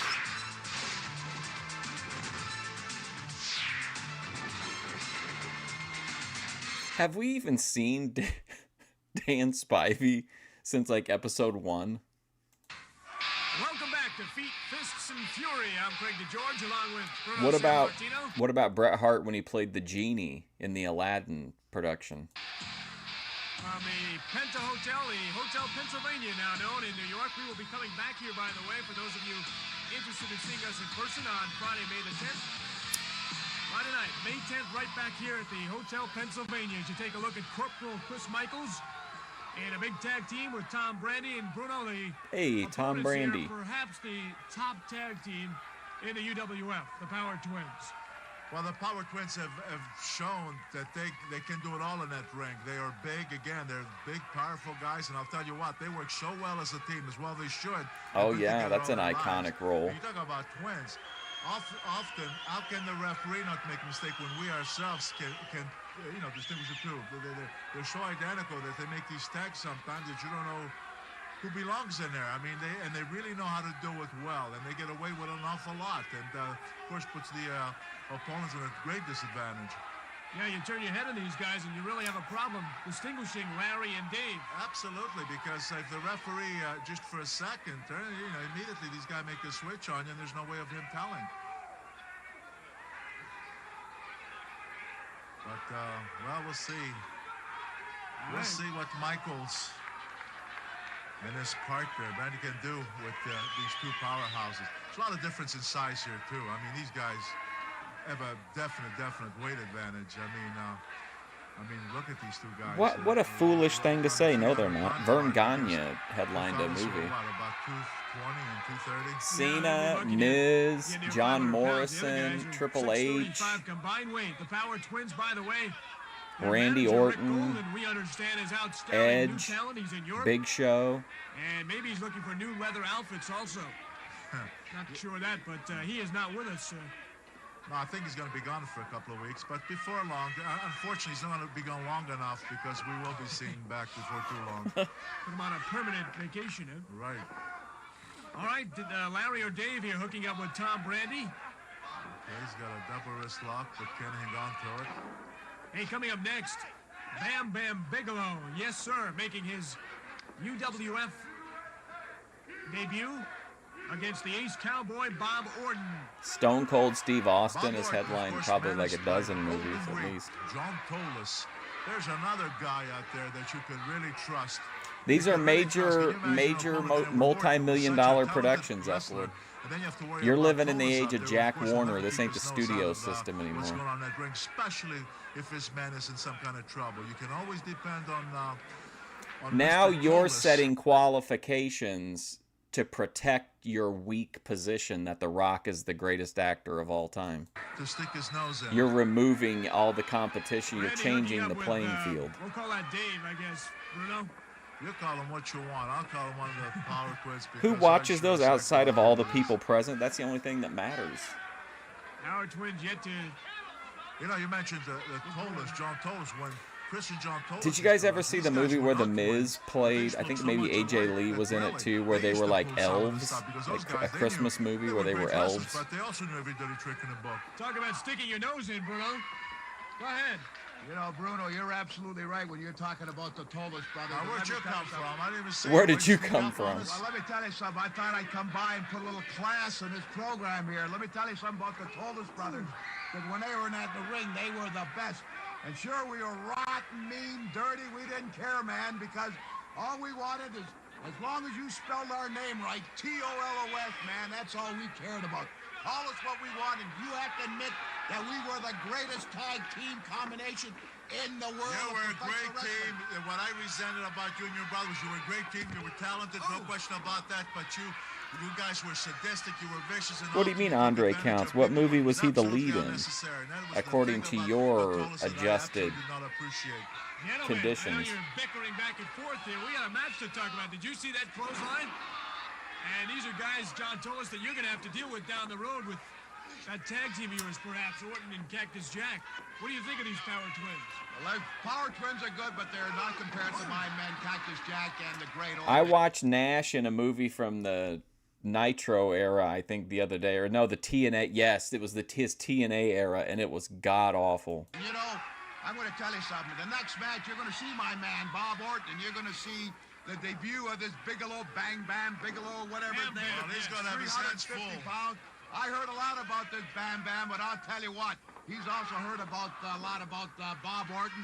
And I'll be right back. It'll be a great match, there's no question about it, but I assure you that the great Bob Orton will have his hand raised up in victory. Well, No question about it. Yeah, but what I want to ask you is, Bigelow going to be wrestling Horton, or is he going to be wrestling the combination of Horton and Tolis? Let me tell you something. Bigelow will be wrestling Orton because Orton does not need the Golden Greeks' help in getting rid of Bigelow, believe me. All right, talk about getting rid of. Why don't you go and talk you made your point, John. I mean, that's it, okay? Do you mind let us do our work here? Boy, You know, you think the guy a match before his man's going in is going to be talking to him, getting him ready, getting him confident, and he's got to go in on a broadcast here. Meanwhile, the Power Twins just doing a number on Brandy and Michaels with some terrific clotheslines. I'm glad Tolis is gone because I don't trust him behind me, Greg. This guy's a real sneak. I mean, you know, like he told you, and his brother were tough, but you can't trust him. I never trust him. I don't trust him now behind me, so I'm glad he's gone. He is the Golden Greek. Power Twin takes him down with a body slam. No, he's not ready to put him away. Well, he could have pinned Michaels at that point. Michaels a tough competitor. He's a very aggressive kid, a gutsy kid. I give him all the credit in the world. But against these two guys right now, he's taking an awful pounding. Boy, here comes that. Oh, I thought he was going to get ready for that power ending, but he slams him down. And this is one of the most effective. If they do this here, Bruno, it's one of the most effective moves I've seen in the UWF. Now watch this. Got him on a backbreaker. Look at this. An elbow from the second rope. Now, you know, Michaels, this is curtains. This is a pin here. Well, they call it the power ending, and you just saw why. The Power Twins, they have to be among the best here in tag teams in the UWF. And once again, they are dominating. And again, they are just not letting up. Is this necessary? The guy's down. The match is over. Both of them were stomping on him. Well, our Twins. Well, Chris Michael, I don't know what he's going to tell his troops, but the Power Twins victorious, and coming up the big one, the Ace and Bam Bam. It's another installment of Ask the Wrestlers and a chance to take home a free UWF t-shirt and cap if we use your question. And this show's question was sent in by Dorothy Corprew of Philadelphia, who was curious to know when and how the UWF got started and how it differs from other wrestling organizations. Here's Herb Abrams to answer. Dorothy, we've got many questions very similar to yours. How and when did the UWF start? The Universal Wrestling Federation was formed by myself back in last summer in July. We had a big press conference, August the 26th in New York City, announcing the formation of this new federation. And the basic purpose of this federation is to have wrestling go back to basics. the way wrestling used to be back in the 50s and the 60s. That is why the Universal Wrestling Federation has retained the services of past wrestling greats such as the Golden Greek John Tolis, Captain Lou Albano, and living legend Bruno Sammartino. We have gathered our talent scouts around the world and around the country to bring in the finest wrestlers in the world. Greats like Steve Dr. Death Williams, Terry Bam Bam Gordy, Bam Bam Bigelow, Paul Mr. Wonderful Orndorff. New tag teams such as the Power Twins, Steve Ray and Sonny Beach, Wet and Wild. Many, many great wrestlers coming to the UWF. Back to basics. That's what the UWF is all about. All right, Bruno, the big one we've been waiting for. We heard from Tolis what's going to happen. We'll find out ourselves. Indeed we will. I think this is going to be a great match because you do have two great competitors here. There's Bob Orton now. This guy... Oh, man, here we go. Main event time. Talk about Bob Orton, you're talking about a guy who really is a tremendous wrestler, comes from a great wrestling family, and also he knows every dirty trick in the book. And of course, John, who had such a reputation himself, I'm sure that he's contributed to Orton as far as... Cowboy's dad gave him the blueprint, and then he gave the blueprint to Randy Orton. May I point out that his opponent is one Bam Bam Bigelow, making his And El Santo. debut, certainly recognized as one of the most agile big men in wrestling. He tips the scale at Hold on a nearly second. 400 pounds. Yet when you see this guy move, Bruno, you think he was 120. Now, for a big, huge guy of 400 pounds, as you say, he's extremely agile. He certainly is very, very quick. He knows his wrestling. He's strong. So Horton is going to have to use all his wrestling skills, plus every dirty trick that he knows or that Tolis may have taught him, because he's going to need them all against this guy. This is a big, big man. Due to the length of our card here on the program, Brian Blair's match against Brian Donahue, scheduled for this program, has been rescheduled because of time constraints. We'll have that one for you next week here on the Fury Hour. But right now, Bruno, I am really looking forward to seeing what Bammer can still do. Haven't seen him in quite a while. He still looks terrific, and I know he can still move. Oh, of course, because he's been wrestling. It's not like he's been inactive. He's been wrestling. He's been overseas a lot. He's been wrestling in Japan a lot. So that the guy, you know, it's not like he's coming off a long layoff. That one has to question as to how rusty may be in that ring. No, you're completely wrong on that. There's what El Santo looks like. Will not be rusty at all. And of course, Orton knows this, and Orton's going to be, well, here goes Tolis, giving him advice. Santo in the Wax Museum. In my opinion, to distract, Santo versus the Riders of Terror. He's going to do a lot to distract Bigelow and to irritate him, to get him to lose his game plan in there so that Orton will have the advantage. Vengeance of the Mummy. That he wrestled in front of 63,900 at the Tokyo Dome in Japan, and he's known as Crusher Bam Bam there. Well respected in Japan, no doubt about it. And he says wrestling's a little bit different in Japan. Did you find that? Ron Santo. Well, yeah, Success would be The Rock. The other two would have no prayer. I mean, he's like one of the biggest movie stars of all time. But if you argued quality, even in like a small degree, he wouldn't even be close. A lot through my career, and those Japanese wrestlers, they're tough. You know, they go through like a minor league system before they come to the pros. So there's no questions, there's no easy pickings in Japan. They're all tremendous wrestlers, all tremendous competitors. So you talk about not being rusty. Bam Bam, in fact, could be in the best wrestling shape of his career with all the competition over there. Well, hey, don't forget, Bruno, just want to get this in again, that the big Rumble in the Sunshine State coming up next Sunday, April the 7th, 1 o'clock, Universal Studios. And, of course, if you're in southern Florida and you can't make the trip up, we can catch you at the Fort Lauderdale War Memorial Auditorium on April 6th at 8 p.m. We'll have some great elimination matches. Bam Bam Bigelow among those on the card there. Yeah, that's going to be a great, great show. Looking forward to it. But right now, what we're seeing... Plus, don't forget that Roddy Piper was in the Christian version of Saw, and that's true. Is that we've seen Bigelow absolutely not rusty at all. But then, yes, he was everywhere. He should be in tip-top shape. He's so awful in that fucking Mark Kerr movie. Oh my God, what a goon! Really in peak condition and both in great shape. And this is going to be a match where there's going to be a lot of not a lot of rushing. As you see Horton, he's not rushing into anything. He's being cautious. He's being careful, and he's going to try to capitalize on any mistake that Bigelow might make. He's certainly Without Iceman King Parsons, there'd be no The Rock As you see Tolis throw a hat, in downtown again being Bruno. bothered by the crowd here, the sellout at the Pensa.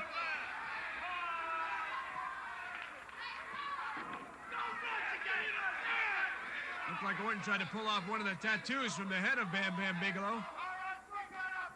He has over 100 of them. Is that right? Over Yeah, 100 that's what he told me, tattoos? yes. Well, I guess with the size of that head, you could put in 100 tattoos. He's a big man all over. Let's see, he's Orton behind him, behind Bigelow. Let's see how he breaks off. Whoa, he's going to go through strength. Look at this. Test his strength there. Look at Bam Bam Bigelow fight out of that hold. And Orton can't believe it. And now he's saying he twisted his finger, and it looks like referee Dick Kroll is buying that. We watched it on. We watched it over on Twitch, but the guy commented on a thing here saying that he thought my review was unfair or whatever.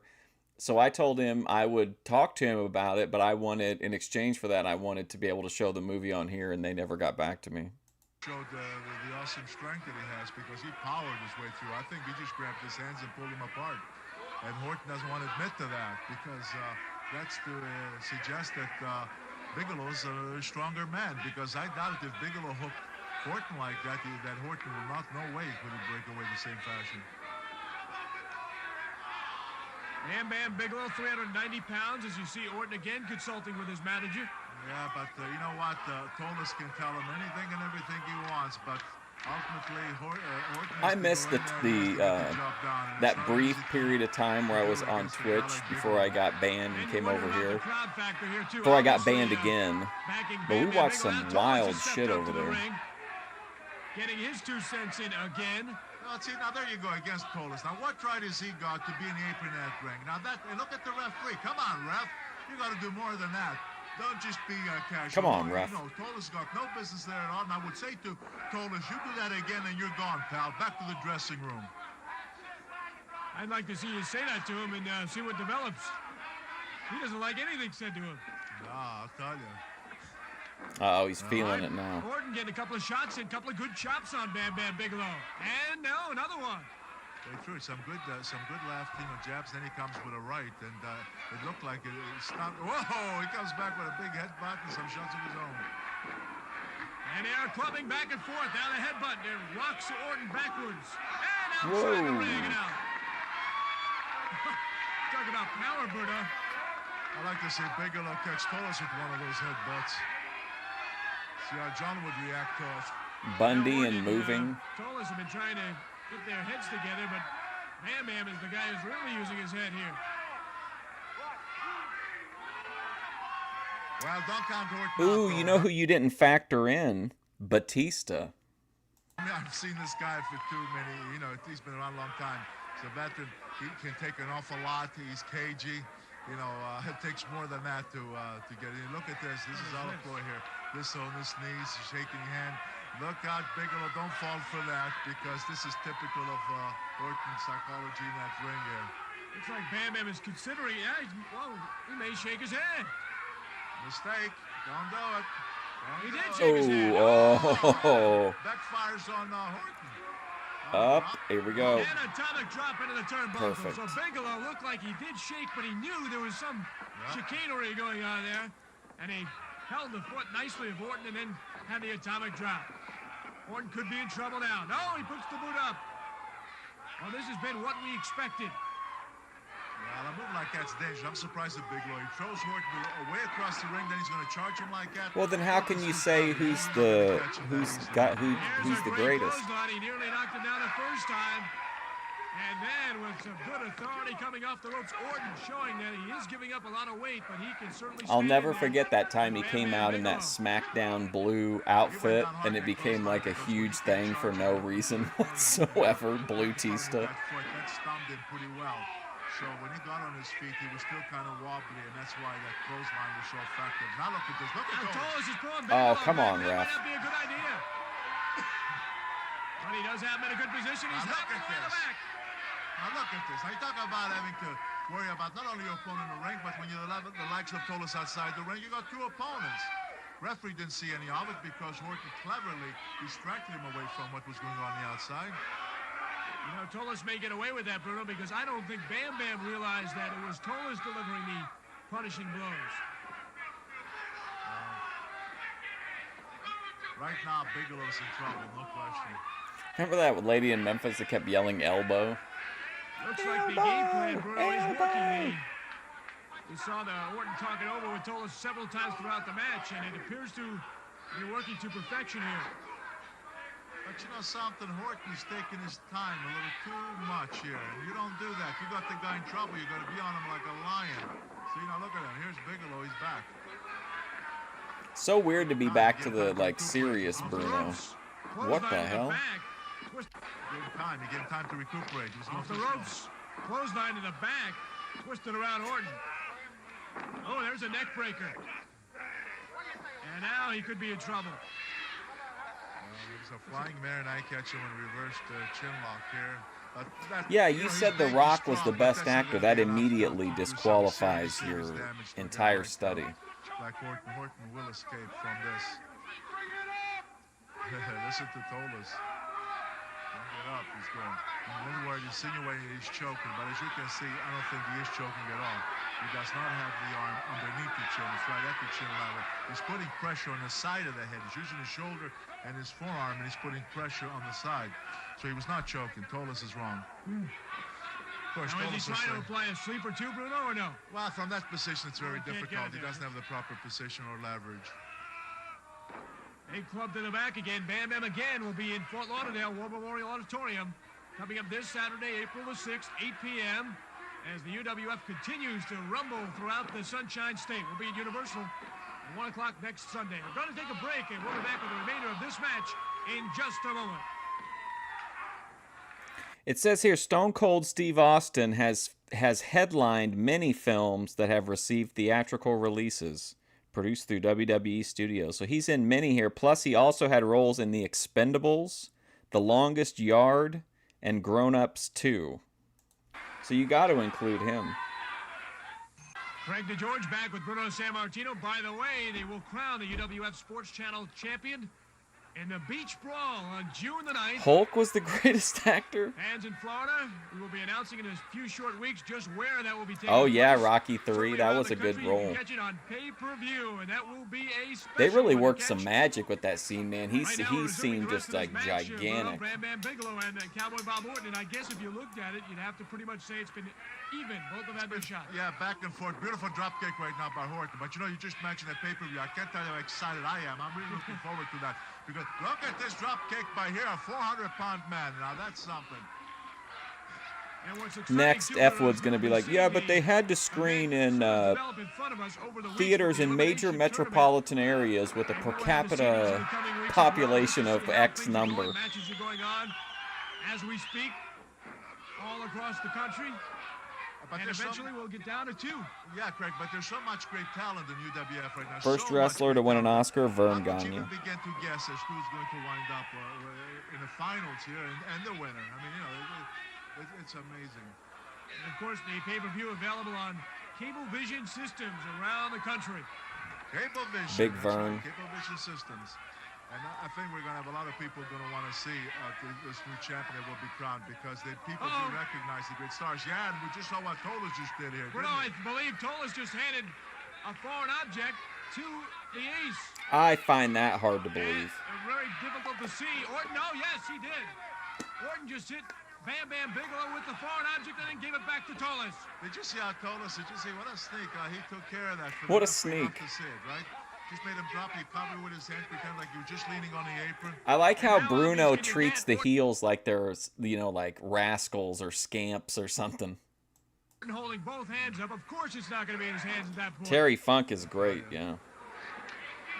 Right now, you heard what Tolis rolling. Go, go, go, because he recognized he got the man in trouble. Now that's when you take advantage. You don't hesitate. You don't slow down. See, again, it took Orton too long to come down with that elbow, and they allowed Bigelow to get out of the way. I'm surprised that a veteran like Orton, who's so Wings calling for Sunny Sunny V2 to be banned from YouTube for some what reason. kind of damage, Bruno, that object did with all the tattoos in the head of Bam Bam Bigelow, but obviously it is shaking him up as he continues to try and reel off the effects here.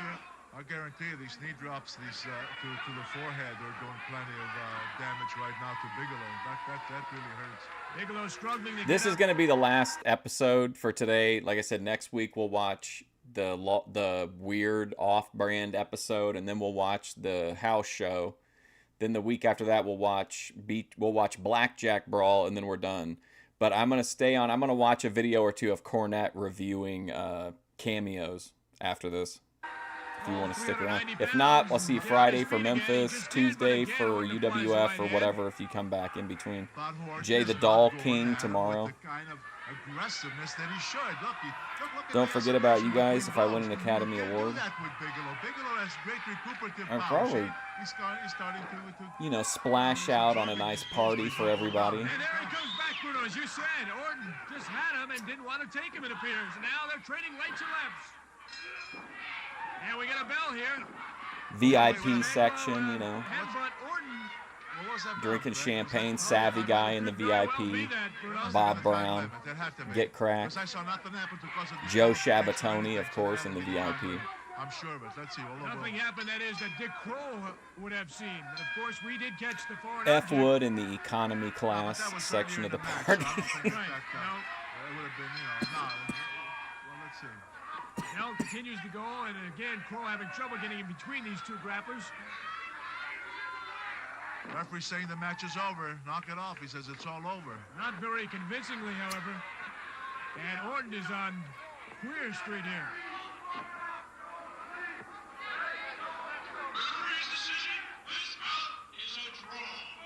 There it is, Bruno. A draw, obviously the time. A draw, wow.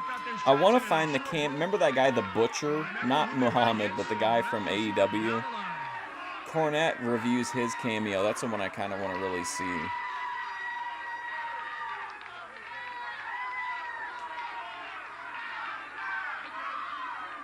Is that Bill Apter?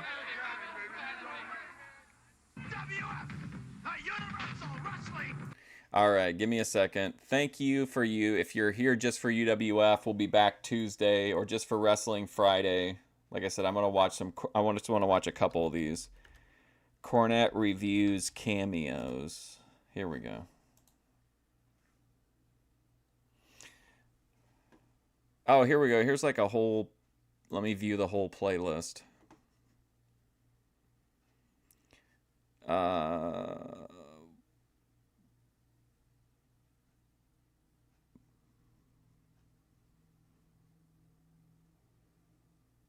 Here we go. Here's a good one. This one's got Lawler, Flair, Jake, Kevin Nash. So if New Jack could do it, I'm looking at the list of some of the guys here. Mick Foley's now on cameo. Bret the Hitman Hart. Hacksaw Duggan. Tito Santana. Kurt Angle. Barry Horowitz. Ricky Morton, who's wearing an Enzo Amore t-shirt in what appears to be his backyard. The $1 Million Man. Of course, Darby Allin. I mean, everyone's doing this now. Any consideration? Well, I just, at some point when I have time. It's 30 seconds. Brian, what happened when I put up an action figure? It broke the internet. Broke 500 of them sold in an hour. What happened when I put out a limited ignition, or a limited edition, or any of those? Graphic novel, 1,500 copies, sold in 3.5 days. If I was to say that I was gonna, and I'm not gonna gouge people and charge a ridiculous amount of money that some people might pay, yes, but I wouldn't feel good about it for a minute of video. Imagine a Cornette dressing down of to where EFD. The average person would be able to get this realistically if it was something they wanted and not be a prick about it. And then what happens if, okay, then they'll say, okay, go ahead and order your cameo, and I've got 700 one-minute things to do in the next day. What then would I do? I don't know.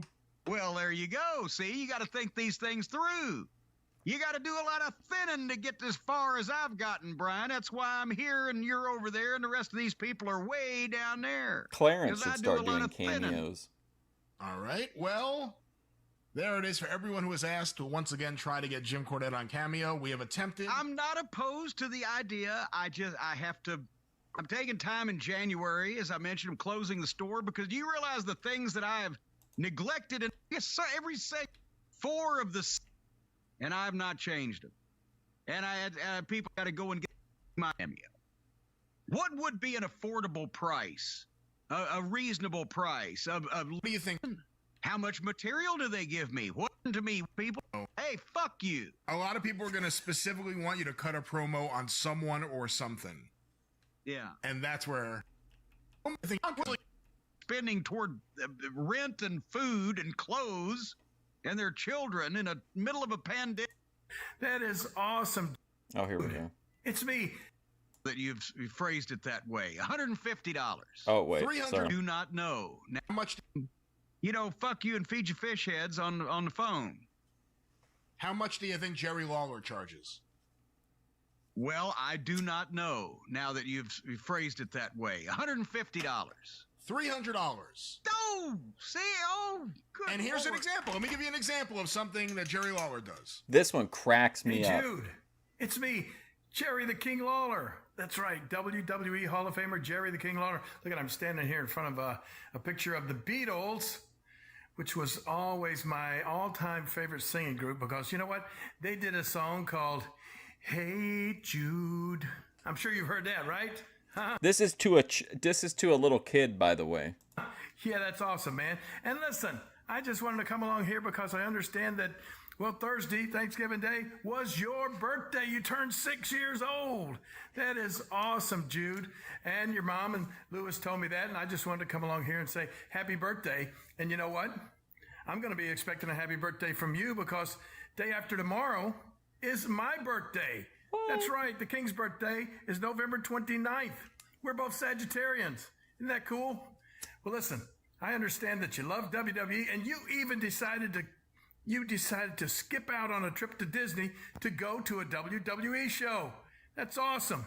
And I understand that you got my action figures. Which one you got? Let me see. Check this out up here, Jude. See all those up there? Which one of those do you have? Apparently the King used news investigators on his kid. I'll tell you what, I'll show you one of my all-time favorites. What's it was one his of my Social first Security action number, figures. King? It was one How long along does this go? in a pack with my son Brian, Christopher. Check this out. Yeah, see that? It makes sense, though, that he's going on and on and on and on, because remember when we watched him do the home tour? He broke down the entire plot and experience on the set of that one movie. Speaking of actors from wrestling. WWF. We're not allowed to say that anymore, Jude. But anyway, wanted to say once again, very, very happy birthday to you. I know you'll have a great year. Man, turning 6 years old, that is so exciting. And I know what? I know how much you love WWE. Maybe, Jude, one of these days you'll grow up and be a WWE superstar, and I'll get to call your matches. Wouldn't that be awesome? Yeah, that'd be great. And, you know, when you're at it, maybe you just might go back and win a couple of these. And now he's showing the these are belts. a couple of belts. Give him This the is AWA World Tag Team titles that I won back in 1987.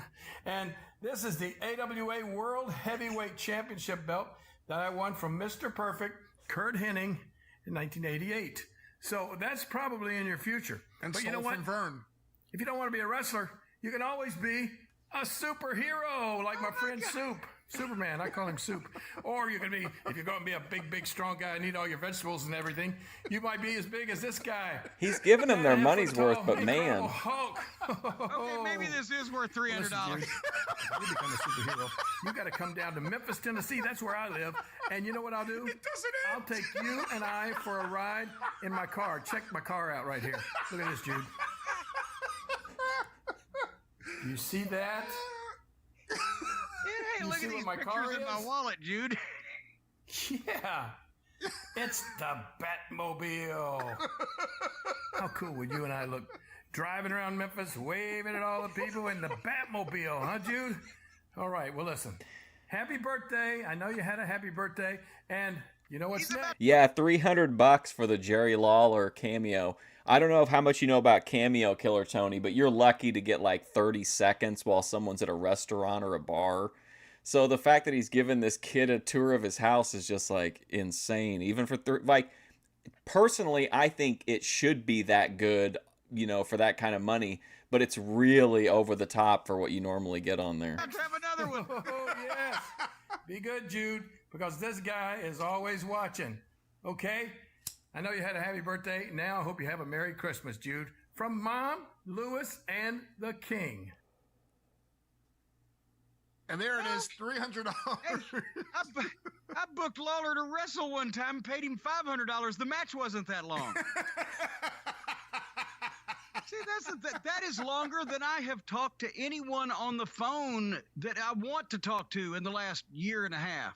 I never get to talk to anybody I want to talk to on the phone. I'm always talking to you. In that house tour, it really seemed like it. Either that or he's just really enthusiastic. But I did really like those. Like, remember there was one about his robes. Then there was a house tour. And I think there was one other one. How much do you think Flair charges? I have no idea. How much is a bottle of Dom Perignon these days? It's a little less than that. $500 he charges. $500. Let's hear this. Hey, today's boy here, and this is a very special... Hey, it's me. I don't know if 100%, but I think when we saw the Christmas update, his ex-wife was taking care of him. Because I think he had a medical situation, and she actually got the people there. But I don't know if he has a current or not. One just in the nick of time. Jimmy Albertini, get married tomorrow, man. And wow, you're beautiful. I mean, beyond beautiful. Smoking hot. Fiancé. Christina wanted me to tell you that she is so damn excited to marry you, she can't stand it. That she loves you very much, and that in her whole lifetime, she never dreamed she'd be marrying an original, limousine-riding, jet-flying, kiss-stealing, wheeling-dealing, styling and profiling son of a gun, like you, Jimmy. Imagine that. She loves you, man. You're getting married tomorrow. Oh, they may have. I'm not sure. God bless you, man. Much happiness to both of you. Much respect to you, Christina, for having me tell Jimmy he's a lucky guy because you are smoking, baby. Woo! Congratulations, Jimmy and Christina from the Well, we watched him, but he had that controversy recently for telling people not to get married during their $500 cameos about their marriage announcement. Hey, your boy. Woo! Woo! Walk that out. Walk that aisle. But now, wait a minute. Isn't that Lawler's not only sounded like he had a crew come in and shoot it, but he's on set with cars and superheroes and championship belts and crowns and all these things he's talking about. And then Flair comes in and sounds like Neil Armstrong has just stepped foot on the moon. It's one small step for Christina, and it's another small step for... Scuba Tank Ric Flair. Yeah. He was Scooby-Doo.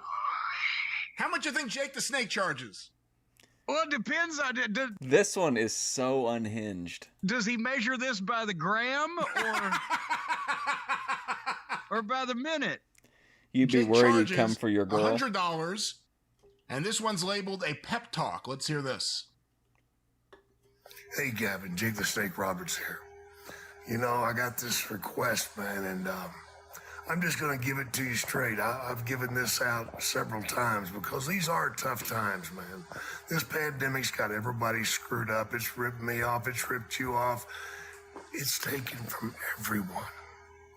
So here's the thing, man. You've got a plan. See, that's the most important thing. I'm imagining, like, in my mind that Mean Gene, they're in front of that old school backdrop, and Mean Gene is interviewing him, and this is what he's delivering. You and your uncle have a plan. You got a good product. You're getting it out there, and the plan is to keep going, keep moving. But to keep moving, you got to be positive, man. You can't take no for an answer. No. You ain't taking no. Hell no. The answer is yes. Yes, you want this salad. Yes, you want to buy this. Yes, I'm glad you're here. Yes, business is good. Yes, I feel good. You got to stay positive. Negativity brings down anybody, man. You walk around negative, you might as well put a sign on your forehead, loser. Because you're not going to accomplish shit. You know why? Because you'll give up. You'll pussy out. Man, you don't want to go down like that, do you? I know I wouldn't. You got to trust your uncle, man. You know? Go give him a This is what I mean, like Brick would do to say this kind of unhinged shit. It's me. big hug, man, and say, I believe, man, because you got to believe with all your heart, man. You got to reach up and grab what you want off this earth. And you won't do it by doubting what you're doing. If you doubt, you might as well just stick your finger up your ass and say, I'm a loser, man. I'm done. You don't want to do that. Just say, I'm a loser. If you doubt, you might as well just stick your finger up your ass and say, I'm a loser, man. I'm done. You don't want to do that, do you? All right. Man, make it work. Make it work. Make it work. Be proud of what you're doing. Do it the best of your ability, and I promise you, your reward will be greater than you've ever expected. I know about being positive, man. I've been down and out before. You haven't. I've been stretched out, laid out, given up on. Yeah, but I still got my... And then it cut off. Oh, wow. I've been cut off. What an absolutely insane cameo. Wow. See, he don't give a shit. He'll say anything you want him to, and in such a serious way. You might as well stick your finger up your ass and put a loser on your forehead. And still I kept coming and kept talking. Even his pep talk even is somewhat when depressing. nobody was listening. You know, by the way, does this highlight how insane they are that Jake Roberts is managing Lance Archer and is not the leader of the Dork Order?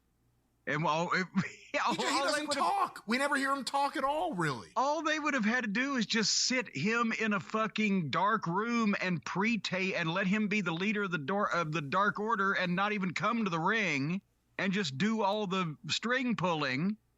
And it was a good promo, honestly. It just was unhinged. Of course, then he would have said, well, don't put any of these people in this group because they're all job guys, except for the, maybe one.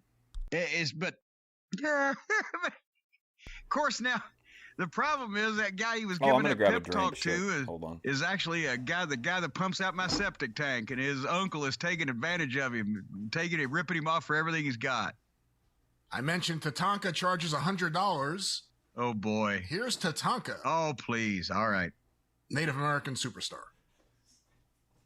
Hello, everyone. It's Native America Tatanka. First of all, I want to give a big shout out to Trey, but we want to deal with something first, and that is Cole, your brother. Cole, you know that Trey loves the Native America Tatanka. You also know that he wanted to have me at his wedding.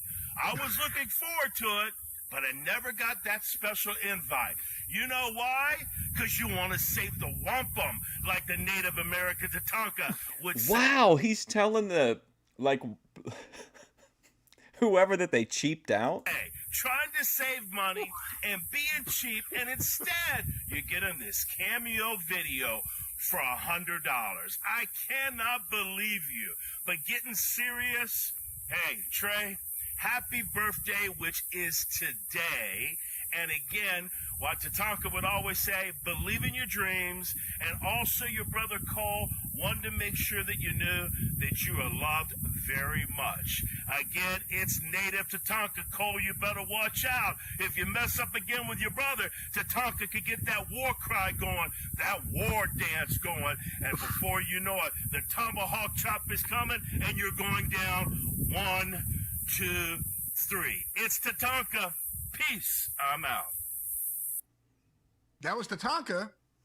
I know. No, I would have never have known that was Tatanka. He's wearing the not being able to headdress. see him. He's wearing the headdress. He has a tomahawk, but he did not do the war chant. I was expecting that. I was too. But I was also expecting him to break into, if you smell what Tatanka is. Why is he talking of? Did he used to refer to himself in the third person? Native American Tatanka. I'm trying to remember any notable Tatanka interviews, but interviews. Get back with me on that. Yeah, I can't remember too many of those. I remember one of the times that he left the WWF. He was on an airplane, and apparently not only was he talking to God, but God was speaking back to him. And then he went away for a while. I don't know what happened after that. Okay. I was wondering where you were going with that. No, really, because a lot of people crack up and start talking to God. Oh, God, if I ever get out of this, help me. But no, God was answering him, and they were having a back and forth conversation. And then he got out of wrestling for a while. Okay, here's one more at least for you. No, I'm not complaining. This is classic stuff. Well, then maybe more than one. Maybe I should listen to Brian last. He can't believe it. He thinks like Cornette hates it, so he's like, okay, more than one. My price up hearing some of this. How much do you think Baron von Raschke charges? It can't be enough. I love the Baron. Whatever he is charging, it can't be enough. $130 for the Baron. What about American that's Spirit? The Baron probably was thinking like me. He was like, I can't go because 130. That's an odd amount. He's like, I can't charge 135. It's not worth it. Well, here's Baron von Raschke wishing someone a happy birthday. Hi, little Ellie. I got word from your parents, your mom and your dad, that sometimes you have a little bit of an attitude.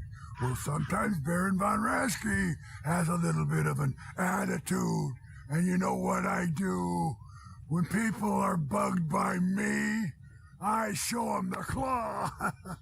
I think it'd be a good idea, Ellie, when your parents are telling you, change your attitude and behave.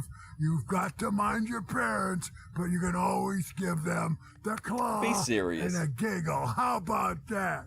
And I want to wish you, on your birthday coming up, happy birthday to you. Happy birthday to you. Happy birthday, dear Ellie. From your new friend, the Claw. And a Merry Christmas and a Happy New Year. Ha ha ha. Ellie, that's all your parents need to know. I'm thinking maybe this kid's parents bought this to entertain themselves because... I think they might have. I'm not sure that little Ellie's old enough to remember the Baron. But also, I'm just thinking, I'm transposing that audio with the image of the poster that I have up on in the vault here of the old Bob Luce programs from Chicago. Where there's the picture of Baron von Raschke. It says, "Oh yeah, for sure." Beast Did Dutch of do cameo? Berlin. I don't remember. I don't know for sure. Happy birthday to you. The Baron is the nicest man in the world. He's the only person I did the straight shooting series. I did all the kayfabe commentaries, interviews. He's the only person that didn't knock anybody. He has one shoot interview, I think, with RF where he starts it out in character and he stays in character, and finally the interviewer's like, "Look, how long are we going to keep this up?" And he's like, "Well, it's a little till the end of the interview." And he's like, "Well, it's a shoot." And he's like, "You don't want me to do the character?" And he's like, "No." And he's like, "Oh, okay." And then he just starts doing the interview normally. Throughout the course of the entire interview. I'm looking at some of the prices here for modern wrestlers. John Silver from the Dark Order, $57. What? $57? Kevin Nash, well, he's not a modern wrestler, but $105. For real, it's me? Leo now, Rush. wait a minute. Hold on a second now. Yeah? Just pump the brakes. You mean to tell me that Kevin Nash is charging less than Baron von Raschke? He indeed is. That doesn't seem like that a man with Kevin Nash's business sense, with some of these other amounts you've been bandying around, and the level of star that he is, seems like that he would be charging more. And yes, it is surprising when you put it that way. Maybe he just does a shit job and doesn't even look up like he does at autograph sessions. Or he Oh, wow. takes the thing in front of him. It's like, hi, Bill. Good luck. See ya. Well, let's find out now that you brought that up. Is there a sample on? Here's a sample of Kevin Nash. Well, you don't think they're going to put any of the ones that suck real bad up here, do you? I think it's the most recent ones that are available here on Cameo. But let's go to this one.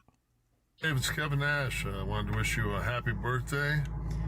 Hold on. With I want to your see wife and daughter. The Kevin Nash was too Collection uplifting. of Jim Cornette photos. You can put a minute, you plug it in, use the. His is too uplifting. I don't want to listen to it. I only want to listen to the toxic ones. Give me a second. I think there's one more we could watch. I think this is it. I think this is the one that's got... Yes, this one's got Gilbert where he sounds like Hurricane Paro as well.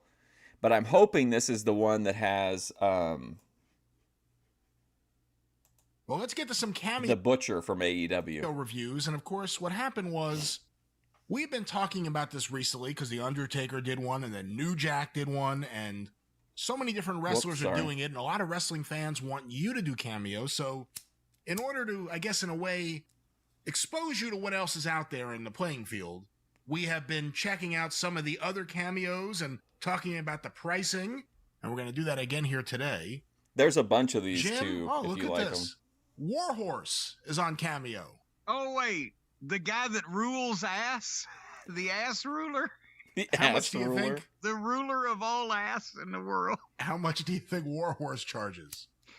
You know, I got to be fair about this. I've discovered since we originally made fun, the particular talent involved does not get all that money. A significant chunk, from what I understand, goes to the service, and obviously they're performing a valuable service. But it's not like we can't knock these people for gouging the folks because they're not getting all this money. And of course this is before taxes and everything. Oh, he's doing the Wings of Redemption approach. Service getting a... He's like, listen, pimp, you gotta Uncle Sam take his Google take their or YouTube take their 1/3. The government, Uncle Sam, he take 20%. You got electricity bill. A fair chunk, and taxes and the license Ozzy and everything show like was that. never like insider Old whorehouse knowledge. ought to be charged about yeah. what, $350? Well, let me just add to that. What you're talking about is not even taking into account the wrestlers that work for WWE, and this would fall under their third-party deals, so now WWE gets a cut, which is probably why The Undertaker was $1,000 per cameo. Well, and his was a limited number, too. I believe they were doing something special. Warhorse charges $15. Wow. So he probably ends up with about $350. What would you like to hear? Here are your three options. Warhorse's holiday message, Warhorse's birthday celebration message, or Warhorse giving a pep talk. Oh, let's hear Warhorse's pep talk. All right, here it is. That's one of my favorite Santa emotes. Horse, It's I'm me. making my list. I'm checking it twice. I'm trying to see who's naughty and who's nice. And let's be honest, it's nice being naughty, but you haven't been a naughty little kitty this year at all, have you? You've been a good kitty. You've been staying off drapes. You're not clawing up the couch. You're not leaving fur balls all over the bed. You're not doing any of that stuff. And also, Santa Horse has a lot of respect for anyone who can take a dump in a box and get somebody else to clean it and get away with it. So, mad props to you there, Reggie. Anyways, I want you to have a very Merry Cameo for a Xmas, cat? a very Happy New Year, and I might get you, maybe a new scratching poster. What's something heavy metal that cats like? I don't know. Maybe we can go ahead and take a look at some catnip. I might get you a nice big bag of catnip. But anyways, I get sidetracked. I don't want to spoil the surprise. Just remember to always rule ass. Always rule ass. That man just gave a pep talk Great to a blonde cat for Grace in the Jaws $15 hat. gross. Like, forget about it. I bet Whorehouse ain't getting a lot of fucking requests. How much do you think Diamond Dallas Page charges? Oh my golly. Now pay a recognized international celebrity. He's a motivational speaker. I don't. His word has to be certainly more valuable than whorehouses. So I would think 10 times as much as old whorehouse. Charges $99. Well, that's a bargain. That's only. Wait a minute, 15, 30, Hey, listen, EFD, you got to get yourself off the alcohol. DDP pep talk for Here's EFD. the big question. Do you think he mentions pay the money back, plugs, bro? or wears Start a doing t-shirt DDP advertising yoga. DDP yoga in this? I'd be disappointed if he didn't. And I'm surprised that he's even doing this at any price, because Page was having problems with his voice a few years ago. When he was at the Hall of Fame ceremony, he was really babying his voice. He'd had doctors looking at it. I'm surprised he wastes his valuable verbal skills on just any member of the hoi polloi for $99. I got to hear this. Well, you know, the thing is about him that he loves money.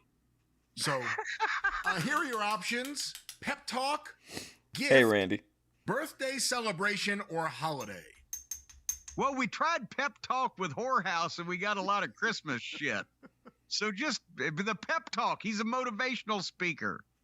All right, here it is. Ho, ho, ho. Merry Christmas, Al. It's me. It's DDP. That's right, Al. Diamond Dallas Page, the king of Bada Bing, the master. If you've never seen the episodes of that old WWF 24/7 show, the Legends panels, they put him on there, and you can absolutely tell through the entire thing that nobody wants him there. They shit all over his takes. He tries to convince him that his match with Karl Malone was the greatest celebrity match of all time. Of the Diamond Cutter, the three-time world champion, WWE Hall of Famer, and founder and CEO of DDP Yoga, better known today as DDPY. Why, Al? I'll tell you why. Because I want people to stop calling it just effing yoga. That's why. Okay, I got that off my chest. I don't mind if people call it DDP yoga, but that Y word? But I'm not here to talk about the greatest transformation app on the planet. Oh, my God. I am here to give you a very special holiday greeting from Al Tucker. That's right. I was a little concerned because, it is Christmas and this is the Christmas COVID season. When I wrestled And Lawler. because of the 19, he said, you got to be all alone. And she said that you were a huge fan of mine and would love to hear, just a little pick-you-up story. So, it's Warhorse, but it does look just like Zartan. Starting the story now? I'll hope to put a little smile Didn't on your Zartan face. have let's color-changing see, skin the or first something story, on the figure? The first one. The first story I'm going to tell you, Al, is first of all, I didn't become a wrestler until I was 35. My career didn't take off until I was 40. That was in 1996. So going into end of 96, I'd come up with a whole idea around the NWO. And me, I was told to speak into this camera and tell you that the day you watch this is your birthday. Happy birthday from Bruno Sammartino. Really good friends of mine. That's how it would go. In real life, Kevin Nash and Scott Hall. When Nash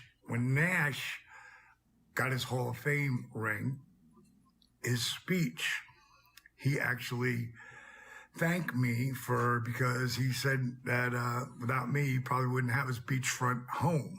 And because a lot of times Kev wanted to quit because they were treating him like garbage. All of those figures, what were they, the Dreadnoughts? Those were all really cool. At the time. Remember Tomax and Zaymont or whatever, the twins? How long is this going to go? I'm not sure. Ever. And that's how we went down. One of the biggest names, especially for big men, maybe the biggest big man of all time. And the biggest Scott big man of Hall, all I time. helped him get a job when nobody would hire him anymore because they tried him at different companies and he wasn't ready yet. He wasn't ready to get over. And then I created that whole new look for him that, which would become the Diamond Stud. Did Paige and Russo get along? Really I'm was just doing the audition. And then I created WADA.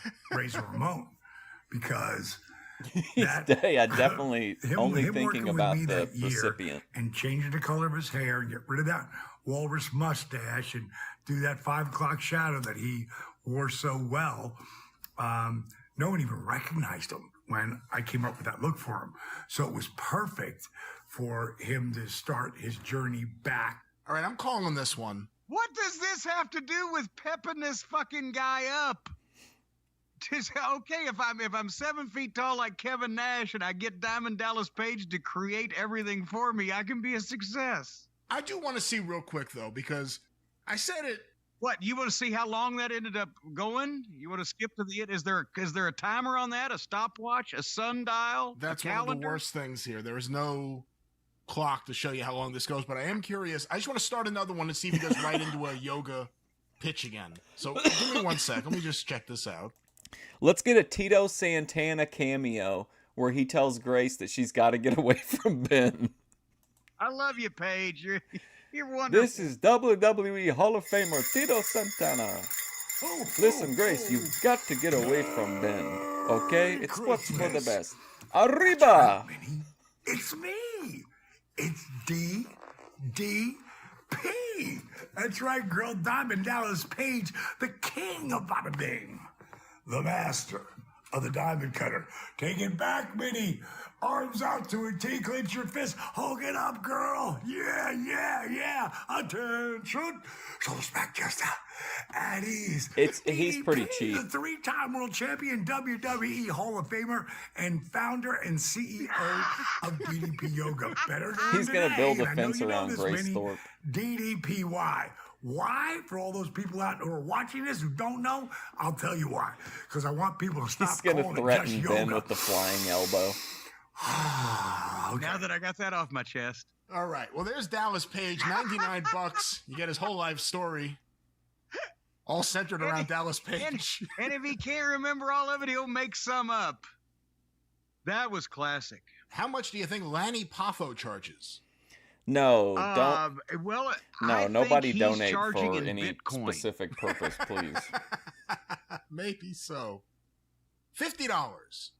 Well, that seems reasonable. For Leaping Lanny, we have a few options here. Holiday, gift, birthday celebration, one that simply says other, and one that says roast. Oh, we gotta have roast. Let's see what this is. For Shane Ivey, booked by Curtis. So this is Leaping Lanny Poffo doing a roast. Mullins.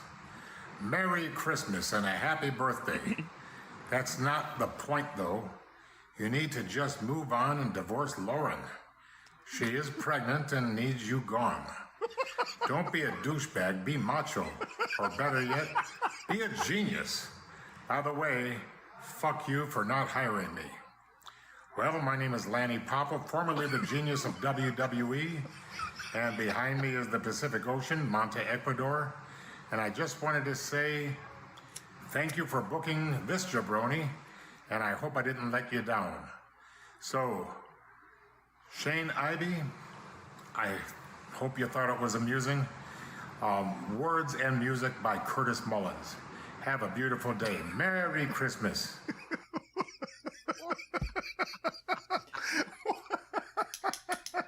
Oh, well, that pregnant bitch.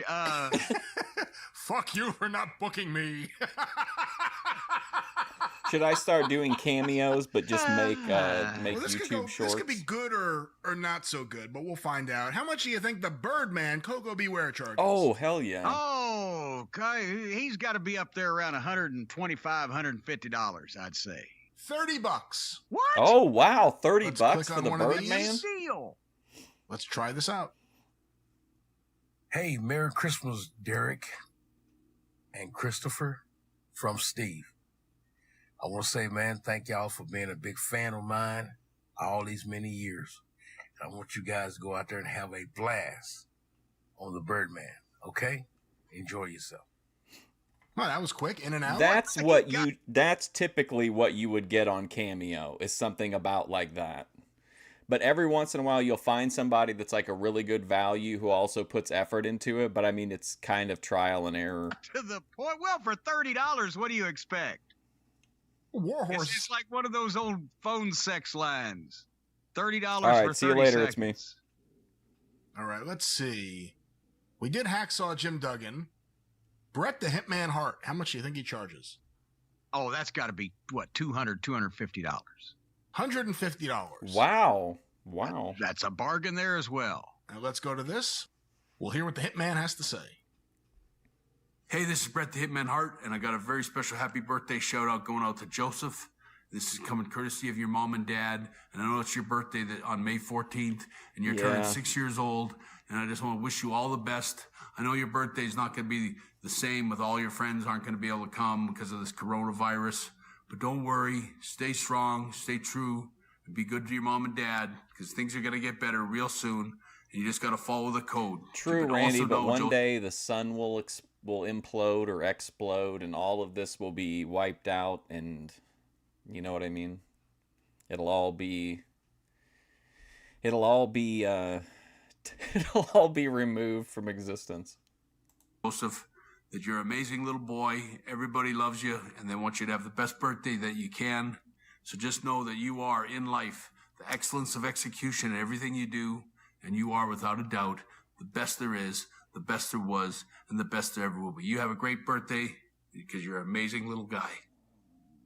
That was nice. Wow. That was a really good one. Positive, uplifting. He actually gets the flavor of this thing. And imagine course, a Captain the Lou 6-year-old cameo. kid Oh probably my doesn't know who God. Bret Hart is, but I mean, his dad's a big fan, and that's why. But that's good. When he grows up, he'll see that and he'll go, "Holy That kid's gonna be shit!" like, Bret Hart told that's me nice. things were going to get Bret better. gets the flavor of the thing.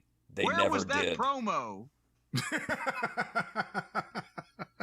I tell you one thing. When I had to follow Bret in the mid-'90s, when they'd have us lined up to do station IDs, because that's not even a wrestling promo, right? That's just over and over, Hey, be sure to watch WWF Superstars on WABC Channel 7 Saturdays at noon. He couldn't do those savings. He'd be reading off a fucking card. He couldn't get it. WBC He's on there. Vista he's on Boca, Cameo. Del Boca Vista. He couldn't get it. And they wish they were on WABC Channel 7. But anyway. Well, whatever the case may be. Surprised you knew WABC. Well, you lived in the Northeast, I guess. How much you think Gilbert charges? This one is absolutely wild, but it's definitely one where I don't remember what the price is, but they got a really good video. They got like a really good cameo for their price. Wait a minute now. He just did he not just have a heart attack? I believe he did. Well, and tell me if the sounds he makes, I think right at the beginning or close to the beginning, don't sound like Hurricane Paro going off on King TL. Can't make fun of him. I like Dwayne. He's a nice guy. So you don't want to hear Gilbert? Well, now you've fucking backed me into a corner. If I don't want to hear him, then I'm sloughing him off. But let's not make too much fun of him. But let's hear him. Here's what you get for $20.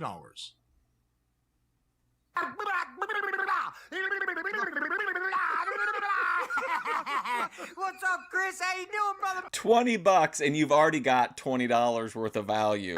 Doesn't that sound like Paro? But if I don't want to hear him, then I'm sloughing him off. But let's not make too much fun of him. But let's hear him. Here's what you get for $20.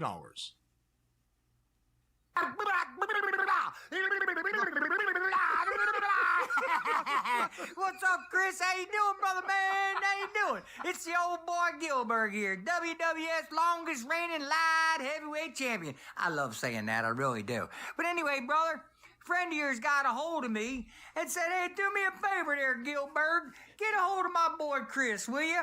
He's a teacher, a super dude, and a great dad to his son and daughter, which to me hits me right in the heart, brother.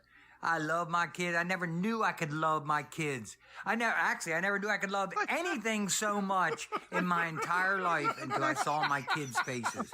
And each one of them, man, are my world. So I know yours are your world because your buddy's been telling me that, well, let's just say You the man, brother. You are the man. You should be dad of the year, from what I understand. And he said that, well, you're spending another Christmas single. Good, man. Phew. Man, if your ex was a mess, if you know what I mean, then yeah, be glad you're spending it single. You got 2 awesome kids, brother. Wow. And that should take up 90% of your love anyway. So, I understand that you are like the greatest guy on the planet, man. And that any woman would be glad to have you as a husband. Ooh. But you seem to be just a little bit picky, which is good. Because if you fail on the first one, you don't want the second one, man. You want to make sure it's exactly right before you get the second one. Me, myself, I've been with my wife 41 years, brother. 41 years. So I lucked out, roller strike the first time.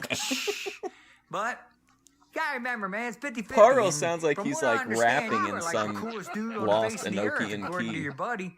So look, keep that chin up, brother. Keep that smile on. Take care of that boy and that girl, you hear me? Because that brother, that's the world right there, man. That's our future. So, from the Gilbert and your boy, David Dollar. Is he bullcrapping me, David Dollar? I think that's a made-up name. Remember, I'm a wrestler. We make up names, you know what I'm saying? Know what I'm saying. Know what I'm saying. Know what I'm saying. Anyway, look, brother, you stay great. Like the old Gilbert, go crazy now and then. Let your kids have a ball, man, because I understand you are the best dad in the world. So, brother, you take that to Christmas with you, you hear me? You don't need a woman.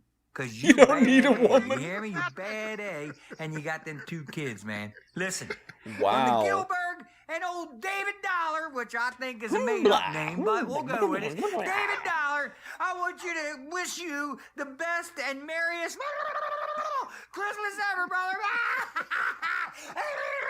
And a happy New Year.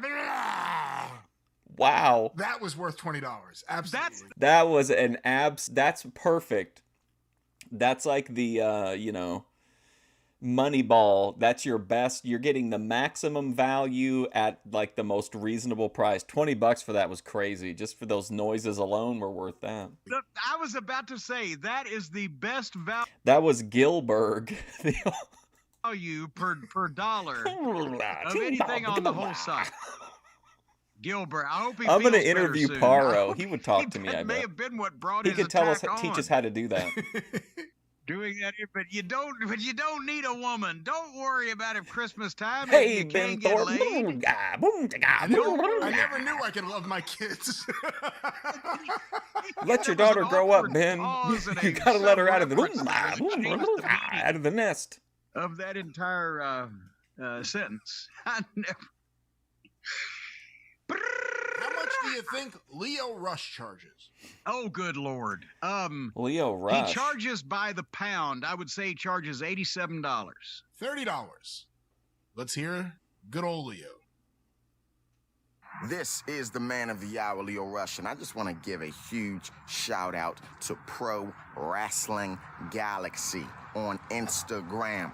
Thank you so much for being a fan of myself and GCW. Can you imagine if you tuned in one day and the show opened with like, "Hi, I'm Kevin Bacon. Welcome to Fusion Studios." Listen, we're changing the game. We're changing the game And here that at starts Fusion Studios. with the man of the hour, Leo Rush. So appreciate you. Thank you. Don't be too sad about that unfollow. It'll come back one day. Trust me. Merry Christmas and happy holidays. Oh, that was nice. Was he doing community service work out on the side of the road? Why was there the traffic sounds going past him? Well, he appears to be in his Community backyard service. from the visual we have here. Does he live near the overpass? Why is that? It sounded like he was next to the road. He may. I mean, there's a big power line behind him. I see that. Well, maybe that's what's causing the power, the electric frequency is interfering with his brain waves. That's why he's made some of his decisions. One of the great promos of ECW, Raven. How much do you think Raven charges? Ooh. I have to I need to sit down and record the Raven lore from VP's chat before it's like pushed out of my brain. I have to remember to do that. I'm the last living link. $75 to $100. $50. See, some of. Hey, listen, Luke, move out of your parents' garage. What are you doing, man? What about you? What about Luke West? Who cares about you, Luke West? We need a big Raven promo on Luke West. These are deals. Some people have inflated senses of themselves. Let's go to this. My name is Raven, professional wrestling superstar, but come on, you know that. Let's see, this is for Willie J, and it's booked by Kev. Willie J. Any relation to Dr. J? Is he your father? Anyway, you guys grew up on ECW and are in a band called Super Jerk together. Is the band called Super Jerk together? Or just Super Jerk and you're both in it? Either way, could you wish him a happy birthday? No. Now I can wish him a happy What birthday. about Happy VP? birthday, Willie J. Happy birthday. And also, the dolphins are not dogs that stayed in the ocean. Of course they're not. They're cats that stayed in the ocean. Never forget that No, they're Raven pay-pigged to Vegan Patriot. not. They're, What? No, they're, dolphins are dolphins. And he referenced me in his donations. And they get caught in nets when you're making tuna or something, and it's sad because they're smart. I don't know. Bye-bye and bye-bonds. Happy birthday, Willie J. Quote the Raven, nevermore. Bye-bye and bye-bonds. He's been doing that for years. Raven did give me he quoted me one of the most perceptive pieces of wisdom that I have ever heard anyone utter one time. He mentioned that when he first starts seeing a lady, he has her lick his ass. Because then if things go south later on, he's always got that over him. If you purchased that, wouldn't you be upset that he was being Scotty there? He wasn't being Raven. Well, is there any difference? I couldn't Raven was believe kind it, of a Randy. brooding, dark I went to character, I went to the page because I'm a moderator, so you can see, you can access everyone's channels. And I went to the page and I was like, holy shit, this is like the actual real Raven. So then I started kind of fucking with him low key, dropping about him being in bed with an underage Becky Bayless and stuff. But instead of getting offended, he thought it was great that I knew so much about him. So he kept asking me questions about Vegan Patriot, and I would tell her unflattering things about him, and then he started like donating a bunch of money. This is Raven. How you doing? What a goof. Well, do you want somebody to pay? Pay Do you want pigging to for pay VP someone Raven, to who'da brood guessed? at you? If I was Be sullen? If I was getting a Raven promo, I would want him to be Raven.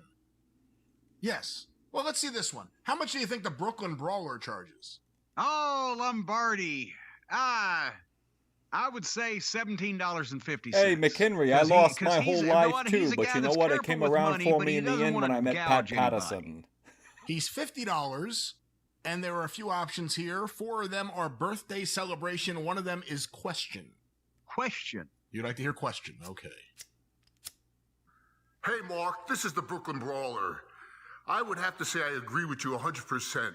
My favorite era was the late 80s, early 90s, because I went in 1989, I went from Steve Lombardi to the Brooklyn Brawler, and I was managed by one of the greatest managers of all time, Bobby the Brain Heenan. He'd be like, I always read the comments in my mind, like as in his voice, but he'd be like, oh no, I'm not flirting with her. I'm an old man now. I'm not flirting. I just like the show. It was a great run. I was all over the TV. And as far as Ultimate Warrior, I wrestled Ultimate Warrior over 40 times. Don't you think this guy kind of sounds like Rodney Dangerfield? He was one of the greatest guys I ever met. He was great in the ring and outside of the ring. He was a tremendous guy. Putting over the I was on the Warrior? highway in Texas. My rental car broke down. I had no way to get anywhere. Out of nowhere, a limousine pulls up, and who is it? The Ultimate Warrior. He says, get in the car, you're with me for the rest of the tour. So I call up the rental car company, tell him where the car was, and he took me everywhere. He was a great guy. Even in the Hall of Fame, he said to me, be prepared to stand up. He goes, I'm going to give you a shout out and say you took all my punishment and kept a great attitude. He was a great guy, and I would have to admit, I don't have a bad word to say about him. And as far as the Hall of Fame, it's not up to me. It's up to you and all the fans to reach out to WWE and tell them that you want the Brooklyn Brawler in the Hall of Fame. I mean, it's such a low bar at this point. Just let whoever in. That's how it works. And then it's up to Vince. Well, there it is, the Brooklyn Brawler, Steve Lombardi. Oh, that was it. Well, it's so things can happen. We found somebody that had something nice to say about the Ultimate Warrior. Yeah, I mean, I'm sure if WWE was doing another hit piece DVD, he would change his story very quickly. Did he He wanted the golden gooch. Lombardi out during the Hall of Fame ceremony? I can't remember. I can't remember. Oh, I was thinking somebody used to donate, but it was because for a little bit someone kept donating amounts on the stream, and all it would say was like, "Hey VP, is your taint tight?" or something like that. Is your taint tight, VP? Remember either. Okay. He may have, though. He may have. Well, if he did trivia question, guys out there, anybody, did he shout out? Yeah, let anybody in. Brawler Whatever you think about Steve Lombardi, he was a fixture of the company for decades. If people like Michelle McCool deserve to be in the Hall of Fame, Steve Lombardi belongs in the Hall of Fame. The Brooklyn Brawler indeed get a chance to stand up and wave?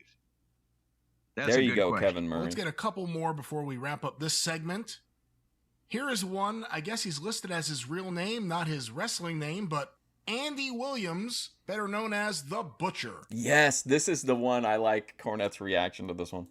How much you think he charges? I was about to say, who the fuck is Andy Williams?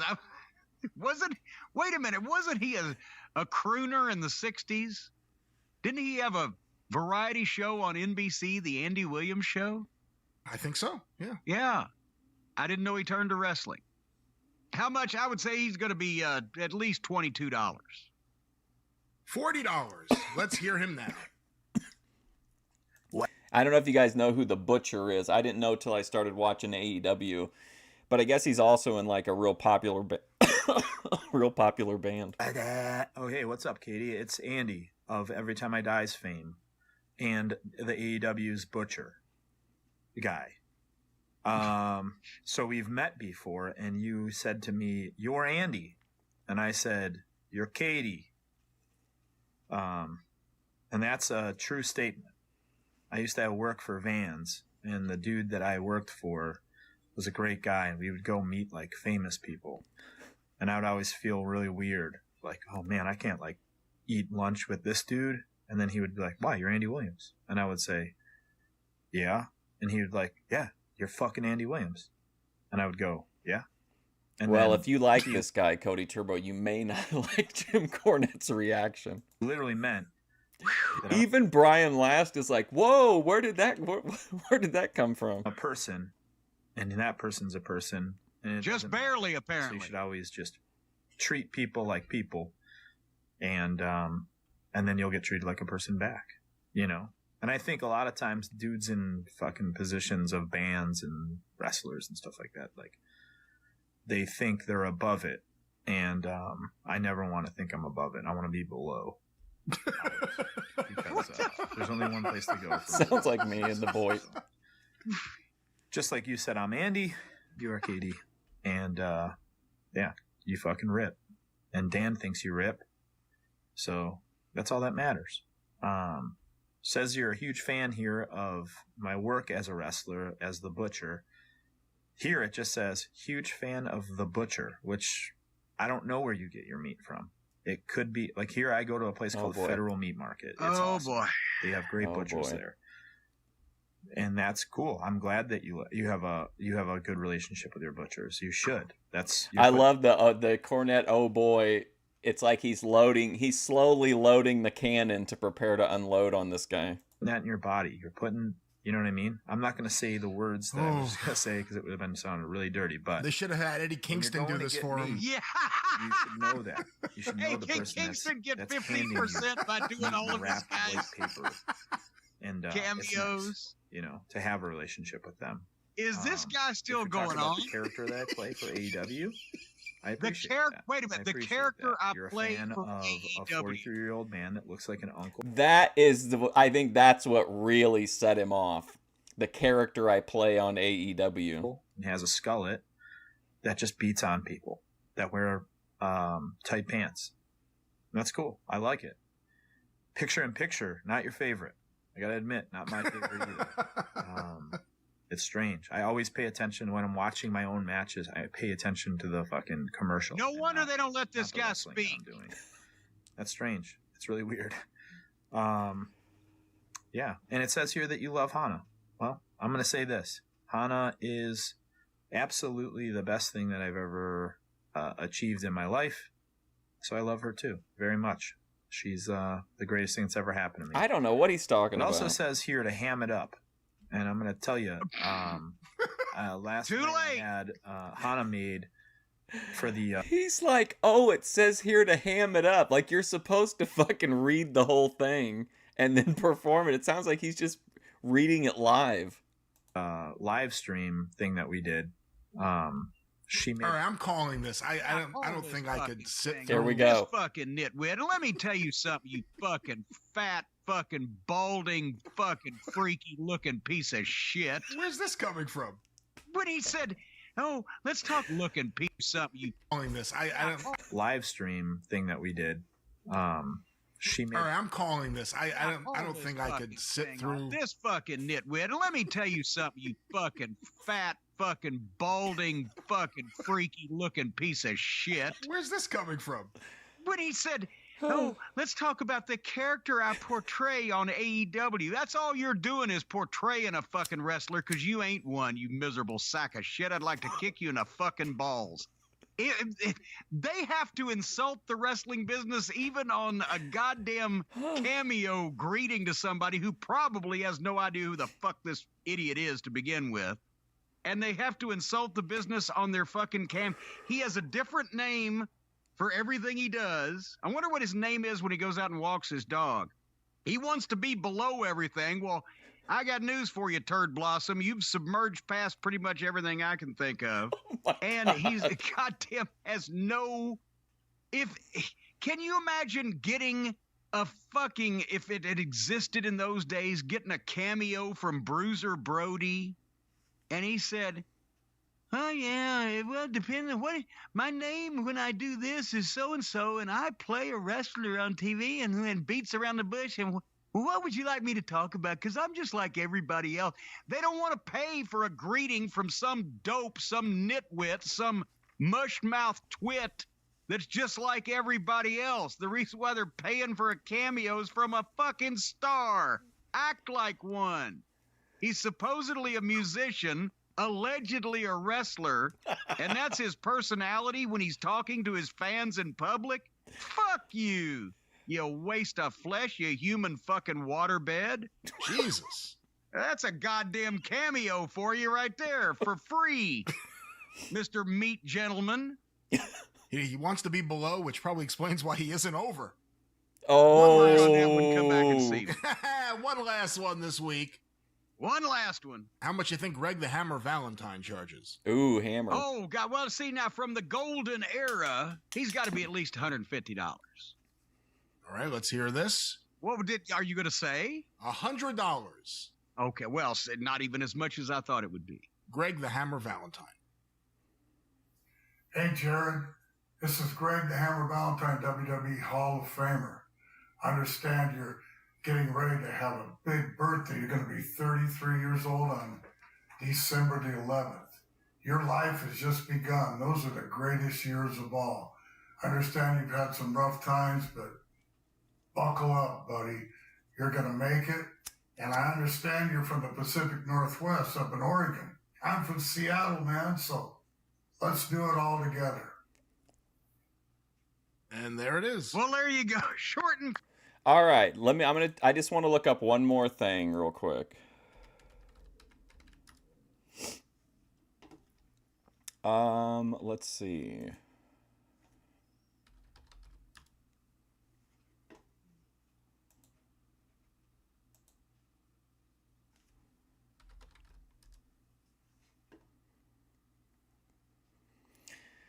Okay.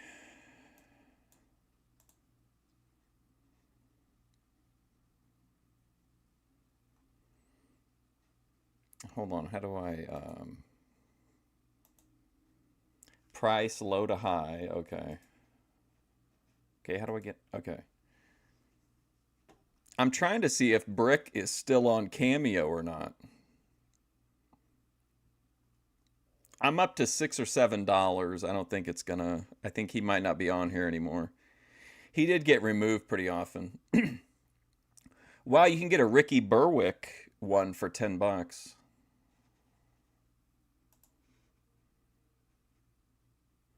Here's the people that are like priced low to high. Like there are people up here toward the top. Let me hold on. There are like people up at the top that are like $2. Eric Ish, musician. Oh boy, furry creator here for $4. You can get this guy here for $3. TikToker / actor. Cletus Jr. Low key. Oh, this is only searching for Brick. Hang on. Let me go back to the main page.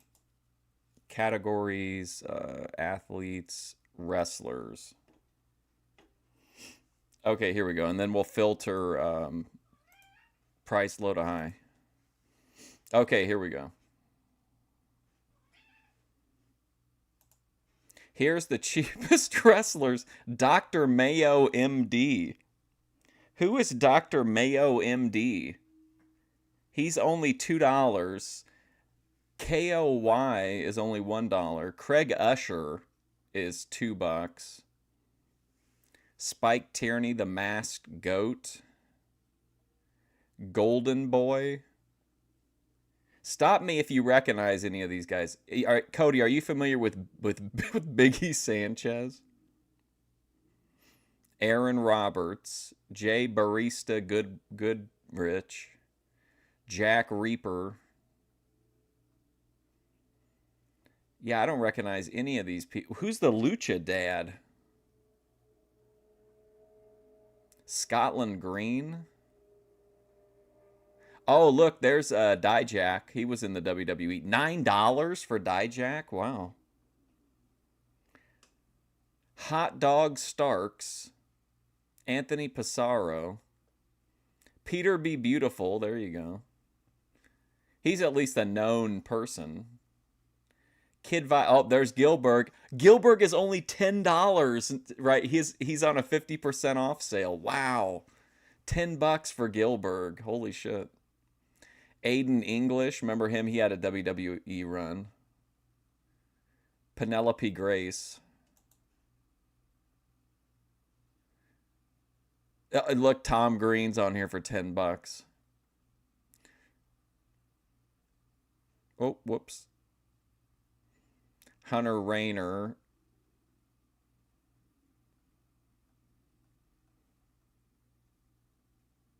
John TKO Turner. It's the we're looking at the like wrestler cameos, seeing what we might be able to get somebody to cut a promo. Billy Man Cam. Who's Lockie? I don't recognize hardly any of these people. Atomic Titan?